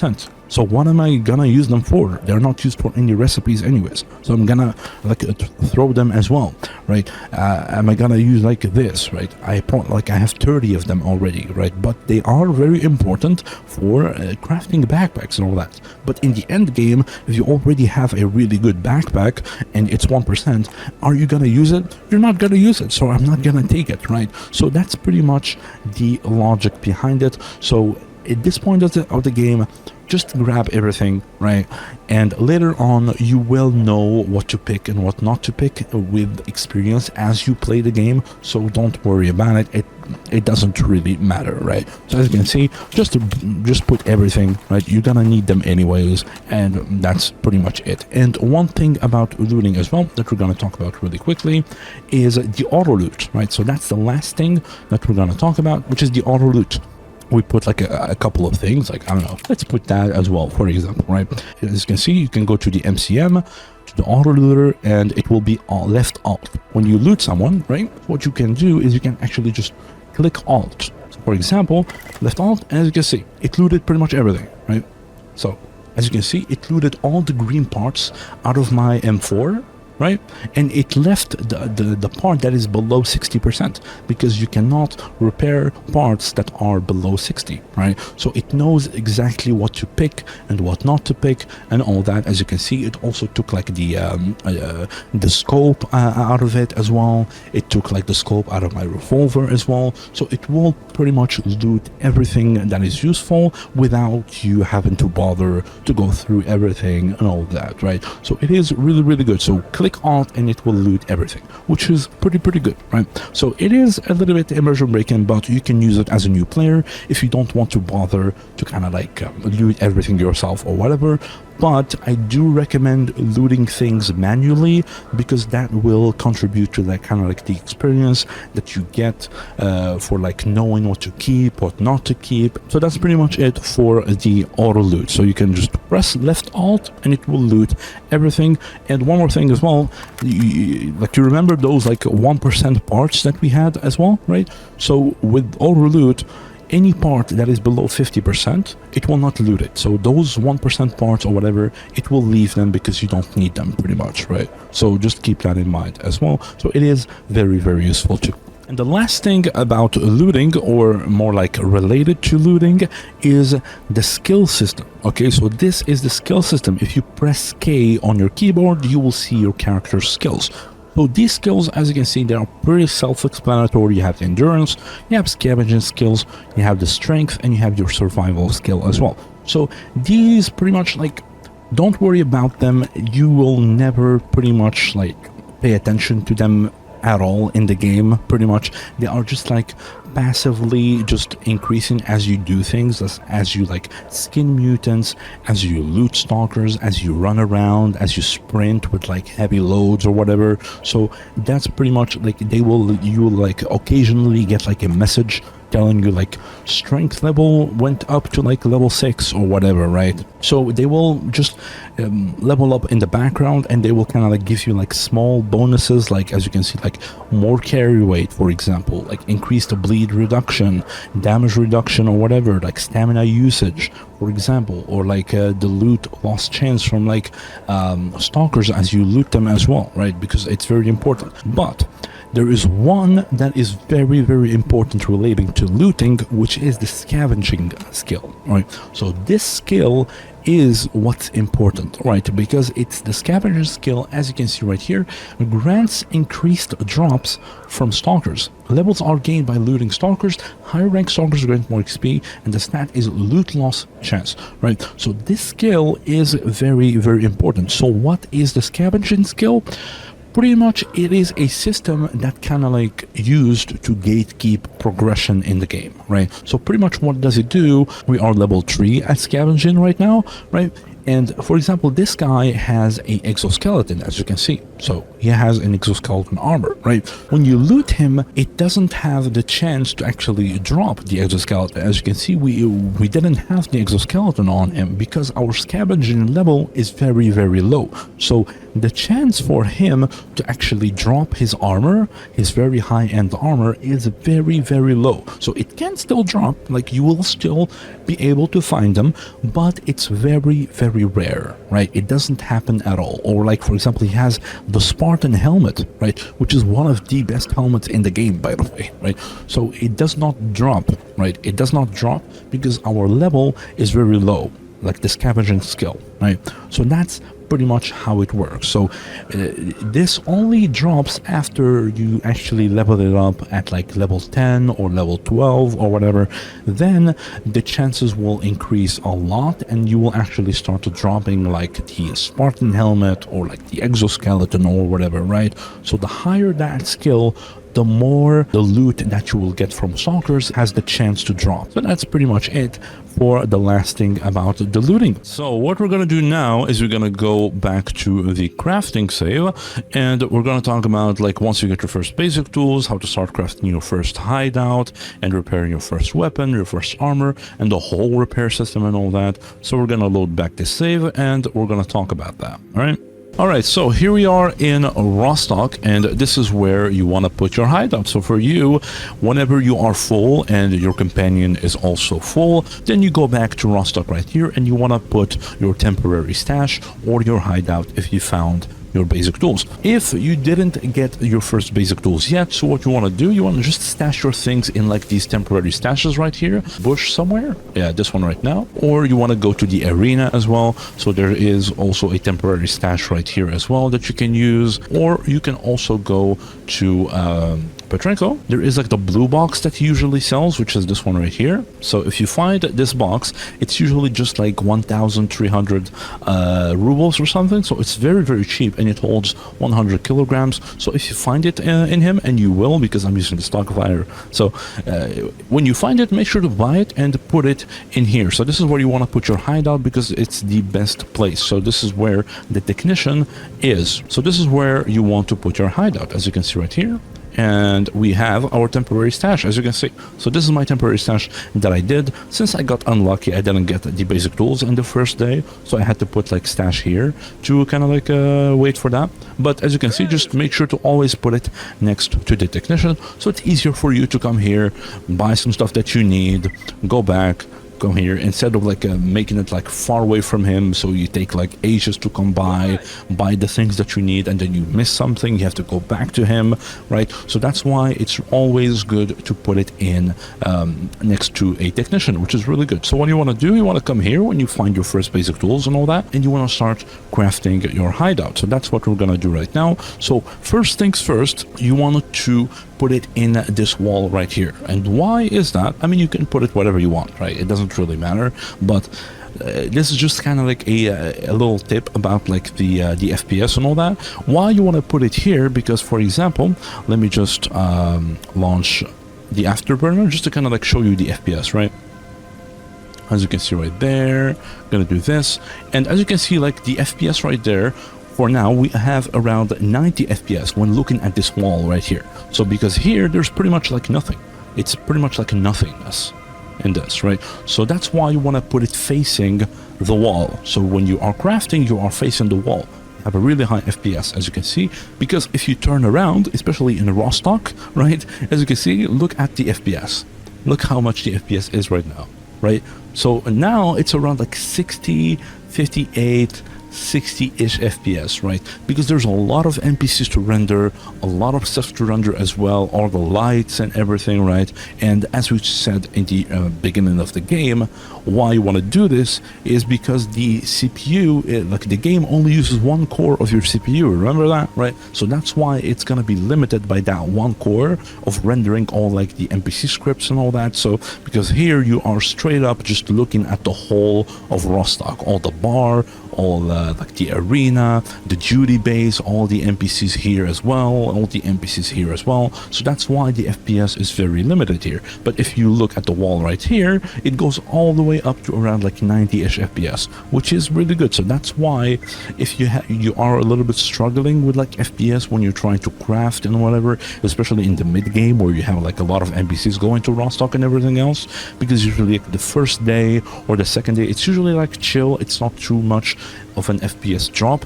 But even for me, like sometimes this drops all the way to like 40 FPS or something like that, so it does get really insane. So if you want to kind of like maximize your FPS a little bit, make sure to put it next to this wall right here, so it makes it a little bit easier for you to craft and transfer things and all that, right? So that's pretty much the trick right there. Okay, so that's what we're gonna do. First of all, make sure to get everything from your companion, as you can see. So what you want to do, you want to take everything from Fanatic, and you want to take everything from your stash as well. And what you want to do next is you want to go here, as we said earlier, and you want to open the Workbench from your basic tools. Once you get your first basic tools, open Workbench, Hideout Furniture, and you want to craft your first portable workshop. Right, so that's pretty much what you want to do. And you want to go back to your inventory, you want to place item, right click, place item, and you want to place it, as we said, you want to place it next to this wall right here, so it's easier for you in terms of like FPS and all that, right? So align it like this, press F, and that's pretty much it, right? Then access the stash, and you want to put everything in it, right? So just put everything, right, because you have a lot of stuff. What you want to do next is you want to start upgrading your stuff, right? So first things first, you want to go to the technician, right? And you want to buy the recipes for the basic tools, which are these ones right here. So this is for like the backpacks and the attachments. This one is for like the devices, as you can see, bear detector, NVG tier 1 and all that. And this one for the upgrades. Usually you don't need to bother to buy this one, but it's pretty cheap. We're gonna buy it anyways. So you buy that as well. And you want to learn all of them, all the 3 of them, right? To kind of like learn all the things as well. And you want to go back here and you want to start upgrading yourself. So you want to click, use workshop and you want to start upgrading things. So what you want to do first is obviously the devices. I assume you already have a headlamp. You bought it from like one of the traders, right? When you have enough money, you should buy a headlamp from the traders. And once you have a headlamp, you want to turn it into an NVG, for example, right? And you want to turn your echo detector to a bear detector, right? And usually the priority is usually the bear detector. So as you can see, we cannot do both of them. Maybe we can actually, but just in case you cannot do both of them, make sure to prioritize the bear detector, because for nighttime, usually the headlamp is enough. So prioritize the bear detector first. We're gonna craft that. As you can see, we have enough parts and we're good. And then what you want to do, you want to see if you can craft the NVGs as well. For us, we are only missing one capacitor. So what you want to do, you want to check your stash. Make sure that you disassembled all the electronic parts that you have. And did we do that? Let's see if we have enough. We actually have these as well. Broken walkie-talkies. Gonna disassemble them, and we have a broken flashlight as well. So we're gonna disassemble that, and we're gonna see if we can actually do it now. Right, so that's what you kind of want to do, right? Can we do it? We can actually do it, as you can see. So that was clutch, actually. That's pretty good. So we're going to do that, and there it is. We have our NVG and a bear detector. Make sure to equip it, equip this, and for the NVGs, to turn them on, you want to hold N.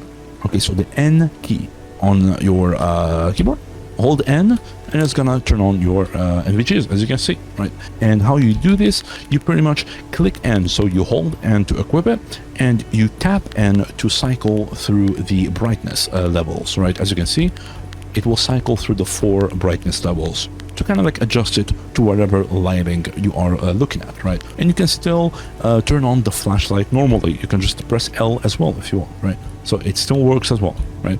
So press L, remove the NVGs if you don't like them, for example, right? As you can see, so it still works normally, no problem there, right? So that's pretty much how you do the NVGs, since we are done with the devices. So what you want to do is, first of all, obviously we're gonna upgrade our backpack, and to do that you need to use your original backpack to do that. As you can see, it will use a lot of SU threads. You see, like this one uses 8 of them, and then you're gonna, I think, use like a 10 here, and then 12 here, and 12 here, right? So you're gonna need a lot of SU threads. And for the other backpacks as well, you're gonna need the mil-spec textiles. So these ones are also very, very important. Now it's a little bit easier because the technicians do sell the leather boots and all that for you to kind of like get these very easily. But pretty much like you're gonna need a lot of these as well, right? So you're gonna need 8 for the hunter's kit, and you're gonna need like, I think 10 for this and 12 for this as well. So you're gonna need like around like 30 or something, right?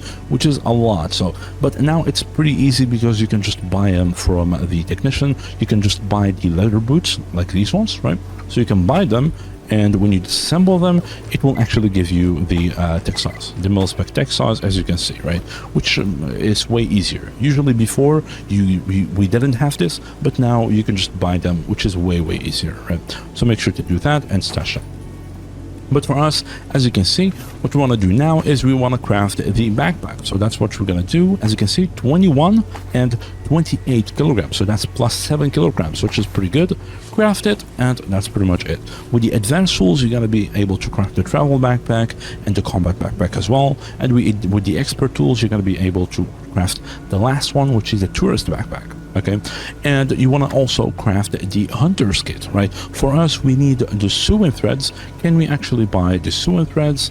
We need a little bit more, and he doesn't have it because I am using the trader the STAL.K.E.R again. So I played the save while using the trader the STAL.K.E.R, so I need to actually refresh the inventory, right, to kind of like re-roll them. There it is. So now this is what you would see. So without that mod enabled, right? So this is what you actually see yourself.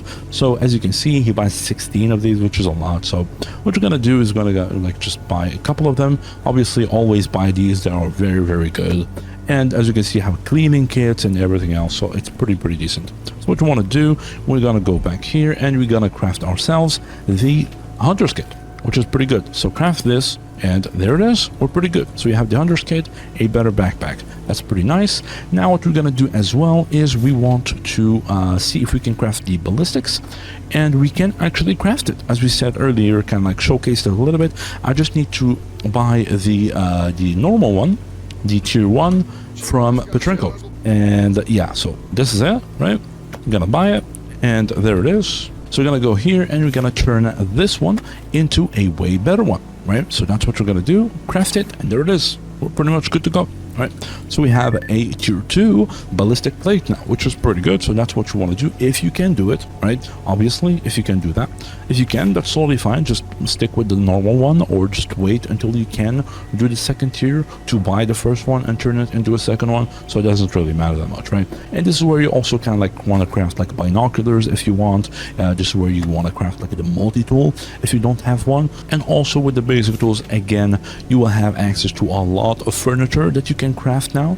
Here, very important as well, is the fridge, as we talked earlier. So if you can craft the fridge, then make sure to craft it as well, right? You don't need to at this point, as we said, in the early game or the mid game, but I mean, if you can do it at this point and you have the spare parts, it's not that hard to do. As you can see, it's only 3 and 3 and 3, right? So it's very, very easy to craft. So if you can do it, then make sure to do it. For us, we're gonna do that as well, and we're gonna craft it. I usually put it right here, right? As you can see, right here.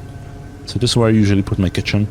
So that's pretty much it for the upgrades and all that. Now what we're gonna do is we're gonna start talking about weapons and armors and how to repair them, what's the difference between them, how to repair each one and all that, with all the details and everything, right? So first things first, you have 5 types of weapons and 5 types of armors as well. So let's start with the weapons first. We have the first type, which is the type A weapons, which is mostly just like pistols and certain like SMGs, basic SMGs, certain like old rifles as well, like the PPSH that we are using right now, right? This one is also type A as well. So these are mostly your type A weapons. Then you have the type B weapons, which are mostly just like the pump action shotguns, the double barrel shotguns, some like old bolt action sniper rifles, like for example the Mauser, the Carabinier, or the Mosin as well. Like for example the SKS that we found earlier as well is also type B, as you can see right here. And then we have the type C weapons, which are mostly like the bolt action sniper rifles, like the SV98 for example, and mostly also all the assault rifles, not all of them but most of them, like all the AKs, all the M4s, the AUGs as well, and all that. So most of these are just type C as well, and certain SMGs as well, like the P90 for example, the MP7, the upgraded MP5 and all that. So all of these are also type C. Okay, and then there is the type D weapons, which are the very powerful kind of like special weapons, like for example certain pistols, like the newest revolver as well, the RSH-12 revolver, which is type D weapon. It's very, very powerful. That's why, right? For example, shotguns, like automatic shotguns as well, like for example the newly added KSG-23, which is a beast. Like it's really, really insane. For example, the Raptor, which is one of the best shotguns in the game, the KS-12 as well, which is really, really good automatic shotgun, right? So all those are type D. Some very, very powerful SMGs as well, like the Chris Vector is also type D, for example. We have also like the certain like rifles, certain LMGs, like most of them are type D as well. Certain like marksman rifles as well, the PRN, right, which is also type D. The SA58 AS as well, it's also type D as well. Like most of like the 7.62x39 weapons as well, like these ones are also type D as well, as you can see, because it's a very powerful round, and that's why. And for example the 7.62x51, like the SCARs, most of these are also type D as well, because they are very powerful. Most 9x39 weapons as well, these ones are also mostly type D, and like the DVLs as well. So most these are type D weapons. Okay, and then there is the last tier of weapons, which is not like related to repairs or whatever, but it's mostly just like the basic generic weapons, which are like the explosive, like the for example the grenade launcher, the handheld grenade launcher, or the RPG or whatever, right? So these are like the special kind of like weapons, right?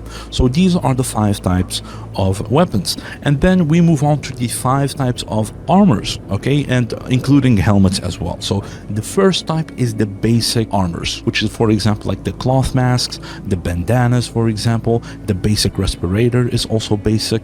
The very basic armors, like the one that we got, which is the leather jacket, right, and each faction's leather jackets as well, like these ones, like the duty one, the clear sky one, the freedom one, or whatever, the bandit one as well. It's also basic. The military one, the service outfit for the military, which is a really good basic armor. Like it has like 19 BR class or something. It's really good, but it's also considered as basic armor as well. The red line jacket, which was one of the best basic armors in the game, because as you can see right here, it has 130% movement speed. It will make you run so fast that it pretty much gives you like invincibility against mutants. Like most mutants will literally not catch up to you, and it's only basic, right? It's only repaired with the field armor toolkit, right? So that's why they are considered as basic armors, right? So these are mostly the basic armors, like the overcoat as well. And then we have the basic light armors, like the body armors, the actual body armors, the light armors, which are these ones, like for example, like the body armor for the clear sky, the bandit ones, like the predator stalker suit, which is one of the best light armors in the game as well, which we have, like we're gonna repair a little bit later on too, like, which is really good too.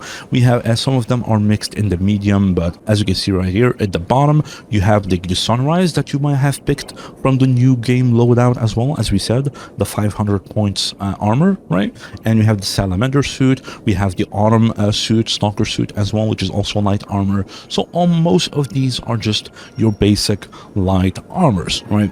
And then we have the medium armors, which starts to go a little bit into like special armors, like for example, the scientific suits are medium armors, the scientific Seva suits as well, which are pretty good too. They are also medium armors. And for example, this one too, that I showed you earlier, that we're gonna repair in the advanced toolkit chapter as well. So this is what I got, and I stashed it away because I want to use it, right? So this is a pretty good one too. You have also like the burial armor suits as well, which are also medium armors. As you can see, they are really good against bullets and all that. You have the mercenary Seba suit as well, which is pretty good, and you have the best medium armor in the game, which is the mercenary Seba body armor, which is pretty much like, I think it's the best medium armor in the game. And then we move on to the heavy armors, which are mostly the exosuits, not the exoskeletons, but the exosuits without the actual exoskeleton.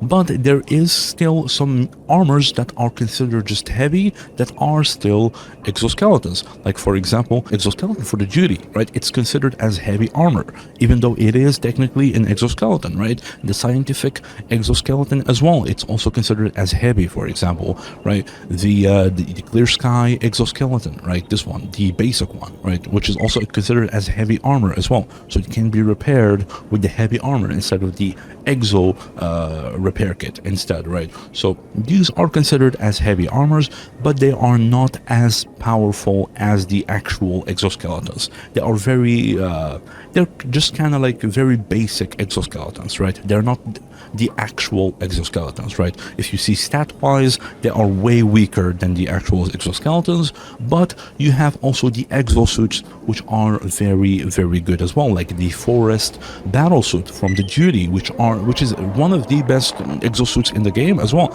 It's really good. You have the scat armors as well, right? The scat 9 armors for like each faction as well, and a lot of other like armors as well. And we have a Psystorm happening, and I don't want my ears to be destroyed, so let's stop it real quick, okay? Just for the sake of the guide, because it's quite the noise, right?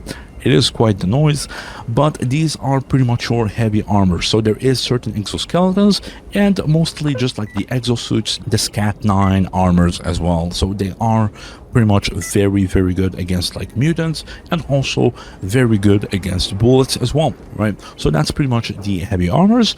And then we move on to the last type, which is the exoskeletons and the Nosorogs. So the Nosorogs are pretty much an upgraded version of the exoskeletons, right? For example, if we take a look like the duty exoskeletons, and you have the duty Nosorogs. So if we take them real quick just to kind of like compare, as you can see, the exoskeleton has like 56 BR class and 34 ballistic resistance, 42 rupture, for example. Meanwhile, the Nosorog has 63 BR class and 34, same thing, but 55 rupture, which is a lot, and 26 psychic instead of 12, a lot of radiations. So they are pretty much an upgraded exoskeletons. These are the like high-end top tier armors in the game, pretty much, right? So these are your best armors right here.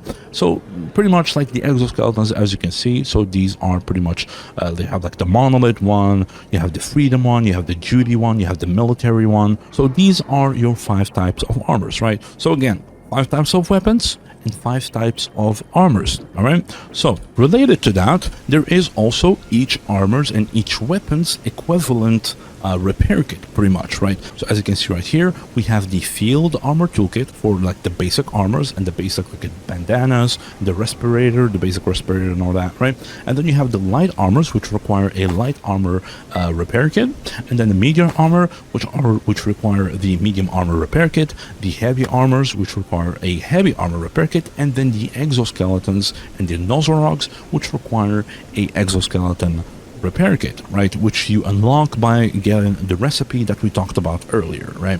So that's it for the armors, and then we move on to the weapons, which are pretty much the same thing, but they have like a variant, which is the cleaning kits as well. So we have the type A repair kit and the type A cleaning kits. We have the type B repair kit and the type B cleaning kits, type C repair kit and type C cleaning kit, and the type D repair kit and the type D cleaning kit. Okay, so these are pretty much your equivalent of the kind of like weapons as well. And the explosives and the like the grenade launcher and the RPG, they don't have like a cleaning kit or a repair kit because they don't need repairs pretty much, right?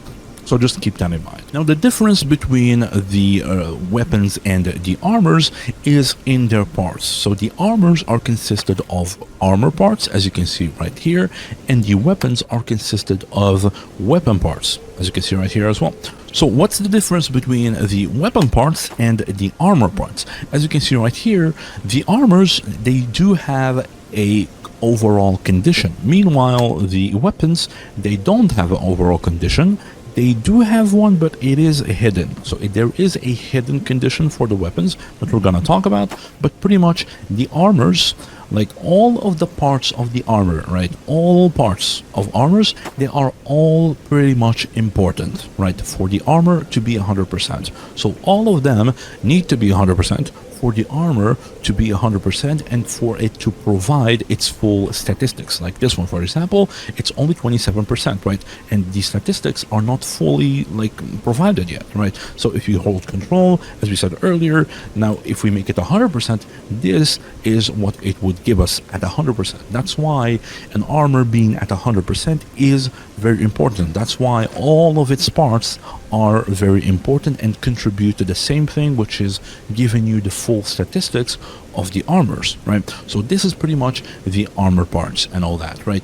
However, the weapon parts, as you can see right here, the weapon does not have the condition of the weapon, right? There is no condition for the weapon. The most important part of the weapons, which is the barrel itself, because it is what dictates the damage of the gun, right? So as you can see, Dirty Barrel, 94% damage and AP, right? Because we have a 65% barrel, right?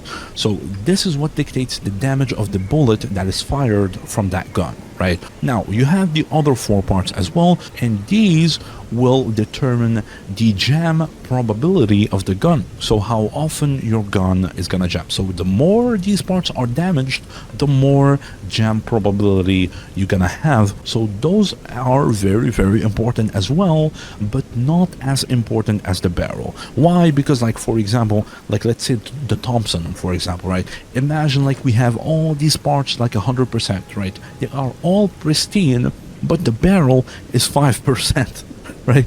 Like, are you gonna use it? Like, it's only 7% damage and AP armor penetration. So that's why, even if it has like all the parts good and a broken barrel, it's pretty much useless, right? That's why the barrel is the most important one. Now, the second difference between armors and weapons is the functionality of the parts themselves, right? So the weapon parts, you can just pretty much like fill strip them and remove them and put them back as much as you want. Let's say like you can just remove all, you can put them back, right?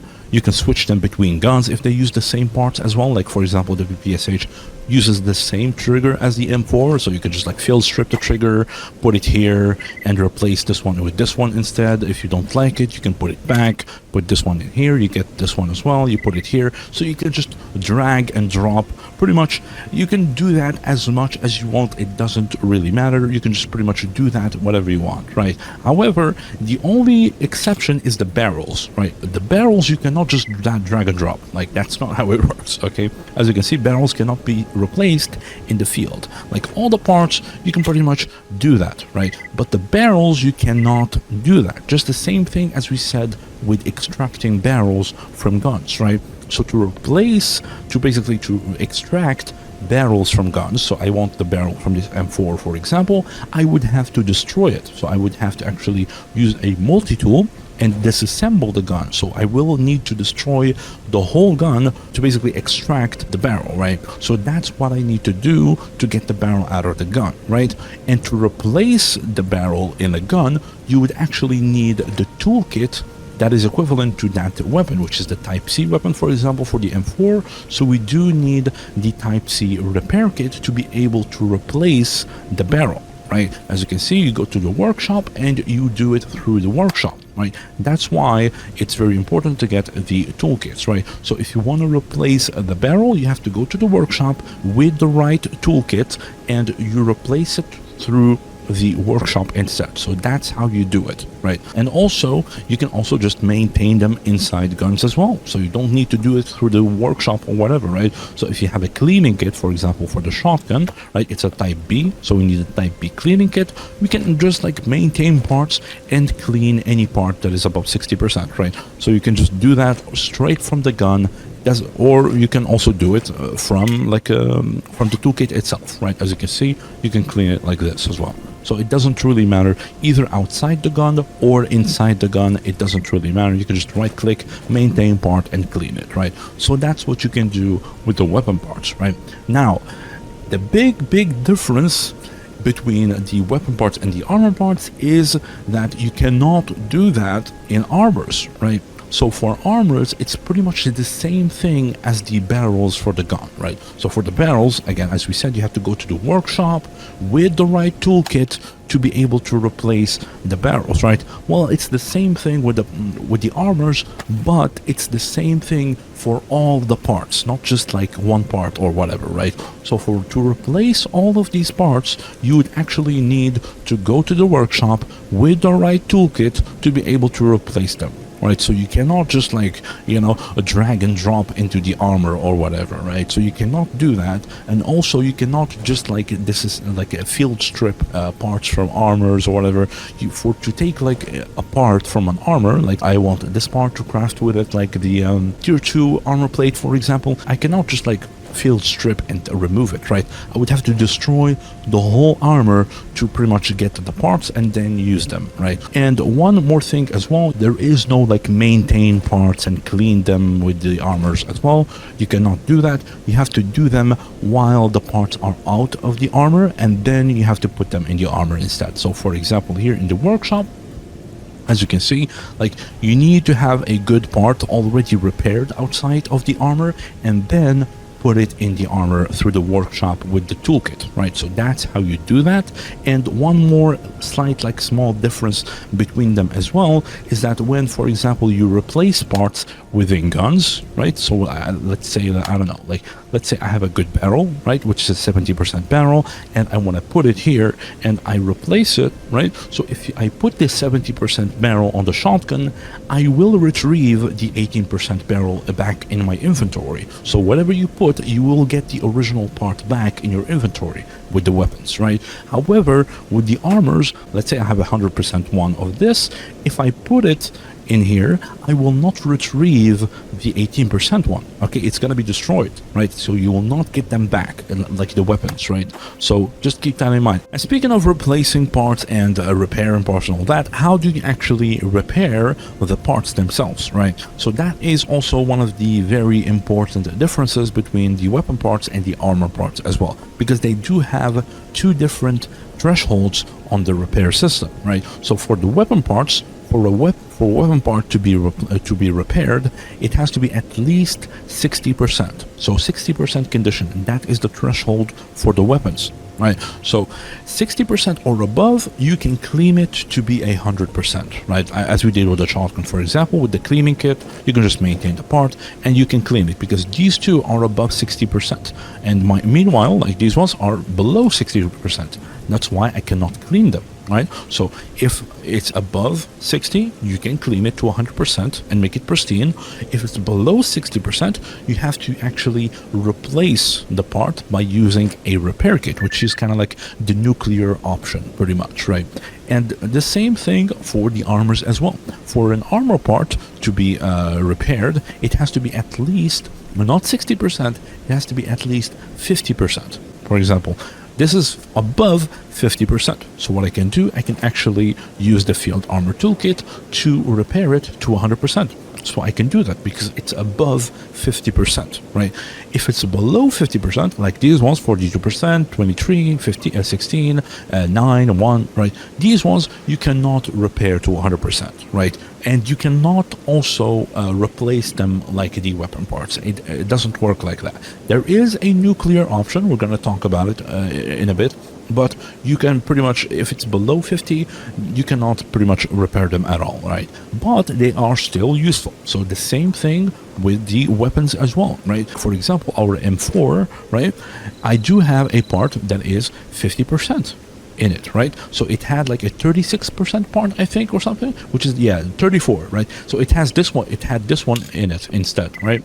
And that's why it's like 50% is always better than 34, right? So it will still reduce the jam probability by quite a bit, right? So that's why, yes, you cannot technically repair it and make it 100%, but I mean, 50% is still better than 34, right? So that's pretty much kind of like the logic. So that's why, like, if you find a part that is like still like maybe like around like 50% or something, you can still keep it, right? Just in case you don't find a part. Like me, for example, I got really unlucky. I couldn't find this part anywhere, right? In all the technicians, in Yantar, in Rostock, in Corden, I couldn't find the part. So having a 50% part is still very helpful to me, right? So that's pretty much kind of the logic. And the same thing with the armor parts as well. Like this one, for example, yes, they are not like 100, they are not above 50, so I cannot repair them. But I mean, if an armor like this can help me reach the threshold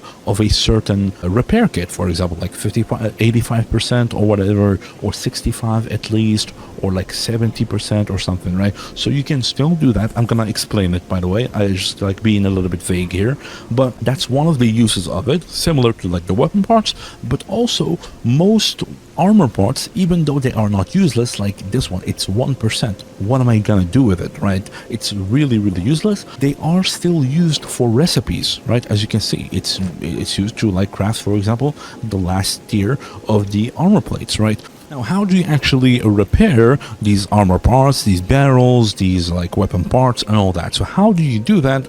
is with the equivalent cleaning kit or sewing threads or field armor toolkit or like the repair kits to replace them if they are below 60, as we said, for the weapon parts and all that. But pretty much the same thing as we said way at the beginning of the guide, right? If you are confused, always what do? Right click details. That's it. It will tell you compatible repair kit. There it is. Type C, this one. What is this used for? This field toolkit, right? The cloth-based materials, what they are repaired with.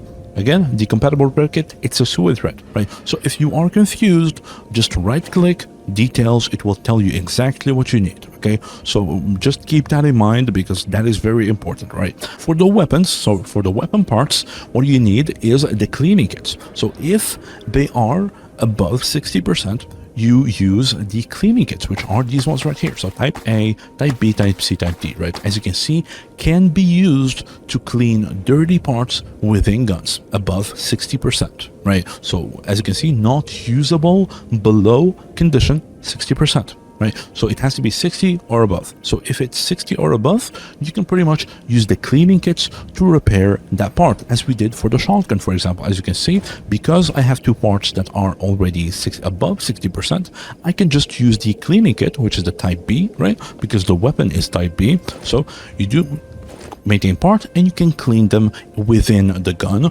or also outside of the gun as well. Like if we, for example, full strip them, right?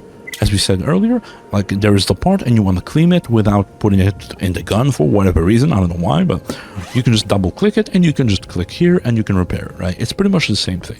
And it's going to use one charge of your cleaning kit. So that's pretty much how you do it, right? And you put it back or whatever, right? So that's pretty much how you clean the parts above 60%. And if there is a part below 60%, as you can see, these ones right here, that's why the toolkits are used for, like the repair kits, right? As you can see right here, for example, the type B, there is also type A, type B, type C, type D, as we said earlier. So these are used to replace the parts below 60% within guns, right? So again, these are above 60, these are below 60. So as you can see right here, for example, can be used to replace parts within a gun by pristine ones from the kit, right? So the kit, when you craft it, it has 3 uses, right? So when you do replace a part within a gun, for example, the shotgun, for example, I have 3 bad parts right here. So what do you want to do? You want to maintain part and you're going to have a replace part. Instead of clean this part, it's going to be replace part. And you click replace, it will use one charge of the kit to replace that part with 100% part instead, right? So that's pretty much how you clean the weapon parts, right? So replace with the repair kit and clean them with the cleaning kits if they are above 60%. Okay, so it's very easy. That's pretty much it, right? Now for the armor parts, it's also pretty similar as well, right? However, you don't have like 4 cleaning kits and all that. You only have 2, which is the field armor toolkit and the sewing thread. Okay, so if you go here, we have that and we have the sewing threads as well. And again, if you're confused, just right click detail and it's going to tell you what you need. So for example, we're going to take this one and we're going to take, like, for example, this one, which is 50%. So what you want to do for the armor based parts, like the Kevlars and the armors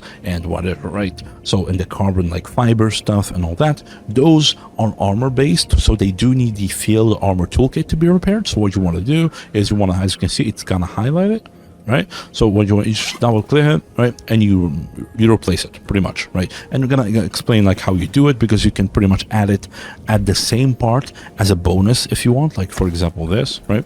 So you can add the same part as a bonus, right? And it's gonna give you the bonus of that part, right? So that's how you do it to make it 100% without using another charge of the field armor toolkit if you want, right? So we're gonna explain it a little bit more when we actually start repairing the armors and all that. So that's what you do. You just double click it and you repair it, and that's pretty much it. So you cannot, like the weapons, you cannot do it like through the weapon maintain and clean and all that. You cannot do that with the armors. You have to do it outside of the armor. So keep that in mind. Double click, do this and repair it, right? So that's pretty much it. And for the cloth-based armors, as you can see, if you click detail, it's going to tell you it's the sewing thread. So for these ones, you actually have the sewing thread. So the same thing, it's pretty much the same thing. You use the spare parts to up the percentage as well. So if you have like a 25% part, you can also merge it with with the cleaning kit as a bonus, and it will also increase the repair, right? So it's pretty much the same thing.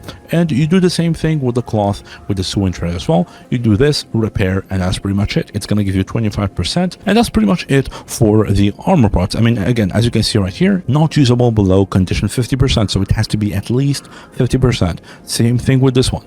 Not usable below condition 50%. So just keep that in mind, but this is pretty much it. And also there is one other way as well. As we said with the weapons, like you can pretty much, like there is a nuclear option with the weapons, like with the repair kits. So if a part is below 60% and you need to replace it, right? And you do that by using one charge of your repair kit, right? So you can technically use like the repair kit itself as a nuclear option, but not for the part. Right, not for the part condition, right? Not for the part condition, but for the armor condition in general, right? So that's kind of like the difference, right? Because like the armors, again, they do have a general condition. You might say, well, these are the two repair kits for the parts. Well, for the armor, it has the other repair kits as well, which are these ones right here, right? As you can see, we have a 65 one sewing kit. We have the 70% one, so 70 or above, and then 75 or above, then 80 or above, then 85 or above, and 85 here or above, which is the best one, this one right here, right? And then you have the 90% or above, right? So these are the repair sewing kits, not for the parts, they are for the armor condition. So the combined condition of the armor, right? It's not for the armor parts. So just keep that in mind. So if an armor, for example, is like around 77%, then you use this sewing kit instead. So 75% or above, or anything below it as well. If you have only this, for example, you can also use it, right? So that's why these are kind of like separate, and why I said like these are kind of like the nuclear option, because like, for example, you are repairing your armor. So if you have like, for example, I don't know, I really want to use my Nosorog and I can't make it above 65% to use the sewing kit, well, I can use one charge of the exoskeleton repair kit to pretty much bump it up to like around like 70%, so I can start using the glues and all that, right? So that's pretty much how it works for the armors, right? But again, like just to be clear, okay, to be clear, these are for the armor parts. So the field armor toolkit and the sewing thread, these are to repair the armor parts, the condition of the armor parts outside of the armor, and the glues and the sewing kit and all these ones, right? These ones right here, this one, the repair kits themselves as well. These are used for repairing the condition of the armor itself, not the parts, the armor itself, right? So just kind of like keep that in mind, right? So that's pretty much the armor part. So let me just put these away that we spawned in, right? We have a Nosorog and basic tools. So how do you actually repair your armors, and how do you repair like your first weapon and all that, and everything else, right? So I assume, again, you crafted your hideout, you have your basic tools, right? You crafted like a better detector, better NVG, a better backpack and all that, a hunter's kit maybe or something, right? So I assume you did all that, and by playing the game and reaching this point, you have a little bit of money, and you also gathered some stuff that you want to repair, right? So that's the first thing. You want to determine what you want to repair. Okay, so that's the first thing you want to do. For us, for example, we have like the Predator Stalker suit that we found. We have a GP5 mask, which is better than the basic one. For example, we found the Thompson that we want to repair. We also found like a shotgun just for the guy, because I got the M4 and I got lucky, so I'm not gonna repair the shotgun, right? But for you, maybe you didn't get lucky. Maybe you didn't get like a green barrel M4, or you didn't get, for example, a Thompson, right? So I'm gonna also show you how to repair the Mossberg shotgun, which is one of the best bump shotguns in the game as well, which is pretty good. The Remington, for example, I got the Rex revolver. Maybe you didn't get the Rex revolver. I'm gonna show you how to, for example, repair the Ford 17 or something, right? So that's the first thing you want to do. You want to like determine what do you want to repair. Okay, so for us, for example, again, so we have these, right? And I also want to repair this just for the guide, this one also just for the guide, and the Thompson, which is not for the guide. Like, I actually want to use this. If you find this, make sure to use it. It's a really good gun. And for the armors, I want to repair the Predator Stalker suit, and I want to repair the GB5 mask. Okay, so that's what I want to repair.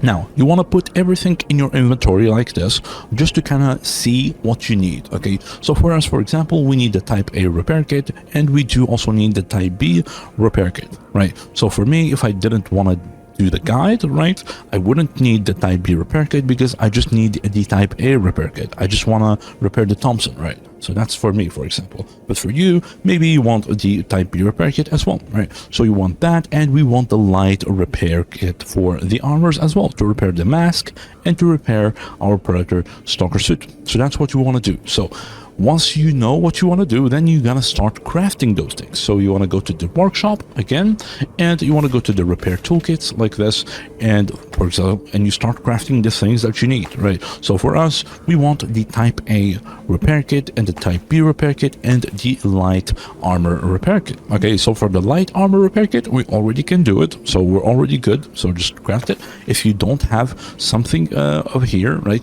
you're gonna go to the technician, like for example, for the armor, the Type A weapon repair kit. As you can see, we don't have the cleaning solvents. So the white one, we need 2 white ones, and we need a Type A cleaning kit. We need 4 uses. This is 5 uses. So either you craft it or you just buy it from the technician. Again, like, it's always better to craft it. Save yourself maybe like 1,000 or 2,000 like rubles. If you don't really care about a little bit of money, then just buy it straight from the technician, right? So that's what you can do, right? So for example, we need, for us, we're gonna craft it, right? So we need 1 red one and 2 white ones, and we need also the Type B repair kit. So we need 4 ramrods to do that. For the cleaning kit, we already have 1 cleaning kit, so you're good, but we're probably going to need to clean more parts as well as we craft it. So I want to make sure to craft another one as well. So I need 2 more of these and 1 file. Okay, so hopefully I remember all this. So I need 2 and 2, so that's 4, that's 1, that's 4 of that, and that's 1 of this. Okay, so what you want to do, you want to go to the technician. That's why it's good, by the way, to make it close to the technician, so it's easier, right? And we want to buy what we need. As you can see, you're gonna have everything you need, right? So no need to worry, right? So we need 1 of these, and we need 4 of these, I think, right? And we need 4 of these, and we need 1 of that, and that's pretty much it, I think. We're still gonna buy these because they're pretty good. And again, as we said, like, you can pretty much buy this straight away from the technician. Go here, use workshop, and we should have everything we need. So can we do this? We need to craft 1, as we said. Boom, there it is. Now we can craft this. That's good. And then we're gonna need this, so we can craft it already. That's pretty good. And we want to craft another one of these. I still need 1 more. And you know what? I probably need 1 more of these as well, because we're gonna clean a lot of Type A parts as well. So I'm probably gonna need 1 more. So we're gonna need 3 more and 2 more of those. So that's what we're gonna do. So 2 more of these, 3 more of these, and that's it. All right, so we're gonna go back and we're gonna do that, and we're gonna craft them as well. As you can see, boom and boom. Okay, we're good. So we have what we need. Okay, so we have the things that we need to repair these parts. Now, what's the next step? The next step is to pretty much start looking for the parts that you have. So first of all, we're gonna start with the weapons. So first things first, you have the toolkits, so you're good to go. Either you go through the stash and you look for the parts that you need, like this, for example, right? But the more, like, a more efficient way is to actually just use the workshop. And even though you can replace them in the field, like, you don't need to use the workshop to do that, but it's way better to do this because it's just like way more efficient and it's easier to see what you have, right? So let's start, for example, with the Thompson. And as you can see, we don't have a good barrel for it, so we need to replace this one. The trigger, do we have a good trigger? We do have a good trigger. And again, I'm not going to use the PPSH for me, right? So what I want to do, for me personally, I want to remove the trigger from the PPSH, because I'm not going to use it. I'm going to replace it with the Thompson, right? For you, you're not going to do that, but just for me, that's how I'm going to do it, right? So I'm going to remove the trigger from the PPSH just to kind of like keep showcasing it to you as well. I'm going to put back the one that we have as well, just so you're not confused, right? There it is. I'm going to put this back. So let's say we have a 100% one, right? As you can see right here, good barrel. No, the trigger, we do have a good one, as we said earlier. So I'm gonna put it right here. And then this one, do we have it? We don't have it, so we need to replace it as well. This one as well, do we need? Yeah, we don't have a part at above 60%, so we also need to replace this part, sadly. Do we have the gas tube? And we do have a pristine one. That's pretty good. So for the Thompson, we need to replace 3 parts, okay? And we need to clean none of them. So we're good. Once you replaced what you need, then you want to do, you want to click repair, and that's pretty much it, right? So that's the Thompson done.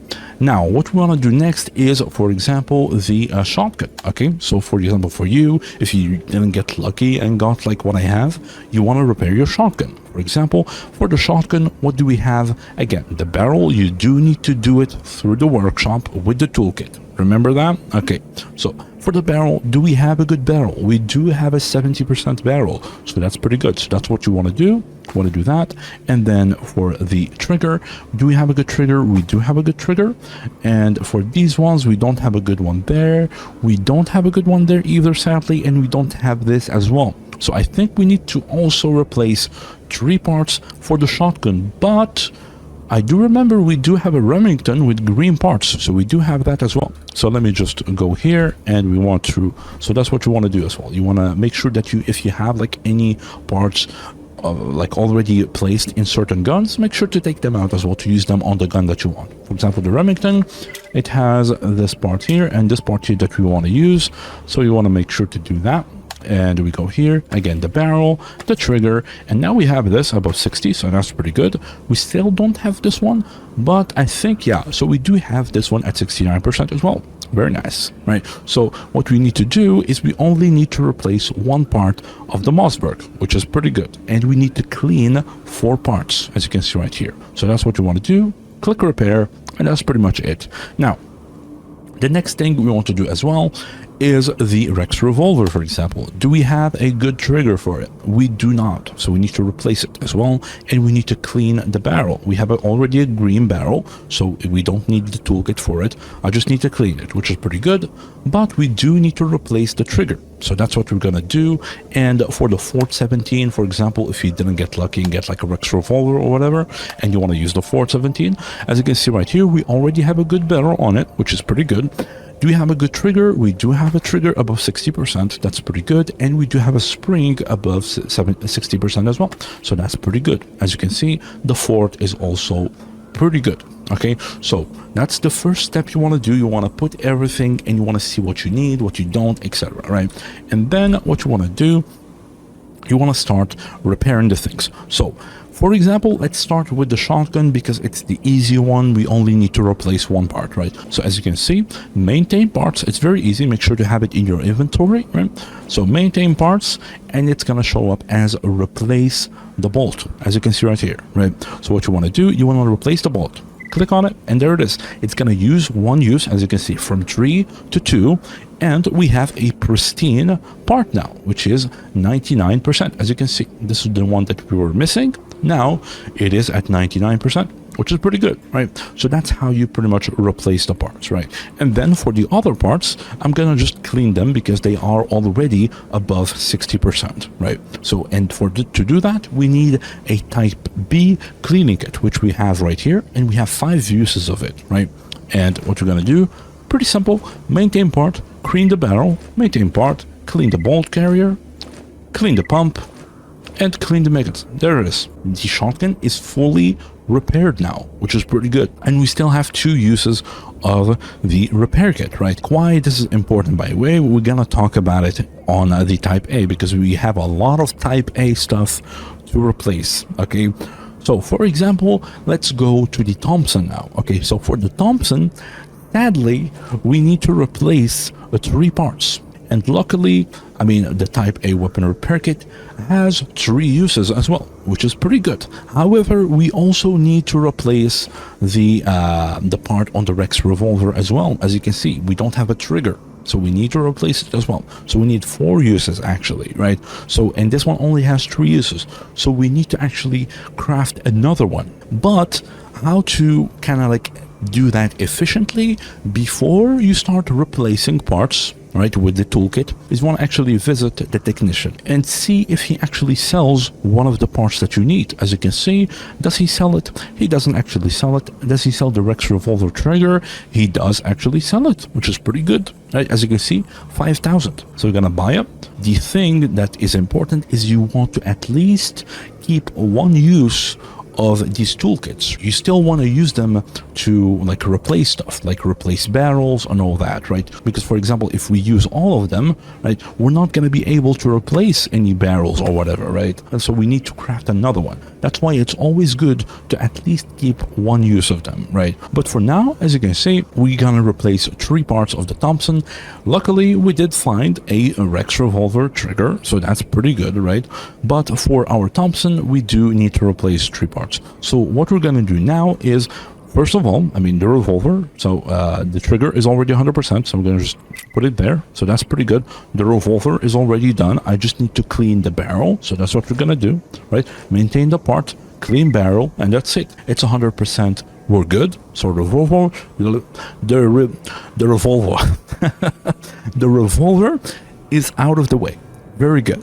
Now we're gonna go to the Thompson again. So we don't have to clean anything, but we need to replace 3 parts. So replace the barrel, replace the bolt, and replace the bolt carrier, and we're gonna use this completely. All right, as you can see, boop, it disappeared. That's it. But the Thompson is 100%. So we're pretty good. Now we're gonna move to the Fort 17 as well. How do you do this? Again, everything is green. As you can see, good barrel, good spring, good trigger. So what we want to do, we just need to clean it, and we need to clean 3 parts. We already have 5 uses of the Type A. What we're gonna do, again, maintain part, clean barrel, maintain part, clean the recoil, and maintain part, clean the trigger, and that's it. The Fort is also 100%. And also, one important thing about repairing guns and all that, once you repair the first type of weapon, like for example, once you repair your first pump shotgun, it's gonna be very easy for you to kind of like switch to another pump shotgun as well. Like for example, let's say you crafted like the Mossberg, but you didn't really like it too much, and you want to switch and you want to try the Remington, for example, right? Well, you can do that very easily because you already have a pump shotgun repaired, because they do use the same parts. So what you want to do, it's very easy. You want to fill strip, remove all, right? And then you want to go to your workshop for the barrel. Again, you want to extract the barrel from the Mossberg. So how to do that again? So either you break it with the multi-tool, you disassemble it. Like if you are 100% sure that you're not going to use the Mossberg, then you want to break it and you want to extract the barrel. Or if you have an extra barrel, as you can see, we have an extra barrel, right? So we have 3 barrels in total, right? 1 in here, 1 in here, and 1 in our stash. So that's why you kind of like need an extra barrel to cycle through them. So for example, we're going to put the bad barrel in here, right? So that we can actually find it here and we can actually replace it, right? If you only had 2 barrels, like 1 here and 1 here, we would have had to break the gun to get the barrel. So that's why it's always good to have like an extra barrel in your inventory, right? So make sure to keep like at least 1 barrel each to kind of like use it to cycle through different barrels, right? Hopefully that kind of makes sense. I don't know. I don't know if that kind of makes sense, but so we took it out, right? So now we can go to the Remington and we can just replace the barrel with the toolkit. Again, that's why you still need to at least keep 1 use. So for these cases right here, in case you don't like the gun or whatever, so it's easier for you to just switch to another gun. So it's very easy. As you can see, boom, it's already 100%, already 100%, already 100%. There it is, repair, and you have the Remington fully repaired as well, right? And let's say, I don't know, you use the Remington and you're actually like, you know what, I actually don't like it. Well, it's pretty much simple as well. You can just simply just remove everything again, right? And just go to the workshop again, right? remove the barrel, right? Or if you're really sure you don't want to use the Remington, for example, I'm 100% sure like the Mossberg is better than the Remington, so I want to just break it and get the barrel this way if you don't have another one, for example, right? Same thing, and then go to the workshop, right? Put this, put this, put this, put this, put this. There it is. You got your Mossberg repaired again, right? So that's how easy it is, pretty much, right? So just to replace that to that, craft that, and that's it, right? It's not that complicated, as you can see. I mean, I cannot make it as easy as this. I mean, I'm gonna be honest, right? So this is how easy it is. So this is pretty much how you repair your weapons, okay? And then we're gonna go to the advanced tools save, and I'm gonna show you like how to repair your like the Type C weapons as well. And we're also gonna talk about how to like when you find like a green barrel gun, like I got lucky and I got the M4, as you can see, so it was very easy for me to repair it because it already has a green barrel, as you can see right here, right? So that's why it allowed me to kind of like skip the toolkit, right? But I do still need the NATO gas tube. I couldn't find it anywhere. Can I actually find it in this thing? Let me just... Does he actually have it? Maybe he has. Does he have it? No, sadly he doesn't. It is what it is, right? But that's pretty much how you repair your weapons, okay? Now, let's move on to the armors now. How to repair the armors. So what you want to do, you want to go here in your stash. You want to put the things in your inventory. You want to equip them. Disassemble the things, the old stuff that you don't need anymore.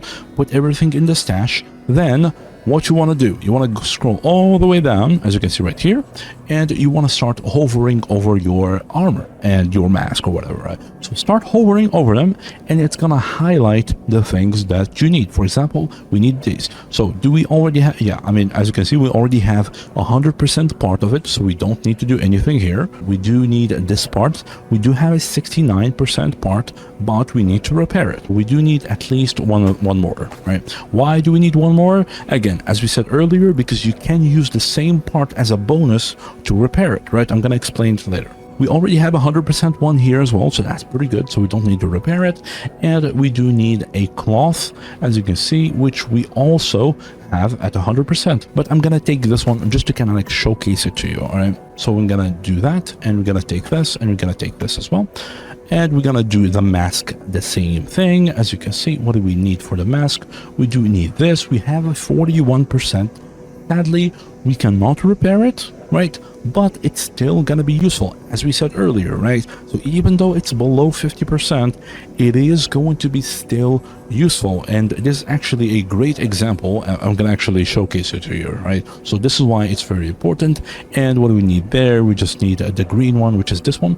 And we already have a 100% one, so no need to worry there, all right? So this is what we need to repair, right? So what you need to repair, put it in your inventory, press 6 and take the field armor toolkit and the sewing thread if you need that as well, and pretty much take these ones as well, like any repair thing that you're gonna need and use, right? And also take these ones as well, the cloth masks. Why you want these? Because again, as we said, do not disassemble these because they are very, very useful as a repair bonus, okay? Also take the duct tapes as well. We're gonna need them as well, and some hammers as well. We're gonna explain why as well, right? Why you're gonna take hammers, okay? But that's what you want to do. So the first things first, you want to repair the armor parts, as you can see right here. So this is an armor part. So what you want to do is you want to right click this, well, double click it. It's gonna have this, select it, and again, as you said, as you see earlier, why did we take this as a bonus? Because this only gives you 25%.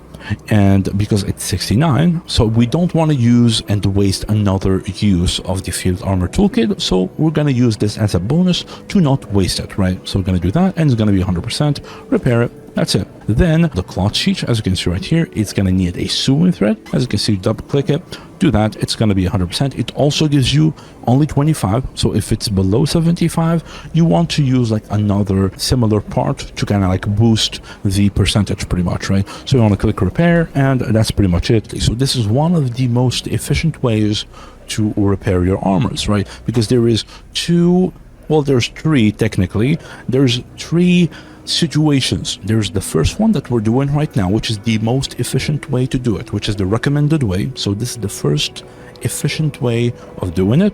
Then there is the a little bit less efficient way of doing it that we're going to explain a little bit after this. And then there is a situation that you can run into that we're going to explain as well with the repair kits, right? So this is the most efficient way to do it, right? You repair the parts outside of the armor first, make sure that everything is 100%. Then you go to the workshop and you replace everything at 100%. Like this. As you can see, the main condition will go up as we are replacing the parts, right? As you can see, and 100%. You want to click repair, and that's it. So now we're gonna go to the GP5 gas mask. Okay, so this is why it is really good to kind of have still like those 40% parts or whatever, because for example, this gas mask right here, so durable textile, we already have one at 100%, which is pretty good. So I'm gonna put that right now. As you can see, it is 51%, right? And this is 1%.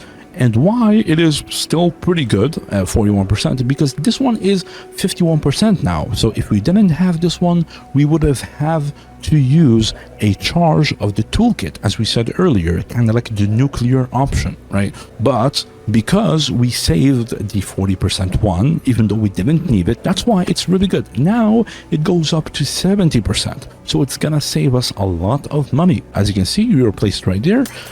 Replace, and what you want to do now, since it's 70%, now you want to maintain your armor pretty much, right, by using the glues and the sewing kits and all that, right? As you can see, it is condition 71. So what we want to do, we want something that is at least 70. We have the 70% glue tube, which is this one right here. Or I mean, if you have something a little bit less, like for example, if you have the sewing kit, right, which is 65, just use it, because as you can see, like the crafting uses, it's like the heavy armor repair kit, the exo repair kit, the tier 3 upgrades, which you need expert tools to do these things, right? So I mean, you're not gonna use it anytime soon, so might as well just use it, right? So that's pretty much the logic, right? But for us, we're gonna use the 70% glue, as you can see right here. So what you want to do, you want to double click it, and you want to select your gas mask, as you can see right here, right? Select it, and you're gonna have all of these bonus items that you can add on top of it, right? Now, how do you see these bonus items? Just really quick, another tip as well is you want to right click the repair item itself, and you want to click details, and as you can see, so you can add these things on top of the repair to boost the repair. So as you can see, this is why the bandanas and the cloth masks are really good. This is why, by the way, like I took out like the duct tapes, I took out the hammers as well, because the hammers, they are used for like a bonus for like the armor repair kit as well. As you can see, plus 5% of repair, so that's why I took them as well, right? So that's what you want to do. Again, like you want to select any of the bonus items that you have. For us, we have the cloth mask, which is plus 5, so we're going to use that, or the duct tape for you. And again, like do not use other repair items as a bonus. It's very not efficient, so do not do this. It's going to be a lot of waste of money, so don't do that. But for us, we're going to use the cloth mask, and you're going to repair it. It's going to make it 81%, as you can see right there. So now it's 82%, so we're going to be able to use the 80% one now. Same thing, double click it, click on it right here, and you want to use your bonus item. It's going to make it 90% now. So we want to click repair, and that's pretty much it. So what we want to do here is we want to use the 90% one or the 85% one, the maintenance kit, which is the best one. Now, why would we use this instead of this, even though it's 90%? We should use the 90% one, right? Now, here's the trick. This is why this is really, really good, because if we use the 90% one, as you can see, it's gonna only give us 2%, and also it's gonna make our cloth mask only give a bonus of 2% as well. So we're gonna use 3 uses of this, which is a lot, right? That's why it's better to just use this one instead, right? As you can see, plus 6%, as you can see, and it's gonna make our cloth mask plus 6 as well. right? So it's plus 12 with just one use. That's why it is one of the best maintenance kit in the game, which is really, really good. So that's why you want to always buy these, and might as well like touch on how to maintain your armors and all that. For example, here, like maybe you went into a fight or whatever and your mask got damaged, right? So what you want to do in the field, you want to take like a couple with you, like maybe like 2 or 4, as you can see. When it starts going down below 19%, like between like 90 and 85, that's where you want to start maintaining your armor. You want to use the maintenance kit, and just one use of it, it's gonna give you plus 12, and I mean that's pretty good, like with using like the cloth mask, right? Repair, and that's it. Our mask is completely clean, as you can see right here, which is nice, and it's 100%. Now, the second way of doing it, which is a little bit less efficient, but it is situational. For example, I don't know, you don't have enough field armor toolkits, for example, or you don't have enough sewing threads to repair the parts outside of the armor. Then what you want to do is you want to do the same thing that we did with our mask. For example, I don't know, let's say our armor is like very broken, right? Let's do this, for example. So our armor is like 35%. So the second way, if you don't want to use those items or you don't have them or whatever, what you want to do is you want to put the armor parts in the armor first, just to repair it like normal. Let's say like you didn't repair them. I don't know. Let's say we only could have made like this one 75%. We don't have a sewing kit or whatever. This one's already 100%, so that's good. Maybe this one, I don't know, like a 20% or something. And let's say this one, we could have made it like 100%. So let's say this is the best we could have done, right? And our armor is 74%. So that's what you want to do. You want to do this. You want to click repair. What you want to do is you want to use the repair items to actually up the condition to 100%, right? Instead of repairing the armor parts outside of the armor with these and then putting them at 100%, right? So that's pretty much like the second way of doing it, which we did with our mask, right? Like it was like 71%, then we started repairing it up to 100%, right? And the same thing what we're gonna do here, right? For example, 75. So what we're gonna do, actually I think I do have a 75 one, yeah. And again, I'm not gonna use it. It's used to do this and this and these. I'm not gonna do these anytime soon, so no need to, you know, keep it. I'm gonna use it instead, which is way better. So we're gonna do that. As you can see, 90%, and then again, do not use these and waste them. Make sure to use the emergency one instead, which is the best one. Do that, and then do this, and that's it, right? As you can see, it's 100%. Now, the third one is again the nuclear option. Let's just say the best you could have done is 59%. The least you can do is the sewing kit, which is, again, 65%. You cannot do it with a sewing kit. So what you do here, you use the light armor repair kit. It has 4 uses, as you can see right here. It has 4 uses. So what you want to do is you want to use this to actually repair the armor, to bump up the condition to a usable condition for these items instead, right? So we're gonna try to make it at least 70% so we can actually use the glue tubes on it, right? It has to at least be 50%. You gotta double click it and you want to select your armor, and the same thing again, make sure to check the best bonus item, which is the tarpaulin, or the next one is the ball peen hammer. So as you can see right here, you want to click it, 69%, click on the hammer, it's going to give you +5, so it's going to make it 74, which is really, really good. Right, so we're going to do that. Now we can actually use the 70% glue, and you're going to do that on the cloth again. Same thing, 85% now, or 86, and we can now use the emergency one, which is the best one. As you can see, boom, boom, +6, and there it is. And again, like 1%, 2%, it's fine. It's usually fine. Like, don't worry about it. So that's pretty much how you do it. That's the kind of like the last nuclear option that you do by using the repair kit itself, just like the weapons. Right now, one last thing about the repair system is when you do find a gun with a good barrel. Again, why do you need the toolkits? The only time you need the toolkits is when the barrel of the gun is below 60%. So you actually have to go to the workshop and you actually have to replace it with the toolkit in the workshop.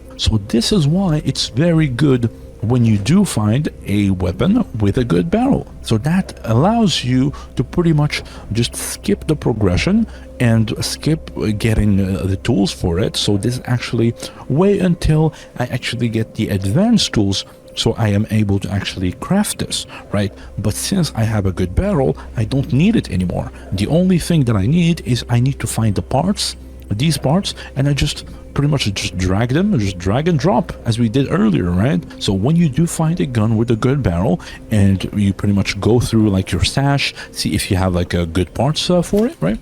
See if you have like good parts for it. As you can see, I went here, I put that, and we do have that as well, which is above, but we do have a good one already in it, right? I had this one, but I had a 50% one, so I made sure to put the 51. So this is the best I could have done here. And then what you want to do, again, as we said earlier, what you need to repair the parts, right, inside the gun, you need the cleaning kits, right? And I mean, we don't have a cleaning kit for it. Can we craft it? Because you only need the basic tools to craft the cleaning kits, right? But the repair kits, yes, you do need the advanced, and here you need the expert, right? So can we actually craft this? As you can see, we need 2 files and 3 sprays or whatever, right? So that's what we're gonna, there it is, and we're gonna, or you just buy it. Again, you can just buy it from here, like for like 6k. So do that, and we're gonna craft the type C, and there it is. And what we're gonna do, right click, maintain, like we don't need anything again, just clean in them, right?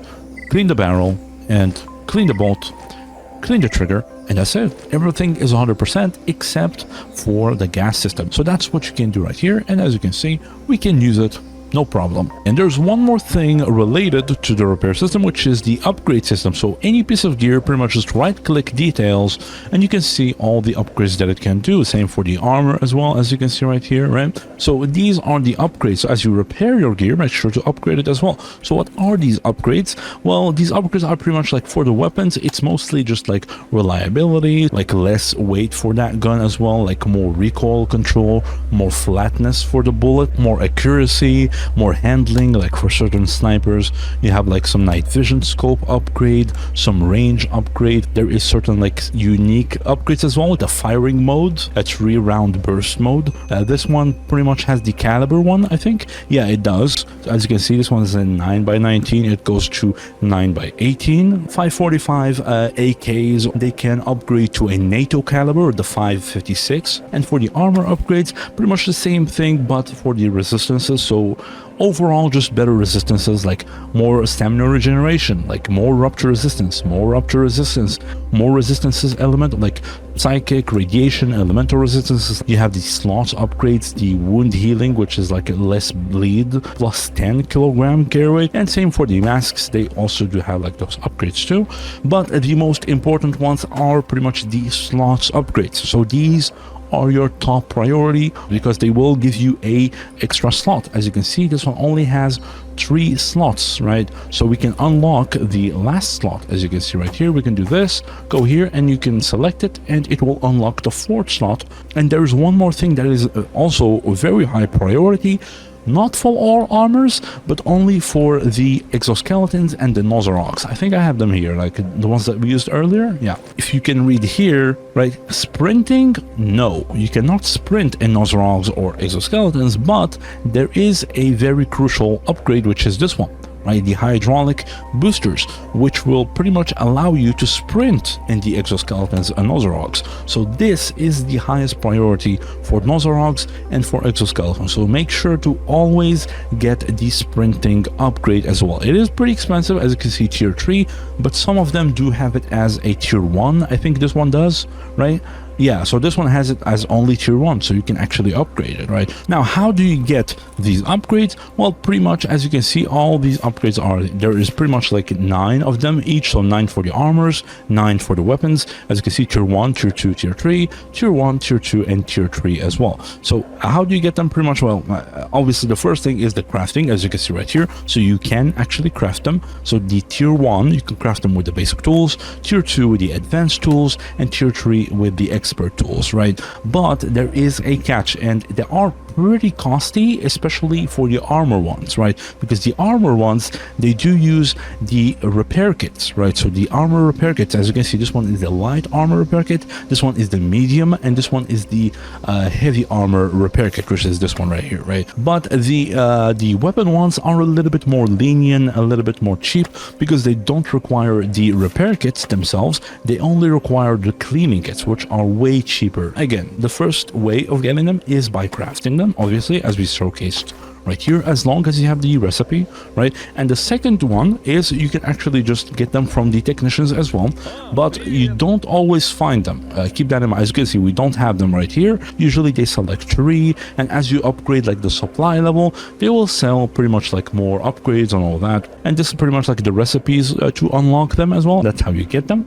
And there is the third way of getting the upgrades as well, which is the most efficient, and we ran out of battery on our PDA, so I have to actually replace it. There it is, right? So the third way is actually getting them from stashes, which is the most efficient one, as we said, right? So from white stashes or from yellow stashes, it doesn't really matter. As you can see right here, most of my upgrades, I got them from stashes. As you can see, look how many upgrades I got, which is pretty good. So you will find a lot of them. They are pretty common in stashes and all that, right? So just keep that in mind. And there is the last way, which is kind of like hidden a little bit. Like, for example, you're gonna loot a bandit, right? He's gonna drop like an armored leather jacket, or like this one, right? And he will probably drop like most like pistols that are very common, like the Kunan, like they will drop most like Kunans. Yeah, the Colt as well is pretty common too, like the upgraded one. So they will drop these guns, and make sure, like for the armors, it's pretty obvious because you do need the parts, so you will disassemble them anyways, right? But for the guns, like, yes, you will find like a gun, maybe like it doesn't even have like a green barrel, so you're like, why should I disassemble it? Well, because it has an upgrade in it. So if you disassemble upgraded items, you will get those upgrades back, right? So not all of them, not all of the upgrades, sometimes you get none of them, right? But you have a very good chance of getting like at least most of the upgrades that are in that armor, right? As you can see, for example, if you disassemble the bandit one, which is upgraded, it has like these upgrades, right? It has 3 upgrades, as you can see right here, and we disassemble it, we have a chance of getting them. As you can see, we got the tier 1 and the tier 2, right? The armor ones, right? And let's see this one. Do we get any? Yeah, like you saw this one, for example, it didn't drop any armor upgrades, so you have a chance of getting none of them as well. So just keep that in mind. And for the weapons, same thing. Like, even though yes, it doesn't have like a green barrel or whatever, you should always disassemble these guns with like the upgrade signs on them, right? Because they are upgraded and they have a chance of dropping those upgrades when you disassemble them. As you can see right here, you disassemble it and it has a chance of getting it, and we didn't get anything. I mean, it is what it is, right? But disassemble the Colt, does it have one, right? It also didn't give us any upgrades, which is pretty yeah, unlucky, I guess, right? Let's do it again, right? Just to kind of like show. Yeah, there it is. Like, for example, this one, however, this one did drop us a upgrade kit for the weapons, right? Which is pretty good. And that also kind of goes in hand with your own gear as well, right? For example, we have a light armor, we upgraded it quite a bit. We're gonna move on to a medium armor, so we don't need this armor anymore. Well, what you can do is you can also, the same thing, you can disassemble it to get those upgrades back that you just invested, right? Obviously, you're not gonna get most, like all of them, right? But you will get most of them, or at least some of them back, which is pretty good. Now, which armors and gear should you invest in and which ones should you not? Pretty much the general rule, for example, the Predator suit, right? I know I'm gonna use it for quite a bit, so I am going to invest in it, right? Same for the mask, same for the weapons as well, like the Thompson. I'm gonna use this gun for the whole game pretty much. It's a really good gun, right? Same thing with the M4. I know I'm gonna use it for quite a bit, so I will do these upgrades, right? That's pretty much like the logic on what things should you upgrade and what things should you not upgrade, right? Now, how do you actually apply these upgrades is pretty very simple. What you need is only one thing, which is the interface itself. That's it. You don't need any tools, you don't need anything else, right? As you can see, it doesn't require me anything. Even the exoskeletons, right? As you can see, like it doesn't require anything at all. It does say like you do need the armor barricade exoskeleton on you and all that, but they changed it and they just forgot to like remove the text here, so it's a little bit misleading. But you pretty much don't need anything. You just upgrade them however you want, whenever you want, as long as you have the upgrade and you have access to the workbench, right? Then to this interface right here, then you can pretty much upgrade any armor you want. It doesn't really matter, right? How do you get this? Pretty much from your placeable workbench, as you can see right here, or from the basic tools itself, as you can see. Like if you have basic tools, right? Open workbench, and you can pretty much access this interface right here, even just like from like a gunsmithing or like a drug making kit, right? Pretty sure like you can also do it from the artifact melter as well, right? Fuse artifacts, yeah. And you can also do this from here, right? So you can also do that here as well. And the last one is also from the technician workbench. So you can go to any technician, they will have a workbench next to them, and you can actually use it to access this interface as well, as you can see right here. So you can access it, and you can pretty much upgrade things with the things that you have on your inventory, right? Now, let's actually upgrade our stuff. The most important one is the slot upgrade. As you can see right here, we're gonna have 4 now, which is pretty good, right? And then from here, like you can pretty much just do whatever you want, like the bleeding reduction, which is pretty good, right? So we're gonna do that. It's very, very good. The stamina regeneration, more rupture. For example, our M4, again, I know I'm gonna use it for quite a bit, so I'm gonna do less recoil, which is pretty good. Minus 10% again. More accuracy as well. Pretty much very well needed, right? Upgrade, and that's pretty much it. One last very important thing about the upgrades is the upgrading of the upgrades themselves, right? So like upgrades, as you can see right here, they go from tier to tier, right? Like for example, right? So 3 tier 1s will give you 1 tier 2. 3 tier 2s will give you 1 tier 3, right? So 3 moves up to 1 of a higher tier pretty much. And you can also downgrade them as well. So you have, for example, 1 tier 3, you can downgrade it to 1 tier 2, right? It doesn't give you 3 tier 2s, so there's a little bit of like diminishing returns, right? So 1 tier 3 goes down to like 1 tier 2, and 1 tier 2 goes down to 1 tier 1, etc. For example, our light armor, right?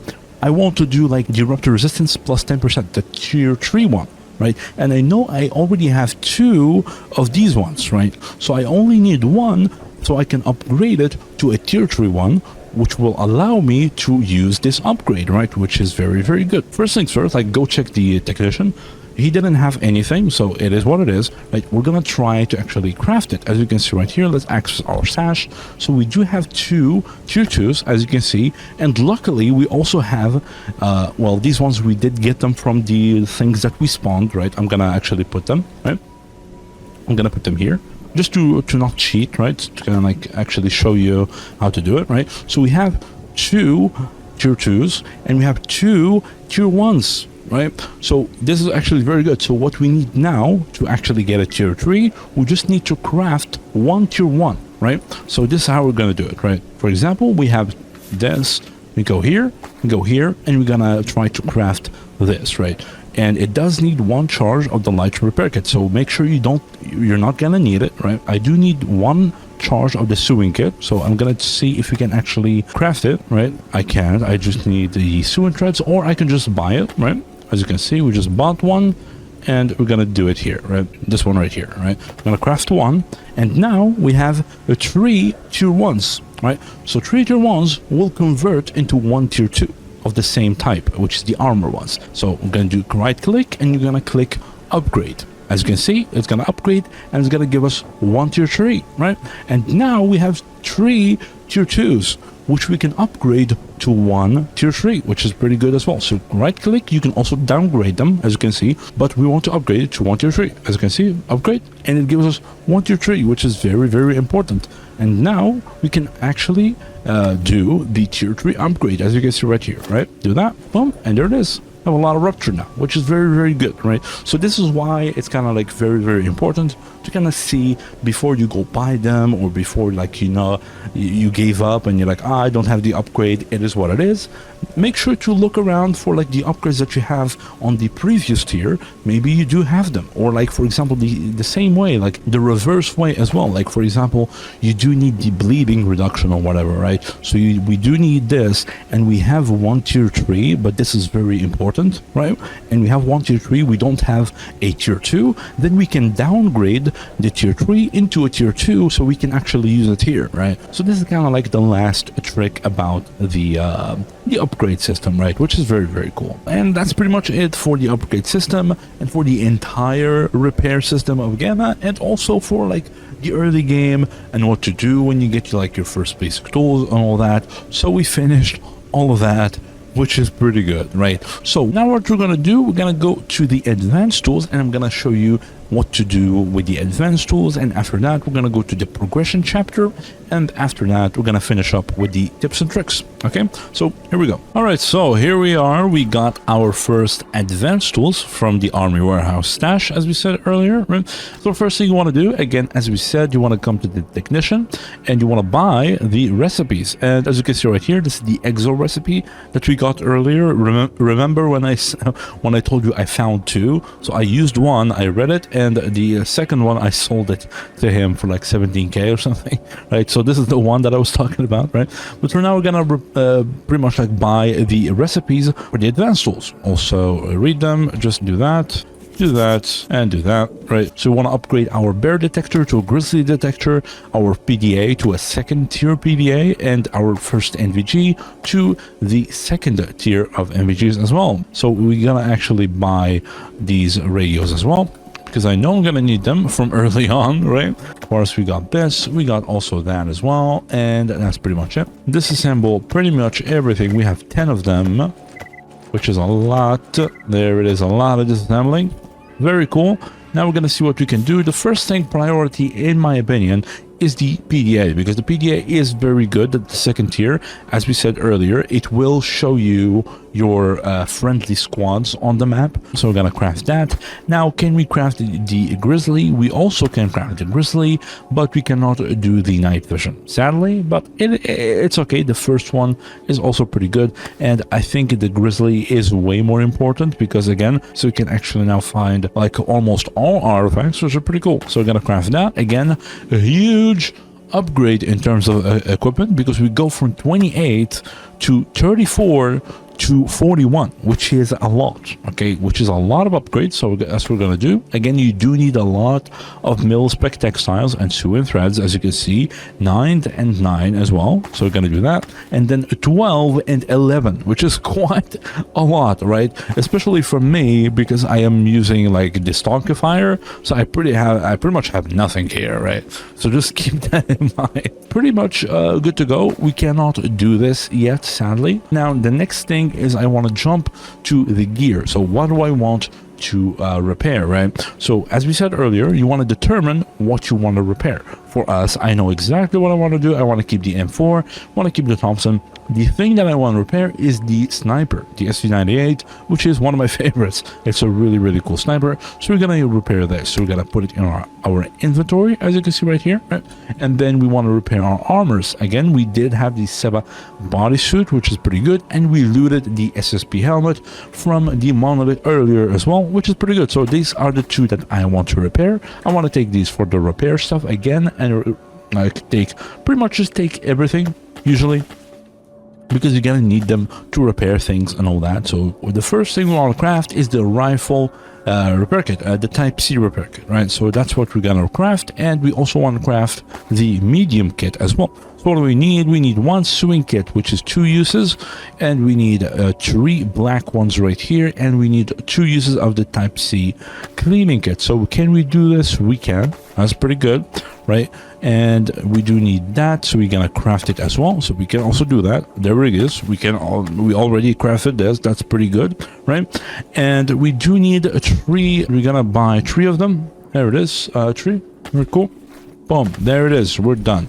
Now we can repair this, and we can also replace the missing part from our M4, the cursed gas system. Okay, How do you do that? You do that with the Type-C repair kit. So we're gonna use one charge of this to replace that gas system. As you can see, right click, maintain parts, replace gas system. Boom.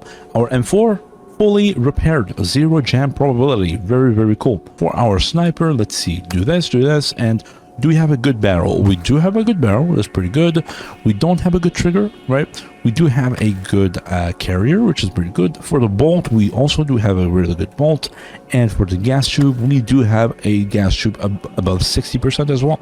So we only need to clean, we only need to replace one part, which is the trigger, which we don't have. But these ones are above 60, so I just need to clean them, right? So that's pretty much what we're going to do. Again, repair, right? Go in my inventory, make sure that I have enough uses, right? I have 3 uses. I'm going to clean 4, so I do need 1 more use. Otherwise, it will use 1 charge of the Type-C repair kit. You know what? Actually, 84% for the barrel. 84% is not that bad. It starts to go down at around like 65 and 70-ish, right? So 84 is actually still 100% damage and armor penetration. So maybe I'm not gonna repair the barrel, just to kind of like be efficient a little bit, right? So that's kind of like what you can do, right? So I'm just gonna repair the parts. So we gotta clean this, clean not the barrel, right? Clean the bolt, clean the carrier, and clean the ejector. There it is. Now we don't want to clean the barrel again because it's going to use 1 charge of our repair kit. And again, 84%, it's usually fine, no need to worry. We do want to replace the trigger with a pristine one, so we're going to do that, as you can see, boom. And we're going to make sure to keep at least 1 use of our Type-C repair kit, just in case we want to switch up guns or whatever, so we are able to actually use it to switch barrels between guns, right? Now we got to move on to the armors. As we said earlier, since we upgraded our Predator suit, so what we're going to do, you want to disassemble it, and we have a chance of getting them. As you can see, we got 2 of them. So we're going to do the most efficient one again, just to kind of show you how to do it again. And as you can see, you just hover over this and you want to see, okay, we do have this. I mean, might as well just take it, right? It's 1%, not used for any recipe, so I'm not going to use it anyways. This one, it just needs to be replaced by 1. I think my helmet also needs 1 as well. Yeah, it does. So I'm going to take this, and we're going to take a bonus one, like 15% one. This one, we don't have it, sadly. A green one, we do have 100%. Plates, we do need to repair 1 as well. So we did this, and 25% one just to repair to 100%. We don't have this, sadly, so it is what it is. Green one, we already have 1, and we do need this. We don't have it at the 50%. It is what it is. The orange one, which is right here, we do have a good one too. So that's pretty much it. And what we're gonna do this, repair it. Again, do this, add a bonus, there it is. Do this, add this, add a bonus. It doesn't really matter. I'm gonna use it twice anyways. And this one as well. We don't need a bonus for this. This one we do need 1. As you can see, everything is good. Hopefully, go here and start to replace it, right? So this is pretty much the most efficient way of doing it. Just to kind of like, oh, we already have 1 at 65, actually. That's pretty cool. Repair it, and then go to the helmet. Same thing. We already did it. Right, this is better. We do have a 94%, a really good one there, a really pristine one here. 47, that's better, and 100%. There it is, 78, still pretty good, right? Still pretty good. Then we want to bring up the condition to 100%. 93%, what we can do for that, just use one of these. It doesn't really matter, right? 98, use another one, it's fine. 78, what do we need for 78? We need at least a 75 or a 70. We do have one. Gonna do that, boom, and it brings us to the maintenance kit, which is this one, the emergency one. Gonna use 1, do that, 1 cloth, right, cloth mask, right, so as you can see, and our helmet is 100%. Again, once you repair everything and all that, you want to make sure to upgrade your stuff as well. Do that, and that's pretty much it. That's what you can do with the advanced tools. All right, So what we're gonna do now is we're gonna go to the progression chapter, and then after that we're gonna do the quick tips. Okay, so here we go. So this is the progression chapter. We're gonna talk about the progression of the game now from the early game to the end game, and I'm also going to kind of like explain to you what I did during the save that we are using for the guide, as you can see right here, just to kind of like give you an idea of like what to do, why did I do things, when did I start the main mission and all that. So just to kind of like have an idea about the progression, and all the way to the advanced tools as we showcased earlier, but also a little bit after that as well, just to kind of like touch a little bit on like what to do in the north and the different gear checks that happens during those missions and all that, just to kind of like give you an idea, right? So the first thing is the first armor upgrade that we did. So this is the save that we started the game with, right, back in Cordon. I think it's around like 2 hours or yeah, it's like 3 hours into the game. And why this is the first armor upgrade? Because I did find an armored leather jacket on one of the bandits, right? And because we started with like the hard difficulty, I don't have the sunrise, which is 500 points. So pretty much like any armor is better than this leather jacket, right? So that's why I kind of like kept this, because it is, as you can see, when you hold control, you can see the full stats on it, and it is way better, right? So we are going to repair it, because it's pretty easy to do as well, because they do use the same parts as well, and it is a basic armor, as we said earlier, right? In the repair system, it only uses the field armor toolkit. You don't need like basic tools for it or whatever, right? If you don't have this, you can just buy it from the technician, as you can see. And since we don't have basic tools as well to open the workshop and all that, we can just use the workbench of the technician, right? So that's what we're gonna do. You just do this, and since we don't need this anymore, and we do need the parts of it, so I'm gonna disassemble it, right? We're gonna get the parts, and then it's very easy because we can just replace them. Do this, and we're just gonna replace them 100%, 100%, and that's it, right? Because we already have the toolkit, as you can see. It's 100%, and it is technically way better, like a little bit more ballistic, a little bit more rupture and all that. So it is an improvement, but do be careful, like do not equip these armors with their patch on, because this is a bandit jacket. So if we equip it with the patch attached to it, right, it will consider us as a bandit. So we kind of like disguise as a bandit, because there is a disguise system. We're going to talk about it a little bit later on like the last chapter, right, with the everything else, with the cooking system and all that. But this is pretty much it for our first armor upgrade, right? So now we're gonna go to the next one. All right, now let's go to the second save, which is the first yellow stash. I mean, this one we did already showcase it in the Lost Signal chapter in part 2, right? So this is the Lost Signal, when I went to Meadows and got the ADAR and all that and found the bodies, right? So this is the save right here, and after that we have our first yellow stash. So this is the save right here. We got our first yellow stash. We have the ADAR as well, as you can see right there, and this is the end of the first day. It's like 8 p.m. as you can see, right? And this is our first yellow stash. We also got a yellow stash right here that we got a little bit later on. We did find a drug making kit on this stash right here. But for now, we are in garbage and we are making our way to Rostock. And they are shooting something. And this is why it's good to have companions, right? This is a rescue guy as well, as you can see. I did like a rescue mission and I got him. So we do need to bring him to the Rookie Village, I think. I think it's this one right here. Search the stash, and there's a... Is it the same guy? Yeah, so it is the same guy, yeah. So he has searched the stash and rescued the guy as well, right? So as you can see, this is our first yellow stash, and we got gunsmithing tools out of this one. I mean, it's not basic tools, sadly, but it is very, very good to actually get your first gunsmithing tools, which is we're gonna showcase right here as well. So as you know, loot everything, Mr. Skull. This will help us craft a meat chunk later on, which is really, really good. The Firearm Enthusiast jacket, which is a basic armor as well. Since we have this, I mean, I don't really need it, and we have a chance of getting the upgrade again, since it is upgraded, but we didn't, sadly. The Autumn Stalker suit as well. Pretty decent one. It's not as bad, but it is pretty good. But I think we got the Predator suit already, so I don't really need it right now. So I'm just gonna disassemble it.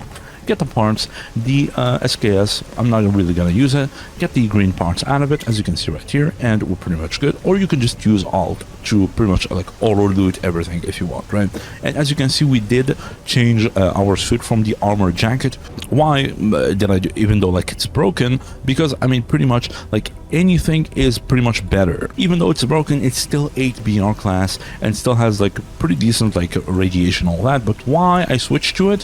Because it's still, even though it's broken, it will still have belt slots. So it has 3 belt slots, even though it's broken. And also it will still give us a lot of carry weight. So that's why I'm kind of doing this.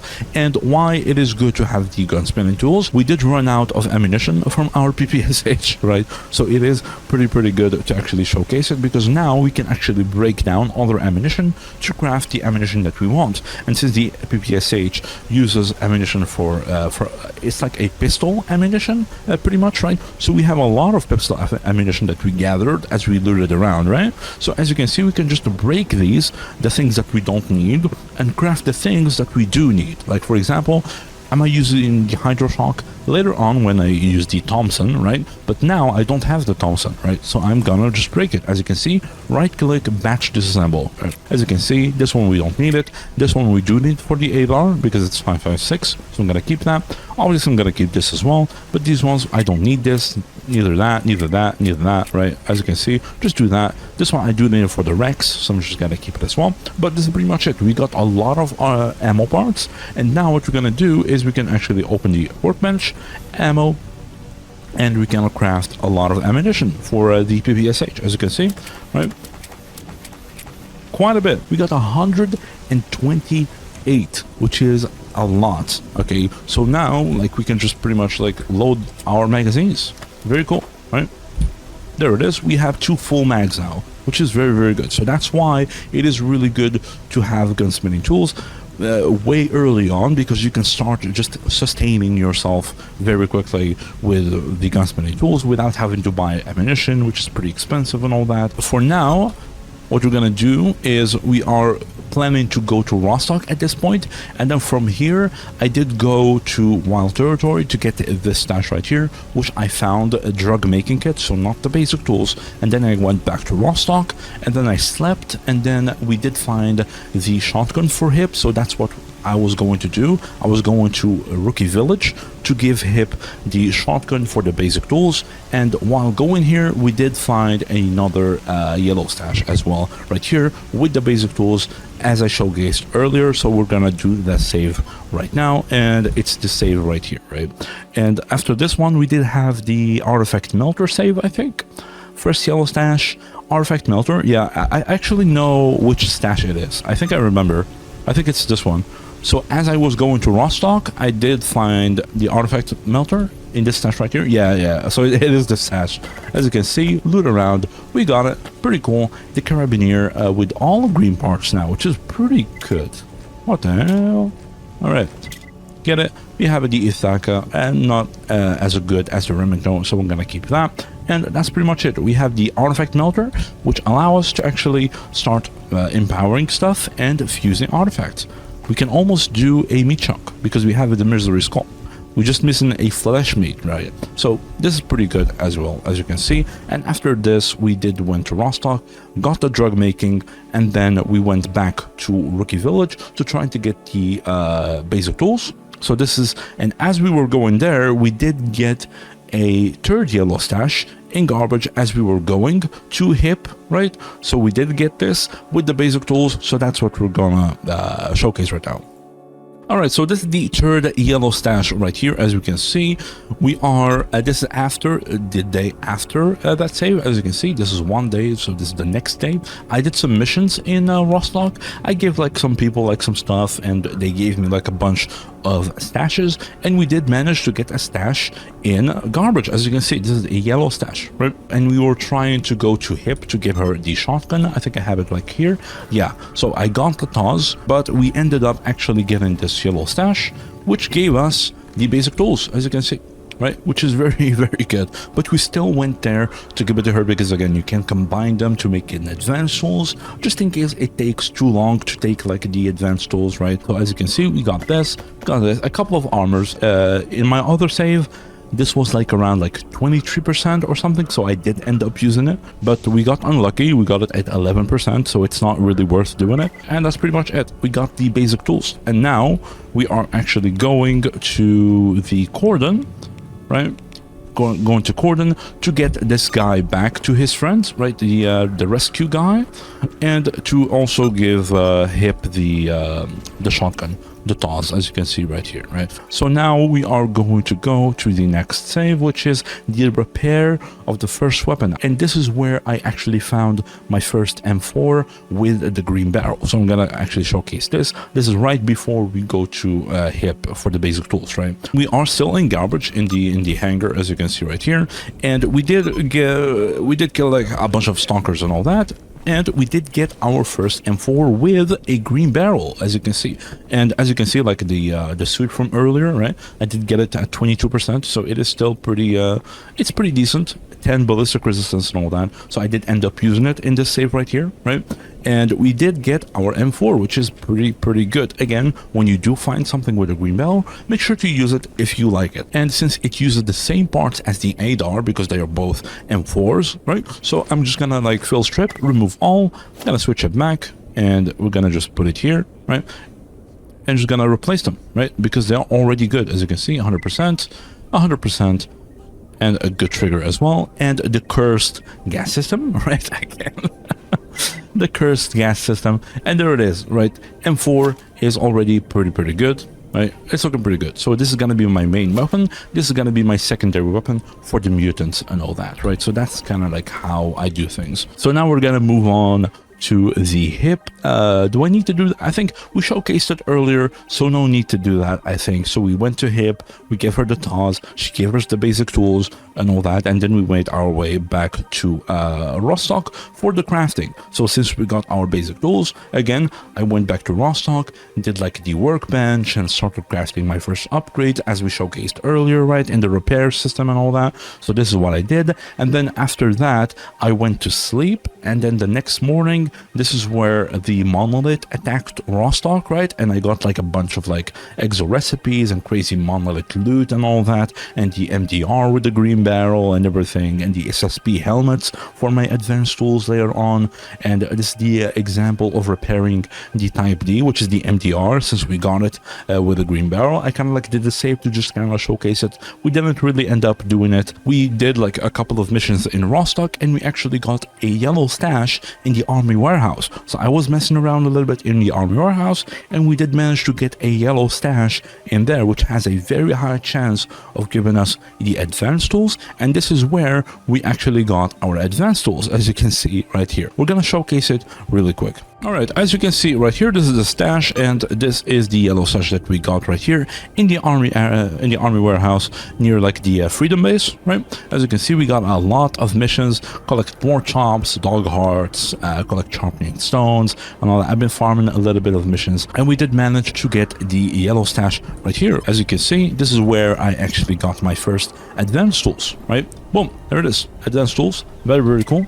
And a tapeworm, take that. I actually got the SVU with a green barrel in my other save, and we got the military service outfit. It's a pretty good one, but for now we're just gonna need this and this, because it does contribute to crafting the next tier of our ballistic plate, right? As you can see, do that, take the ammunition, again, same thing for this, we do need the ammunition for it. And there it is, we do need that, but for me, I got it with a green barrel, as I said, so I actually got it on me, and I stashed it, went back to Rostock, and stashed it there. But yeah, as you can see, we got our advanced tools now. This is pretty good, as you can see right here. And this is where we did the, where is that? The advanced tools, right? So this is the advanced tools right here, where we did all that as I showcased before this chapter, right? And then after that, we did have the Anomalous Study, as we showcased also in the Anomalous Study chapter, what I kind of like explained how to do that mission and all that. And after this, we actually went to Yantar, right? And why did I go to Yantar? To get the recipe to unlock the empty recipes, so I can actually make the empty to 100%, right? All right, so this is the save right here. Whoa! Oh, yeah, actually, I did this save right after an emission, actually. That's why it looks, I was like, whoa, is there an emission about to happen? Yeah. Looks pretty good though. Look at that.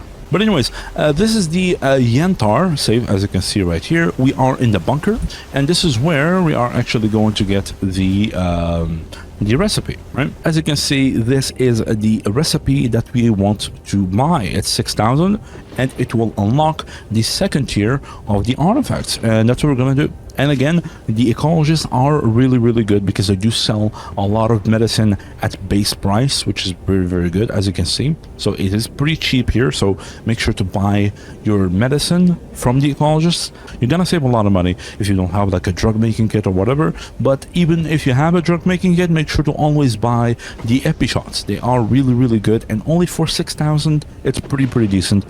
I mean, if you do have the money, right? Obviously, right? So make sure to buy these as well, and anything else that you need. For example, I'm gonna need the Vodka to craft the medkits as well, so this is very important. So make sure to buy that as well if you find it, and also if you find like caffeine tablets or whatever. But again, I'm using the STALKER. As you can see, he barely has anything, right? So if we refresh the trade, he's gonna have actually a lot of things, right? As you can see, like furniture stuff, the Artefact smelter that we talked about. This is where you get it and all that, and a lot of medicine, as you can see right here, and everything at base cost, which is very cheap. As you can see, I usually buy those as well. I usually buy the ampules, very good. The yanderlings as well, I usually buy them, and the epi shots as well. If we had the money, can we spare maybe just like 2? Yeah, so that would be good, right? And the recipe, obviously we already bought it. The gas tanks, you're not gonna have these, but whatever, right? As you can see, so now what we can do is we can actually learn it, and since we learned it now, what we can do is turn this one into a full, into like 100% empty, and the meat chunk into 100% wrenched as well, to get a lot more resistances and all that. So this is pretty much what you can do in Yantar, and it's also where you can find the technician, which is right here as well. So if you're missing like any parts or whatever, or you want to restock on certain things like the emergency maintenance kit or whatever, then make sure to buy them right here as well. See if he has like any parts that you need for like a certain gun or whatever. And he also has a workbench next to him if you want. And this is also where you can find a certain guy called the cook as well, which is this guy, right? And this guy, it will sell you like a bunch of again, like a bunch of furniture and all that, but also a bunch of food, energy drinks, coffee and all that.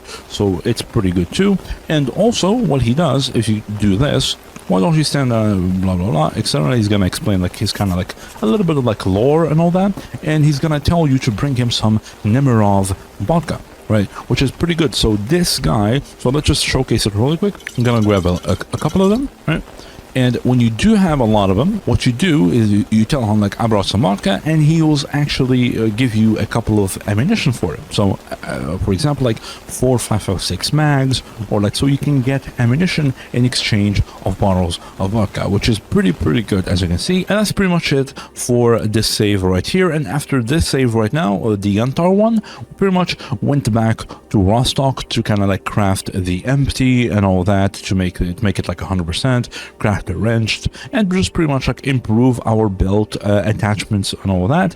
And after we did this, we went, I think, to the Spike Rescue just for the guide. We did Wild Territory, then went to Garbage for the guide, again like the RF receiver package that we showcased, and then we did like the Hideout thing that we're gonna explain a little bit later on. We did like those special like sideways missions in Agroprom. Then from Agroprom I went to the Great Swamps to meet like with the guys. So this is where I actually started doing the main mission, right?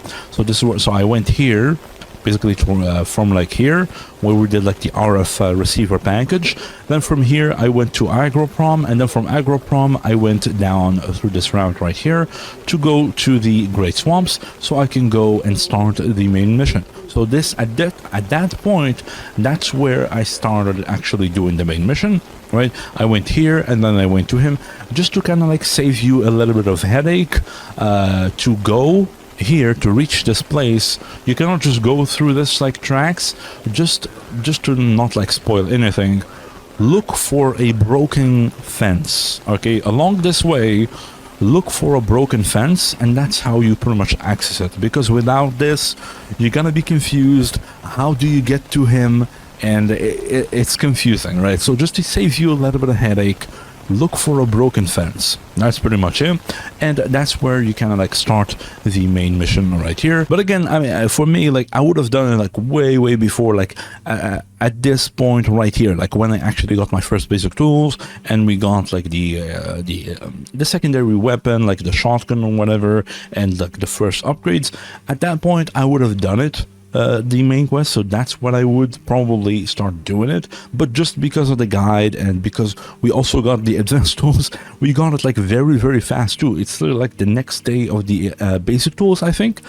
Yeah, so 27th, and the armor yellow stash is 28th. So literally the next day we got the advanced tools as well, so might as well upgrade, right? So that's why I kind of like waited until this point. But for me, personally, I would have just gone straight away, like after the basic tools, right? But just for the sake of the guide, we did get lucky and got the advanced tools right away. So that's pretty much it. And from that point, I pretty much like this is where I actually started like the main mission and all that, and we went back like to Agroprom to like do the main mission, like the first step of the main mission, and then after that we went back to Rostock to kind of like restock everything and just like chill out for a second and do a couple of more upgrades to go to the next stage of the first main mission, which is I think this last this is the healing one. Yeah, so this is the last one.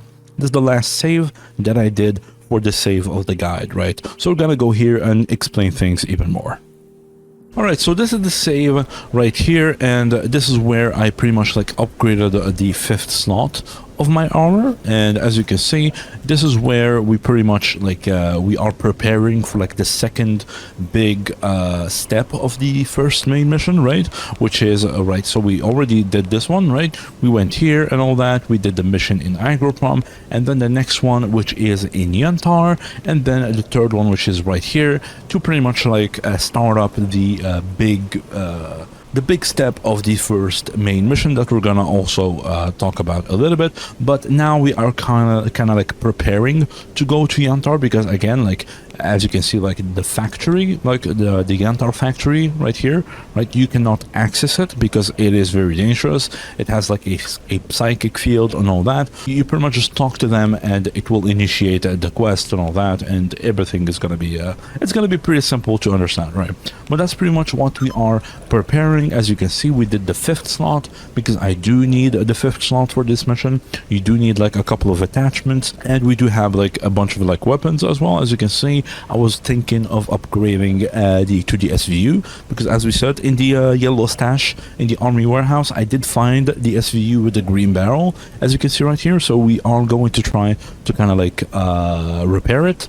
And you know what, let's actually do it, because it's pretty simple. I think I already have it. We do have this, so that's good. We do have this, so that's good too. We do have this, which is good. We don't have the purple one apparently, and this one as well. I accidentally, yeah, we just need the purple one. Does he actually have it?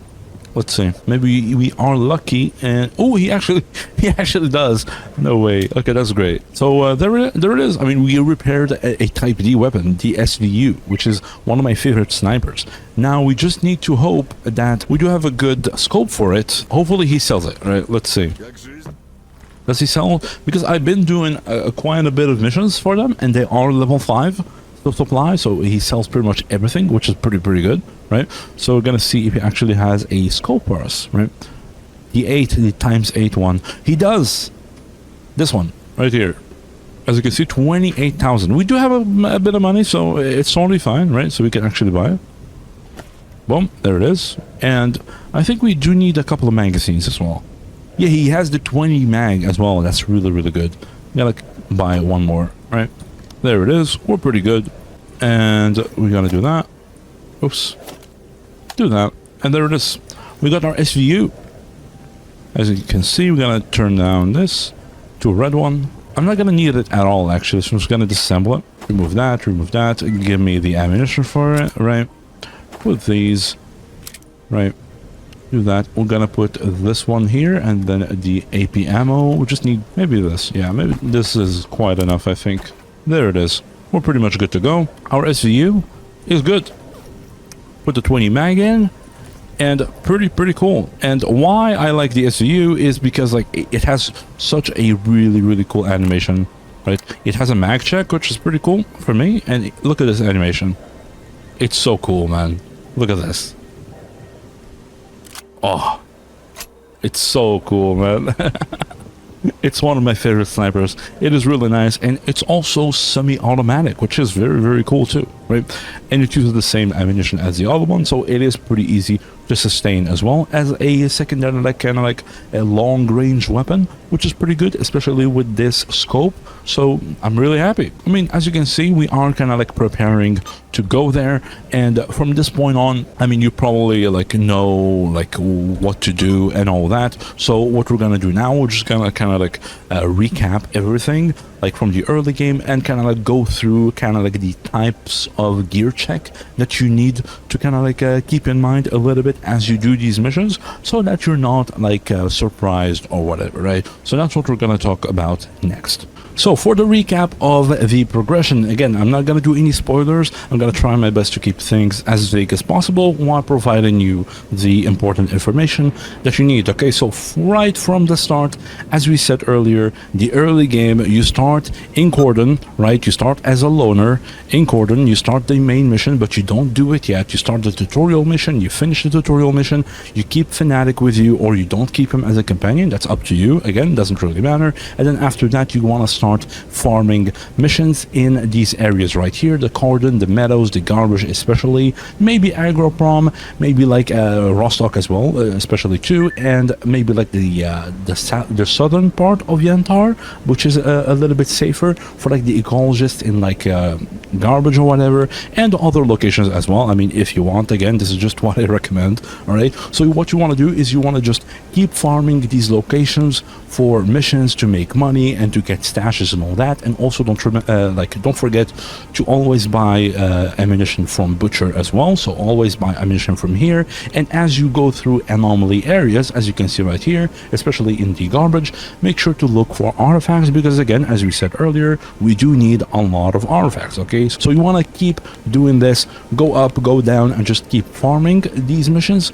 until you get your yellow stash. So as you are full, you go to Rostock, you put everything down, everything in Rostock, and you rinse and repeat until you get yellow stashes. Once you get these yellow stashes, you want to go and you want to pretty much loot them, right, until you get your first basic tools. Once you get your first basic tools, then you want to go to Rostock, you do your workbench, as we said earlier, right, in the crafting save. You want to put your workbench and you want to do your first type of like upgrades, like the devices and all that, and you want to get a better backpack, get a better like light armor if you want, if you didn't get the sunrise suit and you started in hard mode or whatever, a better gas mask as well. Make sure to get a secondary weapon, maybe like a shotgun, a pump shotgun, action shotgun like the Mossberg, maybe like a backup pistol too. If you found and you were lucky to found a Thompson, make sure to use it as well. It's really, really good. If you got lucky and found like a green barrel gun, make sure to also use it as well, as we said earlier. And also make sure to, as you are going through the technicians, the different technicians in Rostock, in Yantar,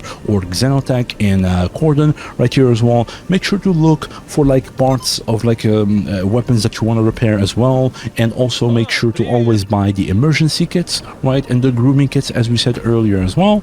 And at this point, you're pretty much kitted out to kind of like start the main mission. And again, like make sure to see if you can do like any upgrades in terms of artifacts that you collected. Maybe like you can craft a meat chunk or something like that, right? So make sure to kind of like maximize like what you can do, have like a decent medicine, decent amount of like ammunition for like your PPSH or whatever. And once you are pretty good to go and you are a little bit accustomed to the game, then what you want to do is you want to start your main mission. You want to come here for to initiate it, and then you want to go to your first location for the main mission, right? Once you finish that first location, it's a little bit hard, right, but you should probably be good to go to do it. Just make sure to pay attention to the dialogues to know like where you what you are pretty much like looking for and all that, right? So don't skip them, because they do explain like what you need to do.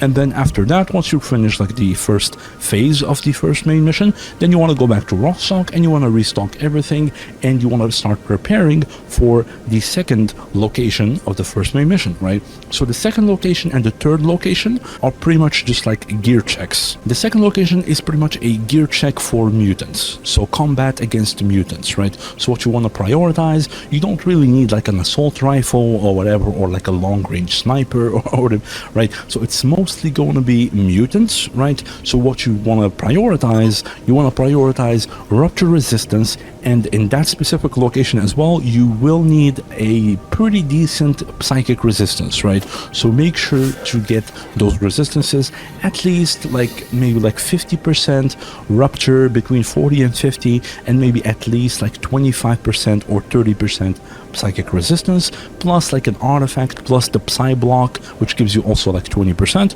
So you should probably good to go at that point, right? You will have like around like 50% resistant or something like that. So at least get the advanced tools and get yourself medium armor, medium helmet, and try as well to maximize your artifacts as well. Again, you want to go to Yantar and you want to buy the recipe for the second tier of artifacts, right? Buy that, and from going up and down, right, and collecting artifacts, you should probably be able to like craft maybe like a wrenched maybe, or maybe even like a full like an empty, right, which is pretty good. So try to kind of like maximize your loadout a little bit and try to craft like the second tier ballistic plate, or even like the third tier, as you can see right here, right? If you can get yourself a Thompson, it's really good, or just keep focusing on your PPSH instead. So you want to get a lot of ammunition for your main mutant killing gun, right, which is the PPSH. Don't rely too much on your shotgun, right? So if you have a shotgun, don't rely too much on it, because in that location the shotgun is really good at dealing with one target very fast, right, which is really good. But in that location you will need to shoot multiple targets very fast, okay, not just one. So that's why having a very fast firing gun like a PPSH or an SMG or the Thompson is very good in that location, right? So don't rely too much on your shotgun. You can still do it with the shotgun if you are like very careful and you play a little bit like more passively, right? So you can still do it, but mostly just keep it as your secondary. So make sure to have like enough ammunition for it and all that, and once everything is done and you're good and you're all set, make sure to also maximize, again as we said, your psychic resistance. Make sure to have at least like a decent 30% or 40% as you are going there. And we have an emission, and I don't want my ears to die. All right, so we're gonna stop it real quick, okay? But as we said, like you want to prepare at least like attachments with like psychic resistance, and one of those attachments, for example, the Psy-Sucker skin. Like if you can get like a Psy-Sucker skin which has 15% psychic resistance, that is a really good attachment. For example, if you are lucky and you get like, for example, the Psy-Dog Fear as well, which also has 15%, maybe the Controller Scalp if you are really lucky, right, which is this one right here. It also gives you 30%, which is quite a lot, okay? But for the knife that you have, probably it's going to be like 15% or like 20%, which is also pretty good. Or you can also craft artifacts, like for example, me, like I didn't do the second location yet because I was busy doing the guide, right? But for me, for example, if I want to go do it now, what I would craft is, for example, like a lobster's eye, or like a moonlight that also gives you like 15%, as you can see. The shell also gives you 15%. The bracelet also gives you like 15%, as you can see right here as well, and the cap too, right? And also a really good one for that location is the eye, right? So the eye is very good, because why? It gives you also bleeding control, and since you are dealing with mutants, you're gonna bleed a lot. So having bleeding control and psychic resistance on top, that is really nice. So if you can get yourself an eye, then make sure to craft an eye, and I think we can actually do it, right? We can actually do an eye right now. Do we have the yeah, we actually do, right? So let's actually craft an eye, for example, right? So let's do that and do this. Fuse artifacts. Since we have 100% stone blood, then we can pretty much craft the eye at 100% as well. And there is, we have an eye at almost 100%, which is pretty good, as you can see, plus 10%. Pretty cool. If we equip it, as you can see, it's gonna go to almost like around 40-ish%, and if we actually add on top of it like the Psy block, that's gonna be around like 55-60-ish% psychic resistance, which is quite a lot. So at least you're not gonna die very fast to like Psy fields or like ghosts or whatever, right?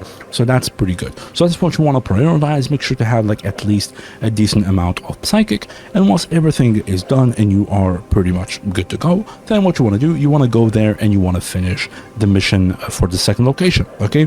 Once you do the second location, you want to go back here and you want to prepare for the third location, which is the gear check against stalkers. Okay, this is the difficulty spike in the game, pretty much. Like, difficulty is like this, and this, the third location is like this, right? It's like this.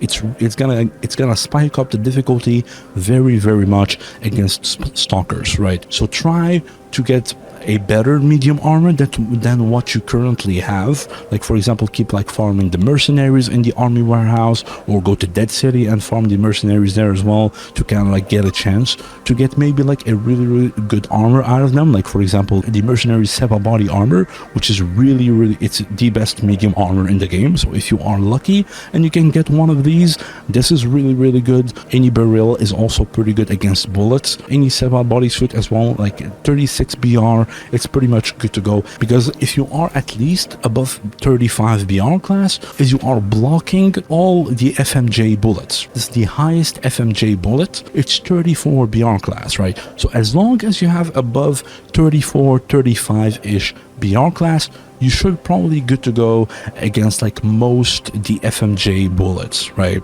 As you can see right here, we have without this, we have around like 40 BR class. For me, at this point, I would actually go and do the third stage, and I'm pretty confident I can do it. It's pretty good. Make sure to get enough BR resistance. We have 57%, which is quite a lot, so try to get at least like 50-ish%. So when you actually add up the morphine ampule, it will give you like around like 12% to 15%. I think it's a typo, but I think it's 12 now. But that will pretty much like bump you up to around like 65 and 70% ballistic resistance, which is quite a lot. So at least you have the time to react and go behind a cover or something, right? And try to maximize again your artifacts. If you didn't craft the empty yet, make sure to do so. If you didn't craft the wrench yet, make sure to do so as well. If you have a black angel, make sure to use it as well. If you have a cell, minus 15% bullet damage received, which is really huge too. So if you have a cell, make sure to use the cell as well. And at this point, now we do need the assault rifle. Okay, so make sure to have at least like a really good medium range to long range assault rifle with at least like a 3x scope, or like a 2x scope, or even a 4x. Like, for example, this one is a 3x. It's a pretty good one. So if you have this one, which is pretty cheap to buy, or just like a Spectre, as I have it right here, right? This one is a really good one too, right? And at this point, what you want to go here, and as you can see, live in legend, following the trail. You want to talk to Barman, and he will give you the third location, right? Once you do that gear check, you're gonna have a lot of bodies to loot. Once you loot everything, don't proceed. Make sure to retreat back and go back to raw stock and restock everything, and see if you can handle things or not. If you think you're pretty much you dealt with them pretty fine and you were comfortable, right, during that fight, you're pretty much good to go. You can proceed with the next one in like the next day or whatever, right, once you restocked everything. If you found it a little bit difficult and you died a lot and you had to reload a couple of times to kind of like, then what you want to do is you want to either like farm for like a better medium armor, or try to farm for the heavy armor repair kit, right? If you have like a very good heavy armor that you can repair, or like the Apocalypse helmet as well, which is one of the best helmets in the game, and it's only heavy armor as well, so you can repair it with this, which is pretty good. Repair like your heavy armor and all that, so you have a little bit more survivability, so it's a little bit easier for you to proceed. Because the third phase, after that, it's not gonna get any better. It's only gonna get worse from there, okay? So if you cannot handle that phase right there, then you really want to reconsider like what you're doing, right? Once you've done all that, you looted all the bodies, you went back to raw stock, and you're pretty good. Then what you want to do, you want to prepare for the fourth location, which is the big raid that will unlock the north for you, right? Because the northern locations are pretty much they're kind of like they are locked, right? So once you do the fourth location, then that's when it will unlock the north for you, and you can pretty much proceed with like harder content and all that, right? So that is the big raid. So that's what you want to do. You want to prepare for the big raid. Okay, so what do you need for the big raid? Again, as we said, you do need a good assault rifle, because you're gonna be fighting a lot of stalkers in like the medium range ish, and you do need to prepare a lot of ammunition for your main weapon, because I mean, again, it's a big raid. It's gonna take you like around like 30 minutes to finish it, okay? It's a pretty long raid, okay?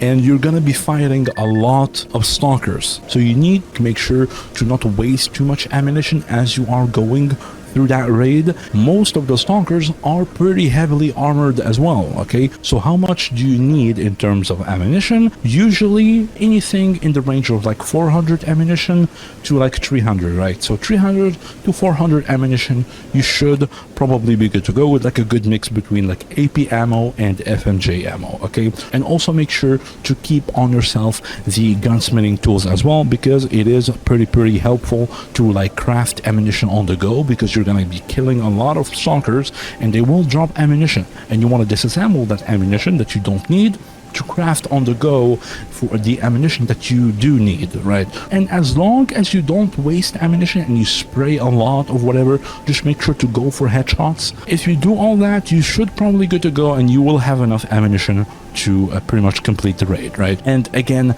in terms of medicine, you do want to make sure to have enough medicine as well, because you will get shot quite a bit, okay? So you do need at least like a couple of like army medkits, and if you can, try to craft the military stem packs as well. Make sure to have like enough tourniquets, make sure to have like enough the ampules, right? The morphine ampules, they give you like a very good damage reduction bonus, which you will need, by the way. So make sure to have enough of these, maybe like have like 5 or like 6 of them or something like that. They will be very helpful, okay? So make sure to have enough medicine, and again, because you will get shot a lot, make sure to also bring enough emergency repair kits, because you will need to maintain your armor as you are going through that raid, okay? Because it's a pretty long one. As it starts going down to around like 88% or 90%, make sure to use one of these, because again, as the armor degrades, you will have less ballistic resistance, and the less ballistic resistance, then the more ammunition will be able to penetrate your armor, okay? So just keep that in mind. Make sure to keep your armor at 100% as you are going through the raid. Also bring some cleaning kits for your gun, because you will be firing your gun quite a lot as well. Bring again enough food, enough drinks, because you're going to be consuming a lot of medicine, and if you consume medicine, it will reduce your thirst and your food and all that. So, and very important, because that location is not very easy to go back to. At the end of it, you're gonna have a lot of bodies to loot. It's gonna be way easier if you have like a companion with you, like they will help you carry the stuff. But if you are alone, it's gonna be very hard for you to carry everything. So make sure to get a couple of epi shots to kind of like help you with the carry weight a little bit, right? Then you want to start probably like preparing to go there, and you want to go to the location and start the raid. As a last tip, if you manage to have a phantom star, okay, you see this? If you have one of them, just bring one with you, okay? I'm not gonna spoil it, but it is going to be very helpful. Once you get there and you see what's happening, you're gonna figure it out, I think, right? You're gonna be like, oh, okay, so that's why I need a phantom star. Okay, once the big raid is done and you're pretty much good to go, once you're done the big raid and all that, and everything is good, then you have pretty much like unlocked the north for you. So what you want to do, you want to loot everything, as we said, and you want to go back to Rostock to kind of like try to see what you can upgrade, and just pretty much like dump everything in Rostock and just like restock everything, chill out for a little bit, and then you want to venture north, right? At this point, you want to go to Jupiter and Zadon, and you want to just keep rotating missions between these two maps right here, maybe Lemansk as well, maybe Red Forest if you want to. Try to make like a secondary base in Jupiter if you can, because it's going to be very hard to like loot everything and go all the way back to Rostock, right? So once you do all of these and you just keep rotating, you will have a chance to actually get yellow stashes in the north now. And again, as we said earlier, yellow stashes in the north will have a chance to give you expert tools. So at this point of the game, you will start having a chance to get expert tools, right? And to get expert tools, you will be able to start like repairing heavy armors, heavy helmets, and even exoskeletons and nosorogs if you are lucky enough to get the exo recipe, right? So, and as you are doing these missions, make sure to also do like the main mission as well. I'm gonna give you like a couple couple of main missions to do in this area as well and all that. Like once you've done the main quest here and you finished everything else, it will tell you to go to the other location. At this point of the game, you will need at least a heavy armor. Once you reach that point, don't go there yet if you don't have a heavy armor or like an exoskeleton or whatever. If you are still on medium armor at this point of the game, stop doing the main mission and start farming for yellow stashes to make sure to get like at least a very good kit with expert tools, right? To kind of like get your ballistics up to at least around 55 ballistic, right? Because 55 ballistic, again, as we said earlier, what that will allow you to do, it will block most of the AP ammo now. So almost all of the AP ammunition is gonna be blocked at around like 55, because as you can see, the hardest hitting AP ammo is this one, right? The 9x39, as you can see, 55 BR, right? So it's 55 BR, and we have this one as well, which is the 762x39, which is also 55 BR class as well. So these are the hardest hitting AP ammo. So if you can make sure to get like a heavy armor plus like the tier 3, the tier 4 ballistic plate, which is this one right here, right? Which will give you +6 BR class, you will be able to block most of the ammunition in the game, except the really hard hitting sniper rifles, like the AP ammo for the 762x51, 762x54 AP ammo as well. As you can see, 80 BR class, you pretty much cannot block that, right? The Lapua Magnum as well, it's unlimited, as you can see. It's 140 BR class. The 12.7x55, as you can see, 75 BR class as well, so it will penetrate as well. So most of the hard-hitting ones, they will still penetrate anyways, even with like an exoskeleton or a Nosorog. I think it's gonna change later on in the next updates, but for now, like this, like getting at least 55 or 56 BR class is the goal, right? So make sure to at least get around like 55 or 56 BR class. And also what you want to do is you want to make sure to buy the third recipe, the second recipe for the third tier of artifact, so you are able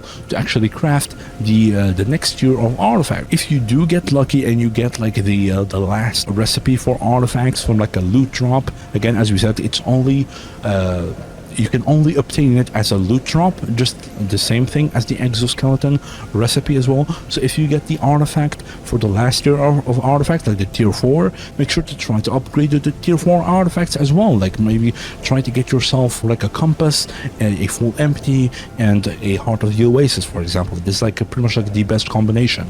Plus the pelt and the armor plate, for example, right? If you are lucky and you got the exoskeleton recipe, make sure to craft this with the expert tools and repair it as well. At this point, you can pretty much just finish up here and then finish up here, and then you can go a little bit north to kind of like finish up the first main mission of the game. And at this point of the game, you pretty much know what you are doing, so I think you're pretty much good to go. But for the exoskeletons, as we said earlier, they are a little bit expensive to run. Let's just say that, right? Because as you can see, let's get, for example, the Nosorog. First things first, like you do need a sprinting upgrade, so you do need to upgrade them, but also why they are a little bit expensive to run, because they do use up batteries. Okay, so you do need to keep them charged, so you do need a power supply, and you need to recharge that power supply, right? You do need like a millispec exoskeleton power. As you can see, it has a power capacity of 250 and power consumption rate of 85%, and the basic one is a little bit lower than that. As you can see, only 150 capacity and 100% consumption rate, right? So you want to get these, and then you want to get the batteries for them, so these ones, right? You want to buy them, and to buy these, they are pretty expensive, right? They are like around like 14k per piece or something like that. So what you want to do is you want to, for example, like equip the armor, right? And then you want to put this one here. You want to equip the power supply on the exoskeleton or the Nosorog, right? As you can see, it's going to equip it. As you can see, power level is 0, so you want to recharge it. Grab and drag, and it's going to give it 100 battery. As you can see, power level 100 power, and you're going to do another one. So as you can see, it's now 200. and then you want to do it again, it's going to give it another one, and it's going to consume it only 50%. You're going to have one at 30%, as you can see, so it doesn't like waste it or whatever, so don't worry about it. Okay, this will pretty much last maybe like 1 day or something, right? So it will deplete very fast, so you want to make sure to keep recharging it. That's why to run an exoskeleton, you want to make sure to at least have like 100k spare money, because you will need to keep like buying them and buying them and buying them, right? And where do you want to buy these batteries? You can find them on like stalkers that you kill, right? They will drop exoskeleton batteries if they are using an exoskeleton themselves, right?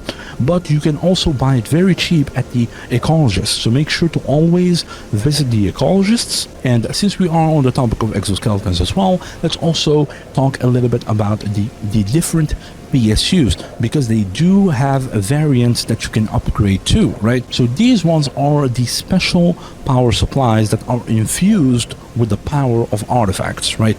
And how to unlock them, you need the recipes that you need to buy from the traders, as long as they are level 5 supply, okay? However, they are pretty expensive, okay? There are like 90k or something like that, so 90,000 rubles or 80,000 rubles, right? The best one for your money, right, is the reactor one. As you can see, the power capacity is 400, and also the power consumption rate is 50%, so it will be very efficient to run an exoskeleton on the reactor one as well. And it also has a special ability, which is the electric nova, right? As you can see, double tap shift to launch an electrical nova. So it's like an electrical like discharge around you that kind of like one-shots mutants, which is pretty, and also deals damage to other NPCs too. So make sure to not use it like near your companions or near like other stalkers or whatever, or you can use it like near other like enemy stalkers, right? You can rush them and do the nova, and it will pretty much like almost one-shot them, I think, which is pretty funny. So that's like pretty much like the special ability of the reactor. And then you have the engine, 300 power capacity. The consumption rate is the same as the milli-spec one, but as you can see, it double tap shift for major speed boost. So you will start zooming through the zone. Like it's really funny. It's kind of stupid how fast you can actually go with this, okay? And as you can see, sprint into enemies to deal damage. And it also has an energy cost, as you can see, 8-second duration with a 20-second cooldown. And also there is the last one, which is the stronghold one, which is kind of like a damage reduction. The power capacity is 500, which is way more. However, the power consumption rate of the batteries is very inefficient. As you can see, 135%, so it will consume batteries very fast. Okay, so just keep that in mind. And it has a special ability, which is the double tap shift for major damage reduction. So it will buff you with like very high damage reduction. You're pretty much unkillable in that like 8-second duration. I think you can still die, but it's gonna be very hard for you to die in that with that buff on, pretty much, right? As you can see, 20 energy cost, 8-second duration, and 20-second cooldown. Okay, so make sure to read through these, and that's how pretty much you can unlock them and how to kind of like test these out. What you want to do again, so you want to enable the debug mode, and you want to kind of like test them out for yourself. Like go here, spawn like a Nosorog or whatever, and spawn those like PSUs, which are the devices here. Spawn one of them, right, and like test it out and see if you like it or not, right, before like you do your decision or something like that, right? Or save the game and try out different one of them or whatever. But the best one, like the best way to do it is just to enable debug mode and cheat and just like spawn them, test them out, see which one you like the most, and then reload the save and just choose the one that you like the most, right? So this is why, again, the debug mode is very helpful, especially for like a new player, so you can like test things out, you see how things are and all that. And this is pretty much it for the exoskeletons. And again, oh yeah, because we actually did equip the Nosorog with the duty patch on, and no one was around to see us. We actually disguised as a duty member, as you can see right here. That's why I kind of saw like my logo on the thing, because I did like customize the logo for the duty with like my logo, as you can see. You see that? Look at that, pretty cool. Because again, like duty is my favorite faction in the game, so that's why I kind of did it. It looks pretty cool, right? But yeah, that's pretty much it for the exoskeletons, and again for the progression as well. At this point, what you want to do, you want to just keep doing the main mission, the first main mission, until you finish it, and at that point you will need to wait like I think like 1 or 2 days until like the second main mission will start, right? Like your leader will contact you and all that. So if you're confused why like no one is giving you anything or whatever and you're not sure what to do, don't worry, it's intended, okay? So at that point, just maximize your gear and just keep hammering on the main mission until you finish the second main mission, which is pretty hard, and it has like a little gimmick that you do need to like kind of understand a little bit, because the enemies that you're gonna be fighting in the second main mission are a little bit different, so you do need to kind of like figure it out a little bit. And then the third main mission as well, which is also very hard as well, right? You're gonna be facing a lot of very hard, heavily armored enemies, so make sure to prep up for that as well. And once you've done the third main mission, that's pretty much it. Game over, right? You pretty much finished the game, and that's pretty much it, okay? So this is the whole kind of like recap of like the gear checks, right? Some from the early game to the mid game, all the way to the end game, and above, beyond the end game as well, okay? So finally, we're gonna move on to the last chapter of the guide, which is the tips and tricks about the game. Starting with the emissions, there's 2 types of emissions. There's blowouts and there's storms. It's pretty much the same thing. What you need to do, you need to take cover or you're gonna pretty much die. As you can see, we're gonna start in a mission right now, and as you can see, the NPCs will start running, okay? They will start running and they will start going to cover, right? As you can see.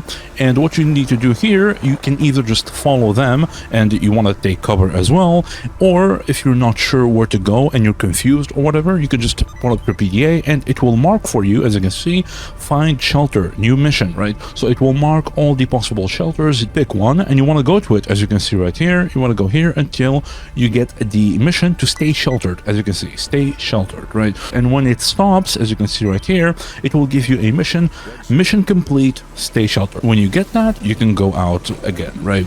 And one more thing about this, if you're not sure like where to go, or you're like in the open, for example, in a map that is a little bit like open, like for example Great Swamps, Darkscape, Truck Cemetery, or like a Jupiter, for example, or Zaton, where there's not a lot of cover, then what you can do is you can consume a medicine called the antibiotics. This will pretty much like turn off your brain for like 30 minutes, so it will skip 30 minutes in game and you will wake up when the emission stops. So it kind of like saves you from the emission. This is why like it's always good to kind of like keep one on you at all times, just in case, right? So this is pretty much the emissions. Speaking of emissions, you want to run fast to the cover, right? And movement speed is limited by the armor that you are using. I mean, you cannot really do anything about this, but the weapon that you are using will also limit your maximum speed. So to make sure that you run at your maximum speed, what you want to do is you want to holster your weapon, or use your knife, or use your pistol. So these will not limit your maximum speed.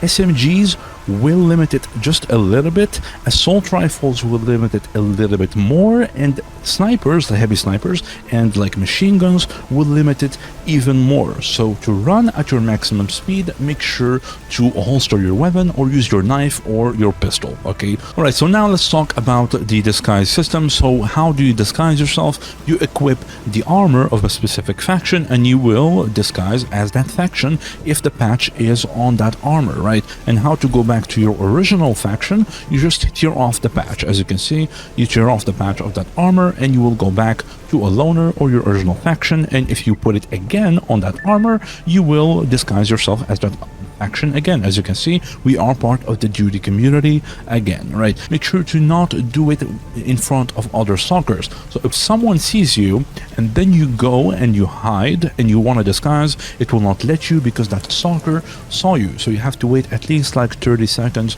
or 1 minute for that stalker to kind of like forget about you, then you can disguise. All right, this does not apply to like companions or neutral traders or obviously mutants, so you can disguise disguise in front of them. And how do you remove the patch with the hotkey? You go to the MCM and you go to the patches by hotkey, and you can select it right here if you want. Now, there is a suspicion meter to the disguise, as you can see right here. If we go near like a stalker, right, they will kind of like, as you can see, you see that, right? You see that plus like equal sign? That is the suspicion meter. Now, do not rely on that suspicion meter a lot because it's a little bit inaccurate and it's a little bit delayed as well, but that's how it works. Now, what does that do? It is affected by several factors that you can see right here. Settings on the gameplay and disguise, as you can see, all of these are the factors that kind of contribute to that suspicion meter. Now, by default, there's only these ones enabled, as you can see, the active item, so what you have in your hands, if like you have a gun or whatever, the player outfit, so the more broken your armor is, the more suspicion you're gonna be. So you want to make sure that your armor is 100% or at least like 90% or something like that, so keep that in mind. The player movement, so if you walk, you are not suspicious. If you run, you are a little bit suspicious. And if you sprint or jump or do some crazy stuff, you are even more suspicious. And the last one is the distance between you and the NPC. So the closer you are to an NPC, the more suspicious you are, and also the group of NPCs as well. So the more of them they are, like for example near a campfire, the more suspicious you're gonna be as well, right? So just keep that in mind. These are pretty much the factors. So this is how you kind of like configure it if you want. And speaking of changing factions and disguising as factions, you can also change your original faction. And how do you do that? You want to go to the faction leader. In this case, for example, you want to change into a duty. You want to go to Petrenko right here, and you want to talk to him, and you want to see this. I'm thinking of changing factions. You click on it, you say yes, and then once you have like what he needs like 12,000 rubles or something like that, you want to give it to him, as you can see, and you will become a duty member. As you can see, we don't have the patch on, right? And we are originally now a duty member, which is pretty good. As you can see, it will fail your character mission, right? The first one that you initiate, because you changed factions. So no need to worry. I mean, these are just repeatable missions. It doesn't really matter. What you can do is you just want to initiate it again through your new leader, as you can see right here, right? You don't need to worry. It's not the story mission that gets cancelled. It's just the character mission, which is not that important, okay? So no need to worry there. Another thing about the faction as well is the identification of the NPCs. So as you can see, there is an ID system in the game. So if you aim at someone with your crosshair or with your weapon, it will display their details next to your body health system, as you can see right here, their faction, their name, and their rank as well. And also, if you aim at someone, let's say like who is dead, it will also gray out the faction patch. As you can see, there is a dead guy right here for some reason, right? So as you can see, the faction patch is grayed out, right? So this is how you kind of like identify stalkers. If you see like a squad of stalkers walking by and you don't know what faction they are, you can just pretty much aim at them and you can see what faction they are. As you can see, this guy is an ecologist. And how do you customize that? You want to go to the MCM and you want to go to the faction identification right here, and you want to do, I mean, you can do whatever you want right here as well. And for me personally, I like to disable it, right? I like to do this, and do that, and the patch offset as well, right? Because again, like for me, like, I mean, it's a little bit too cheesy and it's a little bit overpowered in my opinion, and it makes the game a little bit easy.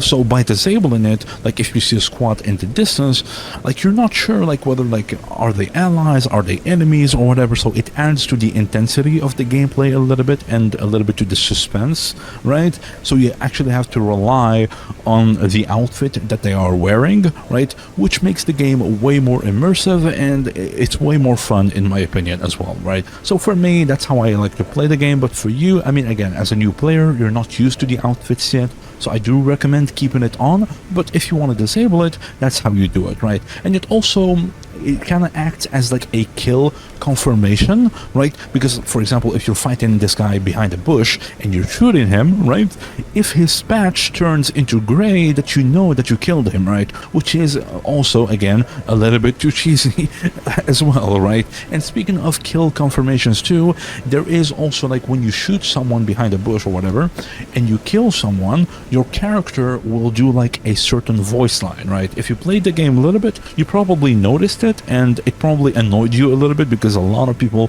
don't like those voice lines, right?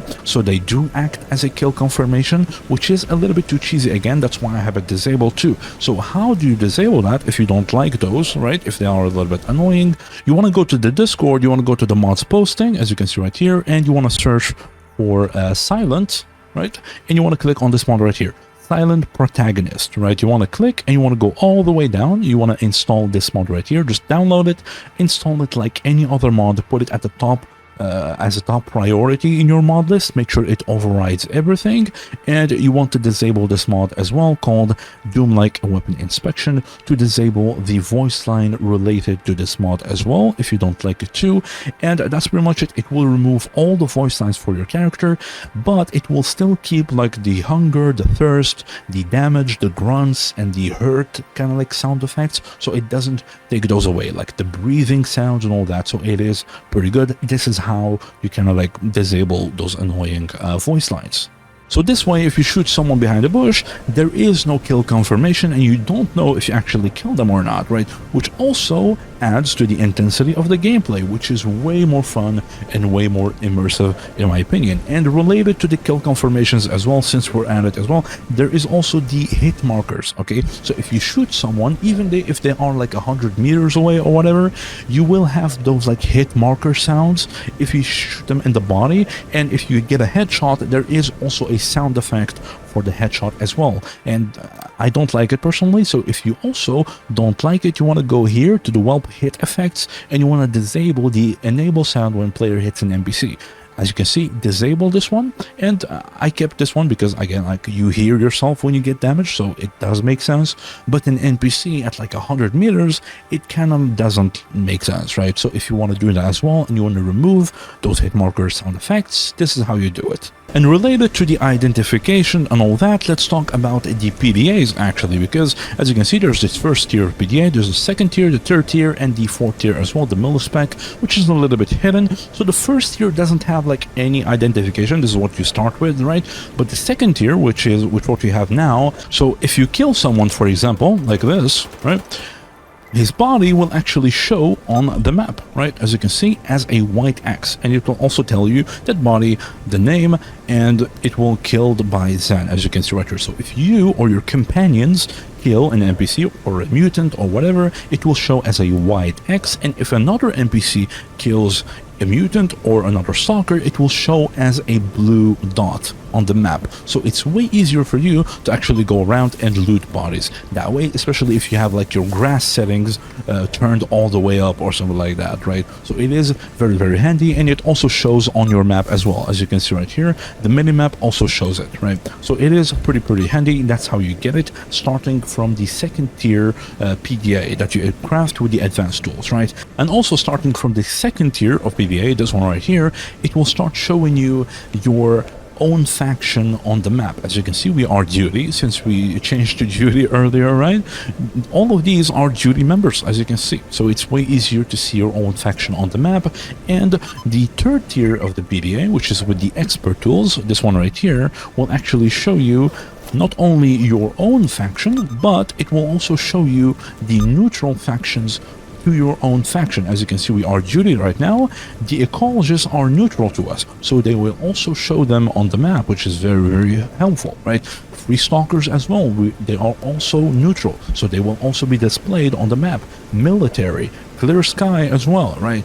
And this is also why I disabled the identification system, right? Because with that on, this is pretty much like irrelevant, right? You don't need like the identification on your map, because you can just aim at someone and see exactly who they are, even if like it's like 100 meters or whatever. So it doesn't really matter. But if you disable it, this will make this feature very, very relevant and very important, right? So that's why I can disable it, and this is why it's also good, right?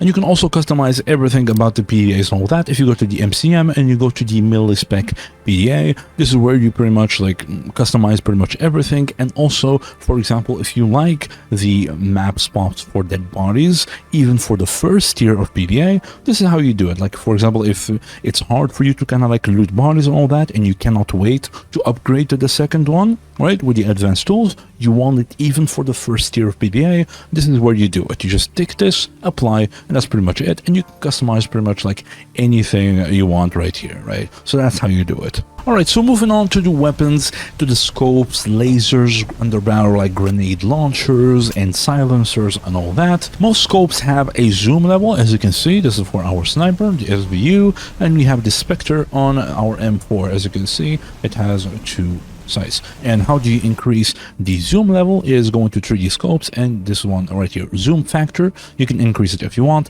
Don't go too crazy because it's gonna get like very pixelated at 2 or like at 1.8. Make sure to keep it like around like 1.5 to 1.3, right? So that's what I do recommend. And also you can customize these settings right here. For example, blur scope in beeps and NVGs. So if you use night vision, the scope will become like blurry, as you can see, which is a little bit realistic, so you cannot really see through it, right?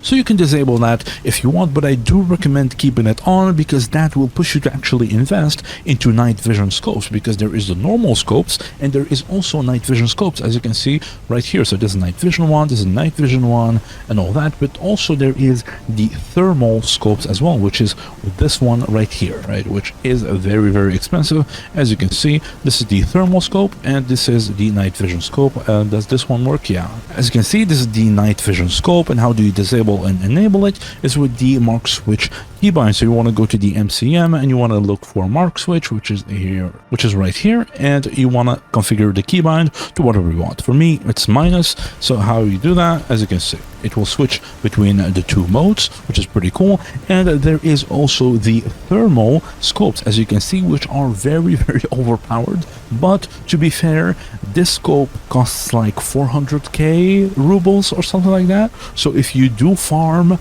to actually get one, I mean, you deserve it, okay? So it is very, very overpowered and it is pretty good. And also you can use the mark switch keybind to switch between the 2 modes, as you can see right here, right? And the mark switch keybind also works for other scopes as well.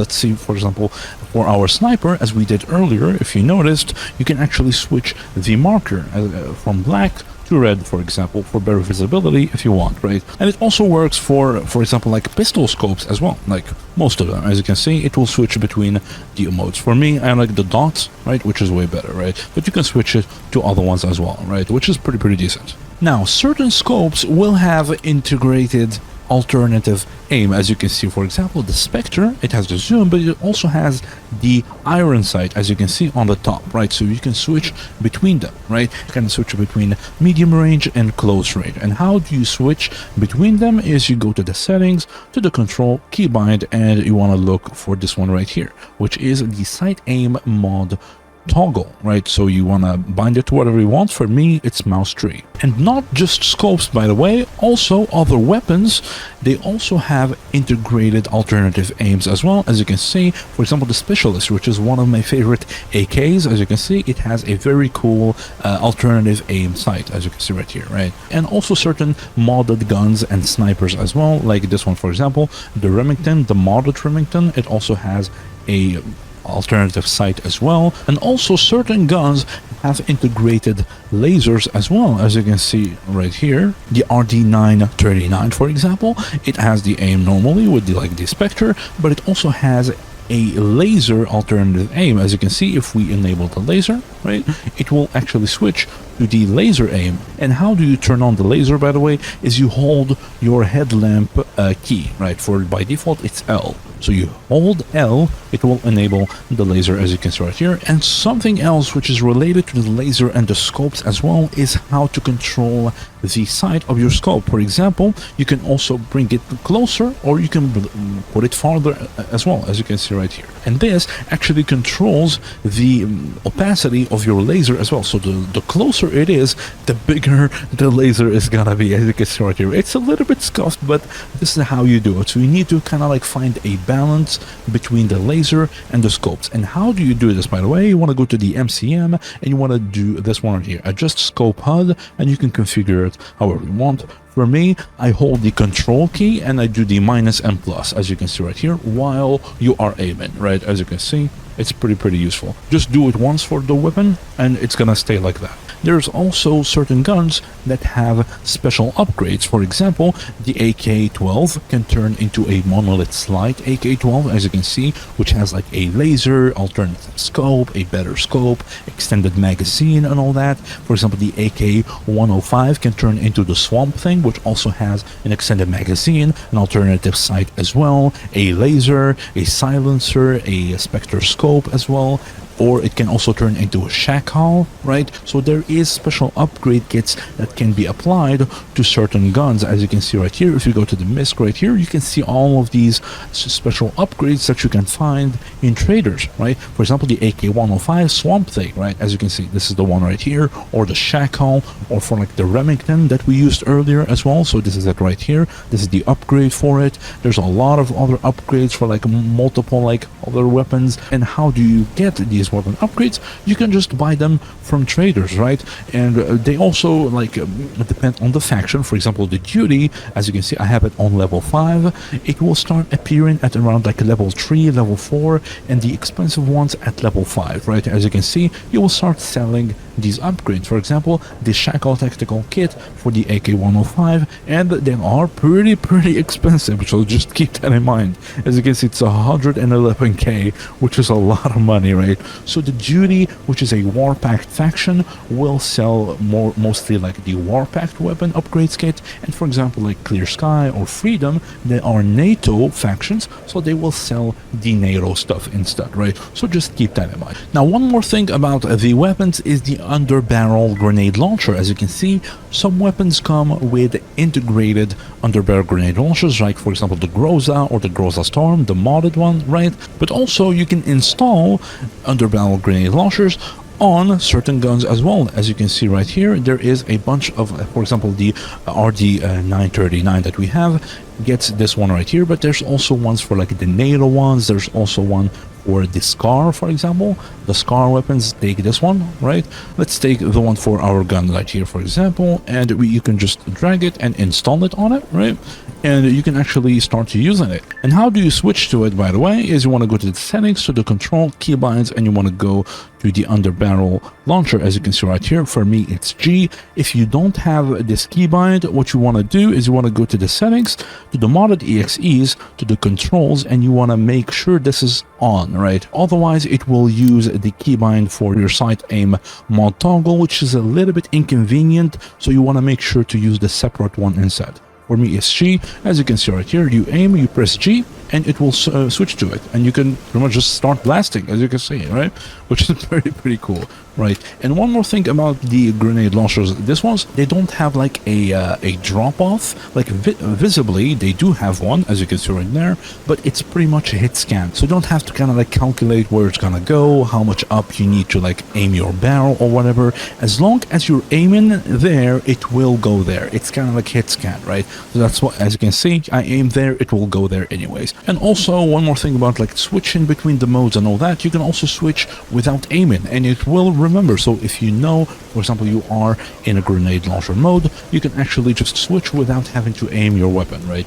The same thing with the scopes as well. So for example, we are in the main aiming mode right now, so if I click on my middle mouse and if I aim now, it's gonna go to the laser mode. So as you can see, it's gonna go directly to the laser mode, right? Which is pretty cool. As you can see, I'm gonna go to the main one, right? Without having to aim, you can control it if you remember, right? So it is pretty handy without having to like aim and do it each time. And it's very fluid between the modes as well. So you can go grenade launcher, main aim, laser, grenade launcher, right? So it is pretty easy to kind of switch between the modes, right? And one last thing about the weapons is the silencer. So there is silencers in the game. They will muffle the sound of your weapon, which is pretty good, but they will also give you a damage boost for your bullets. So your bullets will get around like a 7%, I think, or an 8% damage boost, which is pretty good. So if you do have a silencer for your weapon, make sure to use it. It's pretty good. All right, so let's move on to other things now, which is the fast travel. most faction bases, like the duty base right here in Rostock, or right here in the Freedom one, or whatever, not all of them, but they do have a guide that you can fast travel with. So you talk to him, I need to be led somewhere, and he will give you like all the locations that he can take you to, right, for a little bit of money, right? So this is how you can fast travel in the game. But there's also another way that you can fast travel, which is the fast travel quality of life. As you can see, if you visit a place, for example, the 100 Raz bar, or for example, I don't know, like this place right here, you will have like these little houses, right? So you can right click the houses and you can actually fast travel to them, like on your own, which will consume a little bit more time but less money, or you can hire a guide which will consume less time because he knows what he's doing, kind of, but it will cost you a little bit more, right? For me, you don't see like the money right here because I disable it. I almost never use it. The only time I use this fast travel is for just like not wasting time. Like for example, I'm in the bar, and instead of going through the staircase and going here and going here and going here, I can just skip it and just fast travel like this, right? And I still left the time just to kind of like hinder myself, to kind of like keep the time traveling a little bit, to not like scam the time pretty much. But I removed like the cost because I almost just use it to kind of skip the useless parts, right, when I'm like crafting and buying things and all that, so I don't just like keep running around Rostock, right? And how do you customize this as well? You can go to the settings and you can go to the gameplay fast travel, as you can see right here, and you can customize it through here. You can also customize the backpack travel right here as well, and also you can go to the MCM and you can customize it in the fair fast travel. As you can see right here, there's a bunch of settings right here that you can customize right here, right, with like a gear degradation as you go and all that. It is pretty cool, but I almost never use it because I like to travel on my own. And also the backpack fast travel, because you can do stashes with your backpack. For example, if you have like a spare backpack or whatever, you can right click it and you can do create stash. As you can see, create stash, you can name your stash whatever you want and it will appear in the map as a stash, like as a white stash, like this one for example, right? And once you have it, you can right click the backpack and you can also fast travel to it as well. So you can either just do this system right here, you right click on these houses and you can fast travel if you want, or you can use the guides, which is a little bit more immersive way in my opinion. You click here and you tell them to guide you. And since we are in the bar right here, let's actually talk about another system, which is borrowing money. So you can actually borrow money from certain NPCs. I think it's the barman, and I think like there's you can also do it in like Jupiter, I think, right here in Yantar Station. I'm not sure, but I know you can do it through here. So you can talk to him, and as you can see, barkeep, can you lend me some money? And he can actually give you some money, for example 20k. But keep in mind, you need to return 50% more of the amount. For example 20,000, I actually need to give him back 30,000. And also keep in mind that my stuff won't be available to you until you pay back your debt. So for example, we take this, I cannot access his trade right now until I actually pay him back.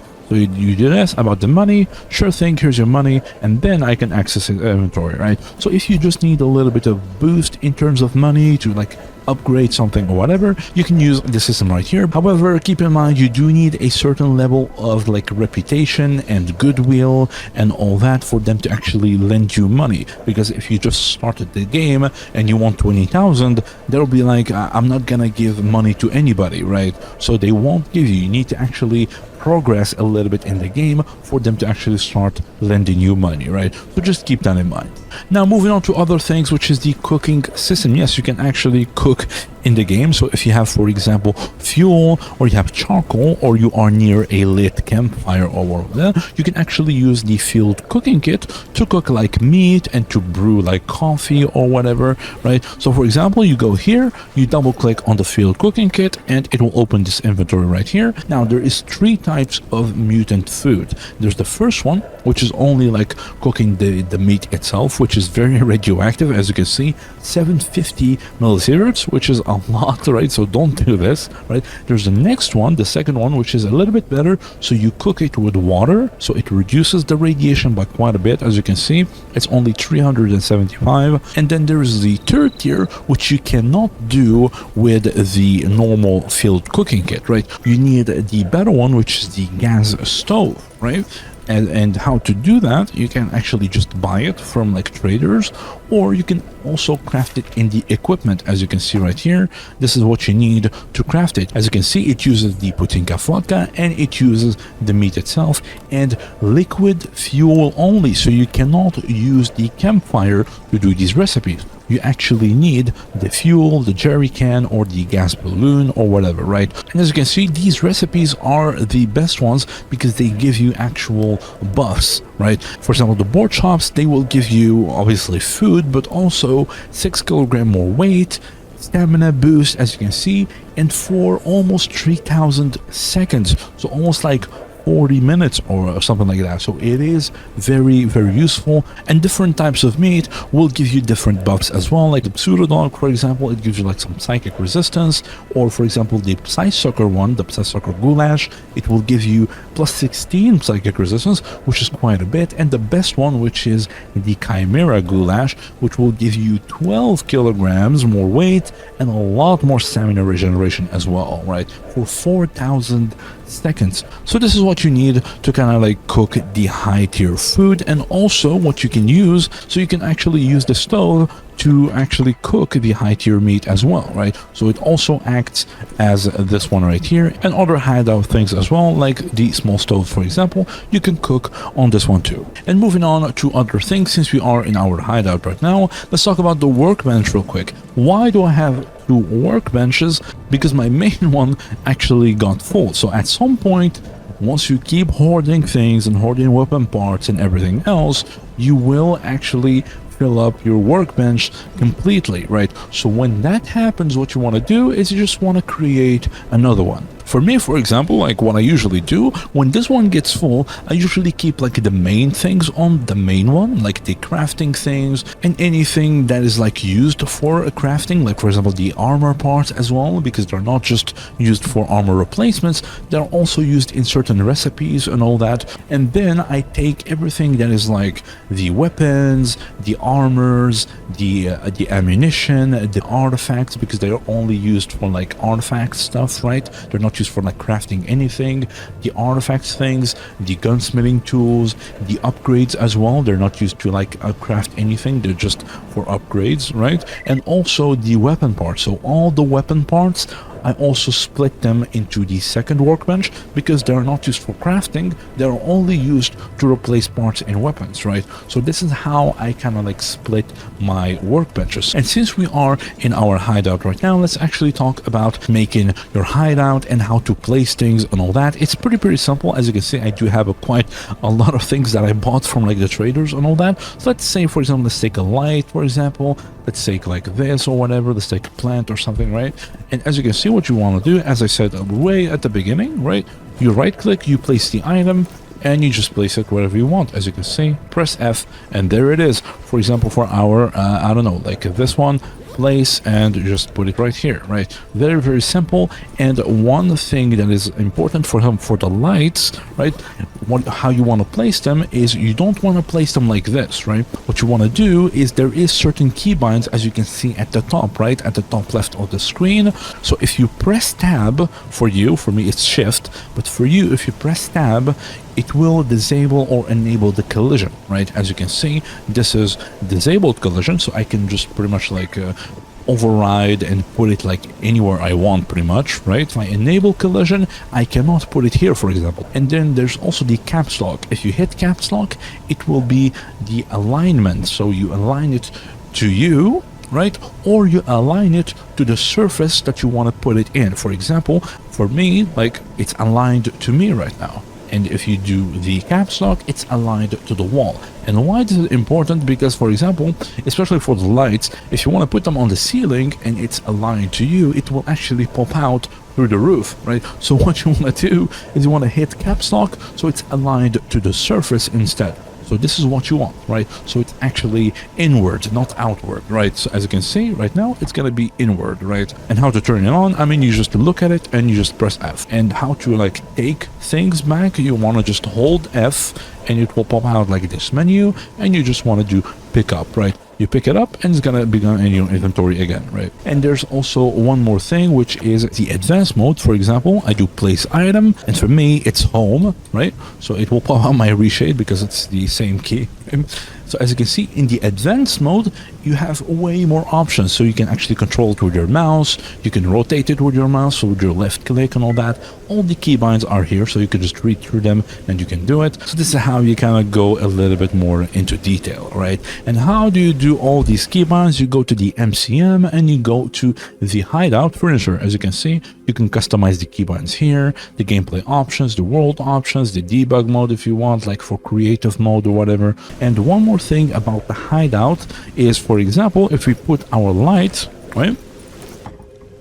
For me, it actually casts shadows, as you can see, right? So my lights actually cast shadows. For you, it doesn't happen because it's disabled by default. So how do you enable this feature? You want to go to MO2 and you want to go here to the filter and you want to search for potato. Yeah, I'm not kidding. Potato, game data, configs, and you want to find this right here. For me, it's hidden by default, right? Because that's what I did. This is what disables the shadows for those lights. So what you want to do, you want to right click it and you want to hide it, right? And then restart your game. And once you restarted your game, take the light and you want to place it again, right? And so this is what you want to do if it doesn't work. So you have to place them again. So just keep that in mind.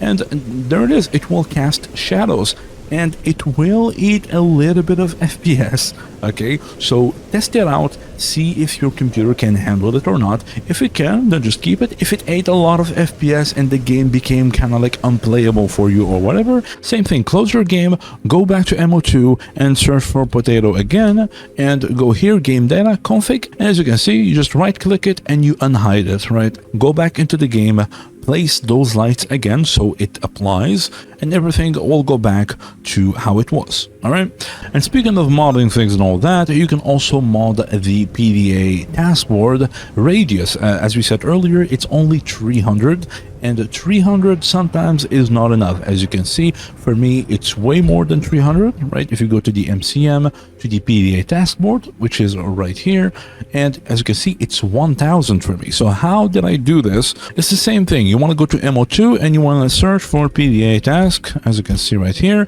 You want to go to scripts and you want to search for this one. You want to open it with Notepad or Notepad++ if you want, right? And you want to go here, you want to search for scanning range. So scanning range, type track, minimum 50, maximum it's going to be 300 for you, right? 300. What you want to do is just want to edit it, right? For me, I set it to 1000. I think it's way more than enough. Set it to 1000, save it, restart your game, go back to the MCM, and you're going to be able to set it to 1000 now, which is pretty cool, right? And you will be able to scan like a lot more. Even if you are at the entrance of Rostock, you will still reach the people here without having to go all the way to the middle or whatever. If you are, for example, in Garbage, even at the bottom, you will still reach the people at the flea market, for example, in Cordon as well. Even if you are like around here, you still reach Sidrovich all the way down here as well, which is pretty good as well. So it is way better in my opinion, and that's why I did it, right? One thing that you can mod as well is the upgrades. For example, as you can see, they are very heavy. Like for you, it's going to be 3 kilograms, 3 kilograms, 3 kilograms, right? Which is very annoying, right? It's going to weigh you down quite a bit, and you do find these quite often as well. So for me, as you can see, I changed it to only 0.5 for the first tier, 1 kilogram for the second tier, and 1.5 for the third tier. And how do you do this? It's the same thing. You want to go to MO2, you want to go here, search for simple, right?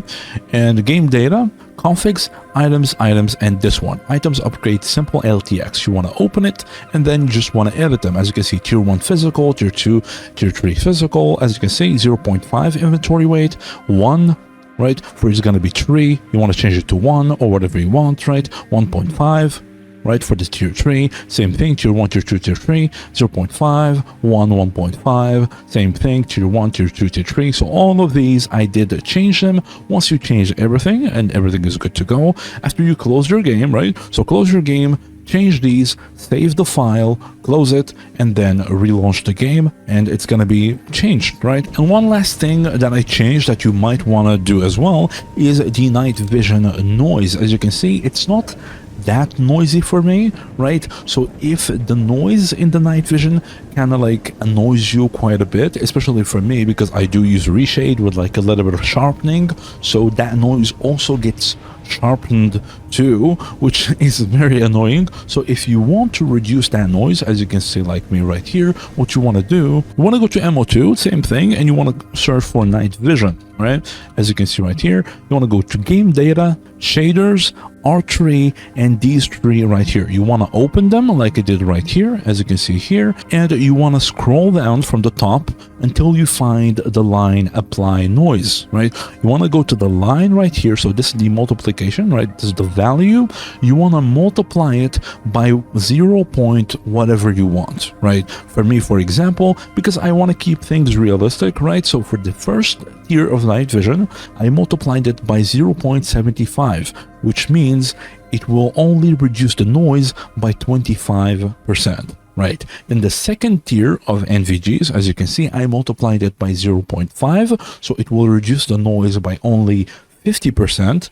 And then the third generation, I multiplied it by 0.25, so it will reduce the noise by 75%, right? Just to keep things a little bit realistic, right? Which is way better in my opinion. So what you want to do, you want to close your game, you want to change these values, as you can see right here, to whatever you want. I mean, it's up to you, right? Okay, so save them, and then before you launch your game, very important, before you launch the game, you want to go here, open game folder, go to app data, and you want to delete the shader cache, okay? Because again, these are shaders, right? So if you don't delete the shader cache, as you can see, it will use the old shaders and it will not apply the values that you just did, right? So before you launch the game, delete the shader cache, then launch the game so that it generates the new shaders with the new values that you did, right? So that's what you want to do. And one last thing about modding that is also very important.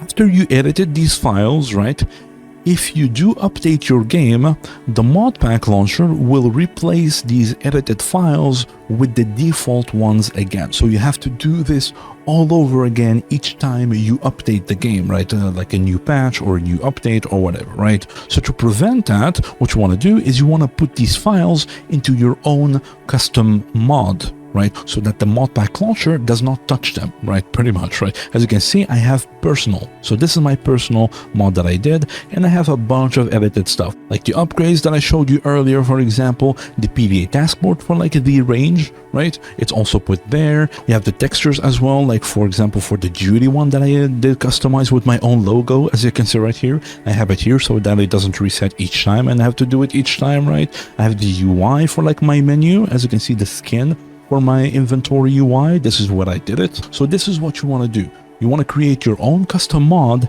and then you want to copy those files and you want to replicate the file structure inside your mod, right? And for example, let's actually do it right now for the NVGs, since I don't have them right now. So I'm going to show you exactly how to do it. For example, you want to go here and you want to go all the way to the bottom and you want to right click a mod, all mods, and create empty mod above. So you want to do this, or you want to select this little space, this little empty space, and you want to do create empty mod as well. Pretty much the same thing. Let's do, for example, test, and you want to open it. You want to open mod in Explorer. Since we do already have a mod, I'm going to use mine because I want to do this as well, right? So I'm going to open my mod, open mod in Explorer like that, right? And then you close that. You want to go here. You want to put it like this, right? And then you want to see the files that you want to preserve, right? For example, these ones, the night vision. So for me, it's game data, shaders, R3, right? So I want to replicate this file structure inside my mod, right? So game data, shaders, create new folder, shaders, and then R3, right? New folder, R3, same thing. And then I want to go here right click the file that I want, reveal in Explorer, right? And I will have these three. So these are the three that I want. I want to select them, copy them, right? Control C or do this, copy, right? And then I want to go inside my mod and I want to paste them here, right? As you can see right here. And then if I refresh now, it's going to become personal. Instead of beef NVGs, it will display my mod instead because I just did that, right? So I'm going to hit refresh. And as you can see, personal, right? So this way, even if I update the mod pack, it will still preserve these files right here and everything that I have on my mod, right? But I mean, yeah, I mean, that's pretty much it. We are finally done with the guide. I mean, I almost cannot believe it. We're finally done with the whole guide, which is pretty insane. We finally did it. That's pretty cool. I mean, it's been like, I don't know, like 3 months or like 4 months or something like that. Like there was like 2 months of like preparation of like bullet points and all that, and the last 2 months, like August and September, this is where I actually like started like recording and editing and cutting everything, the chapters and everything, right? I think like I have it right here. Let me just do the display capture real quick. Yeah, so this is it, right? These are like the bullet points that I did. As you can see, like new game, inventory, crafting system, armor resistance system, main missions, traders, companion system, artifacts, the task board, the game progression, the final tips, right? So this is what I did, right? So this is the guide, kind of like the guide, right? And I started doing this around like June-ish or something. Like I started before that, around like April, I think, where I started like doing the ideas for the guide. But when I really started like hammering on the guide itself is around like June. So I did like 2 months of preparations or something, and then August and September, that's where I actually started like recording things and cutting and editing and doing all of that. So pretty much like around like 4 months worth of work, which is pretty insane. I think I actually can do like the properties. Do I have it open here? Yeah. So modified, yeah, so April 10th, I created this on April 10th, which is pretty insane. But I started working on it around like June, as I said, right? This was just like temporary to kind of like brainstorm the ideas and all that, right? Which is pretty, like, this is an insane amount of work. But I mean, I'm really glad I actually did it. It's pretty cool, and I'm really proud of what we did right here. I mean, this is pretty much like the biggest video that I have ever done. It's 7 hours, like it's pretty insane. I mean, the second one now is gonna be the lore one. Let me just do this. It's the lore one. I think I have it here on the recommendations. Yeah, so this one right here, as you can see, Stalker lore and story. This one as well, I took like around a month and a half to do it or something, right? Which is pretty insane. It's pretty much the whole lore about Stalker, right? It has 35k views now. That's insane. The last time I checked it, it was like 20k or something. Like, it's pretty insane. As you can see, 1 year ago, which is pretty cool, right? So I mean, I'm really proud of what we did right here. And one more thing also about the guide, if you see a mod and you want to know what that is, you can just ask me in the comments and I will pretty much tell you what that mod is and how to enable it and all that, right? So if you have any questions about the mods, or if you have any questions about the game itself as well, like if you don't understand something quite well, or you want like some explanations about something specific or something, just go to the comments and ask me there and I will reply to you as fast as I can. But that's pretty much it for the whole guide of the game. Like, this is the complete full holy book guide to Stalker G.A.M.M.A, pretty much, right? Which is pretty insane, right? So we're finally done with it, and again, I mean, I just hope that I just hope it was worth it, right? I just hope it was worth it, and it was also like helpful to you. So hopefully you found this very helpful. And as usual, I mean, I don't know, like, should I even say this, right? Like, if you found it helpful, I mean, as usual, make sure to like the video to kind of like help with the YouTube recommendations and all that. And if you like the channel and the content for the channel, you want to like support me and all that, then you can subscribe to the channel to not like miss out any future content that we're gonna do as well. And also, if you want to support me directly, as I said at the start of the video, you can either like do the super thanks, or you can also join the channel as a member, and you will have access to a lot of cool exclusive perks for the channel. As you can see right here, you can read about them, and one of them, for example, is the advanced early access to new videos, because I do big videos in like parts and then merge them. So when a part is ready, I will release it for you as a member. As you can see, for example, this video right here, the guide, right? As you can see, the part 2 and 3 were already available for the members only, right? For them to like watch it before anyone else. So that is one of the perks that you can get as well, which is pretty cool. And there is a lot more perks to come as well. Like for example, when we actually start streaming, and we actually have a notification right here. What is this? Oh, this insanity, because I did like the post when I posted the part 3, right? Insanity, sure, but for a worthy cause. Go mad for something you love. Hell yeah, bro. Huge shout out to Wyatt Botor FF23 70 24 73. All right, that's a weird name, but hey, huge shout out. I should have gotten a reply there. Hell yeah, brother. I'm actually recording right now.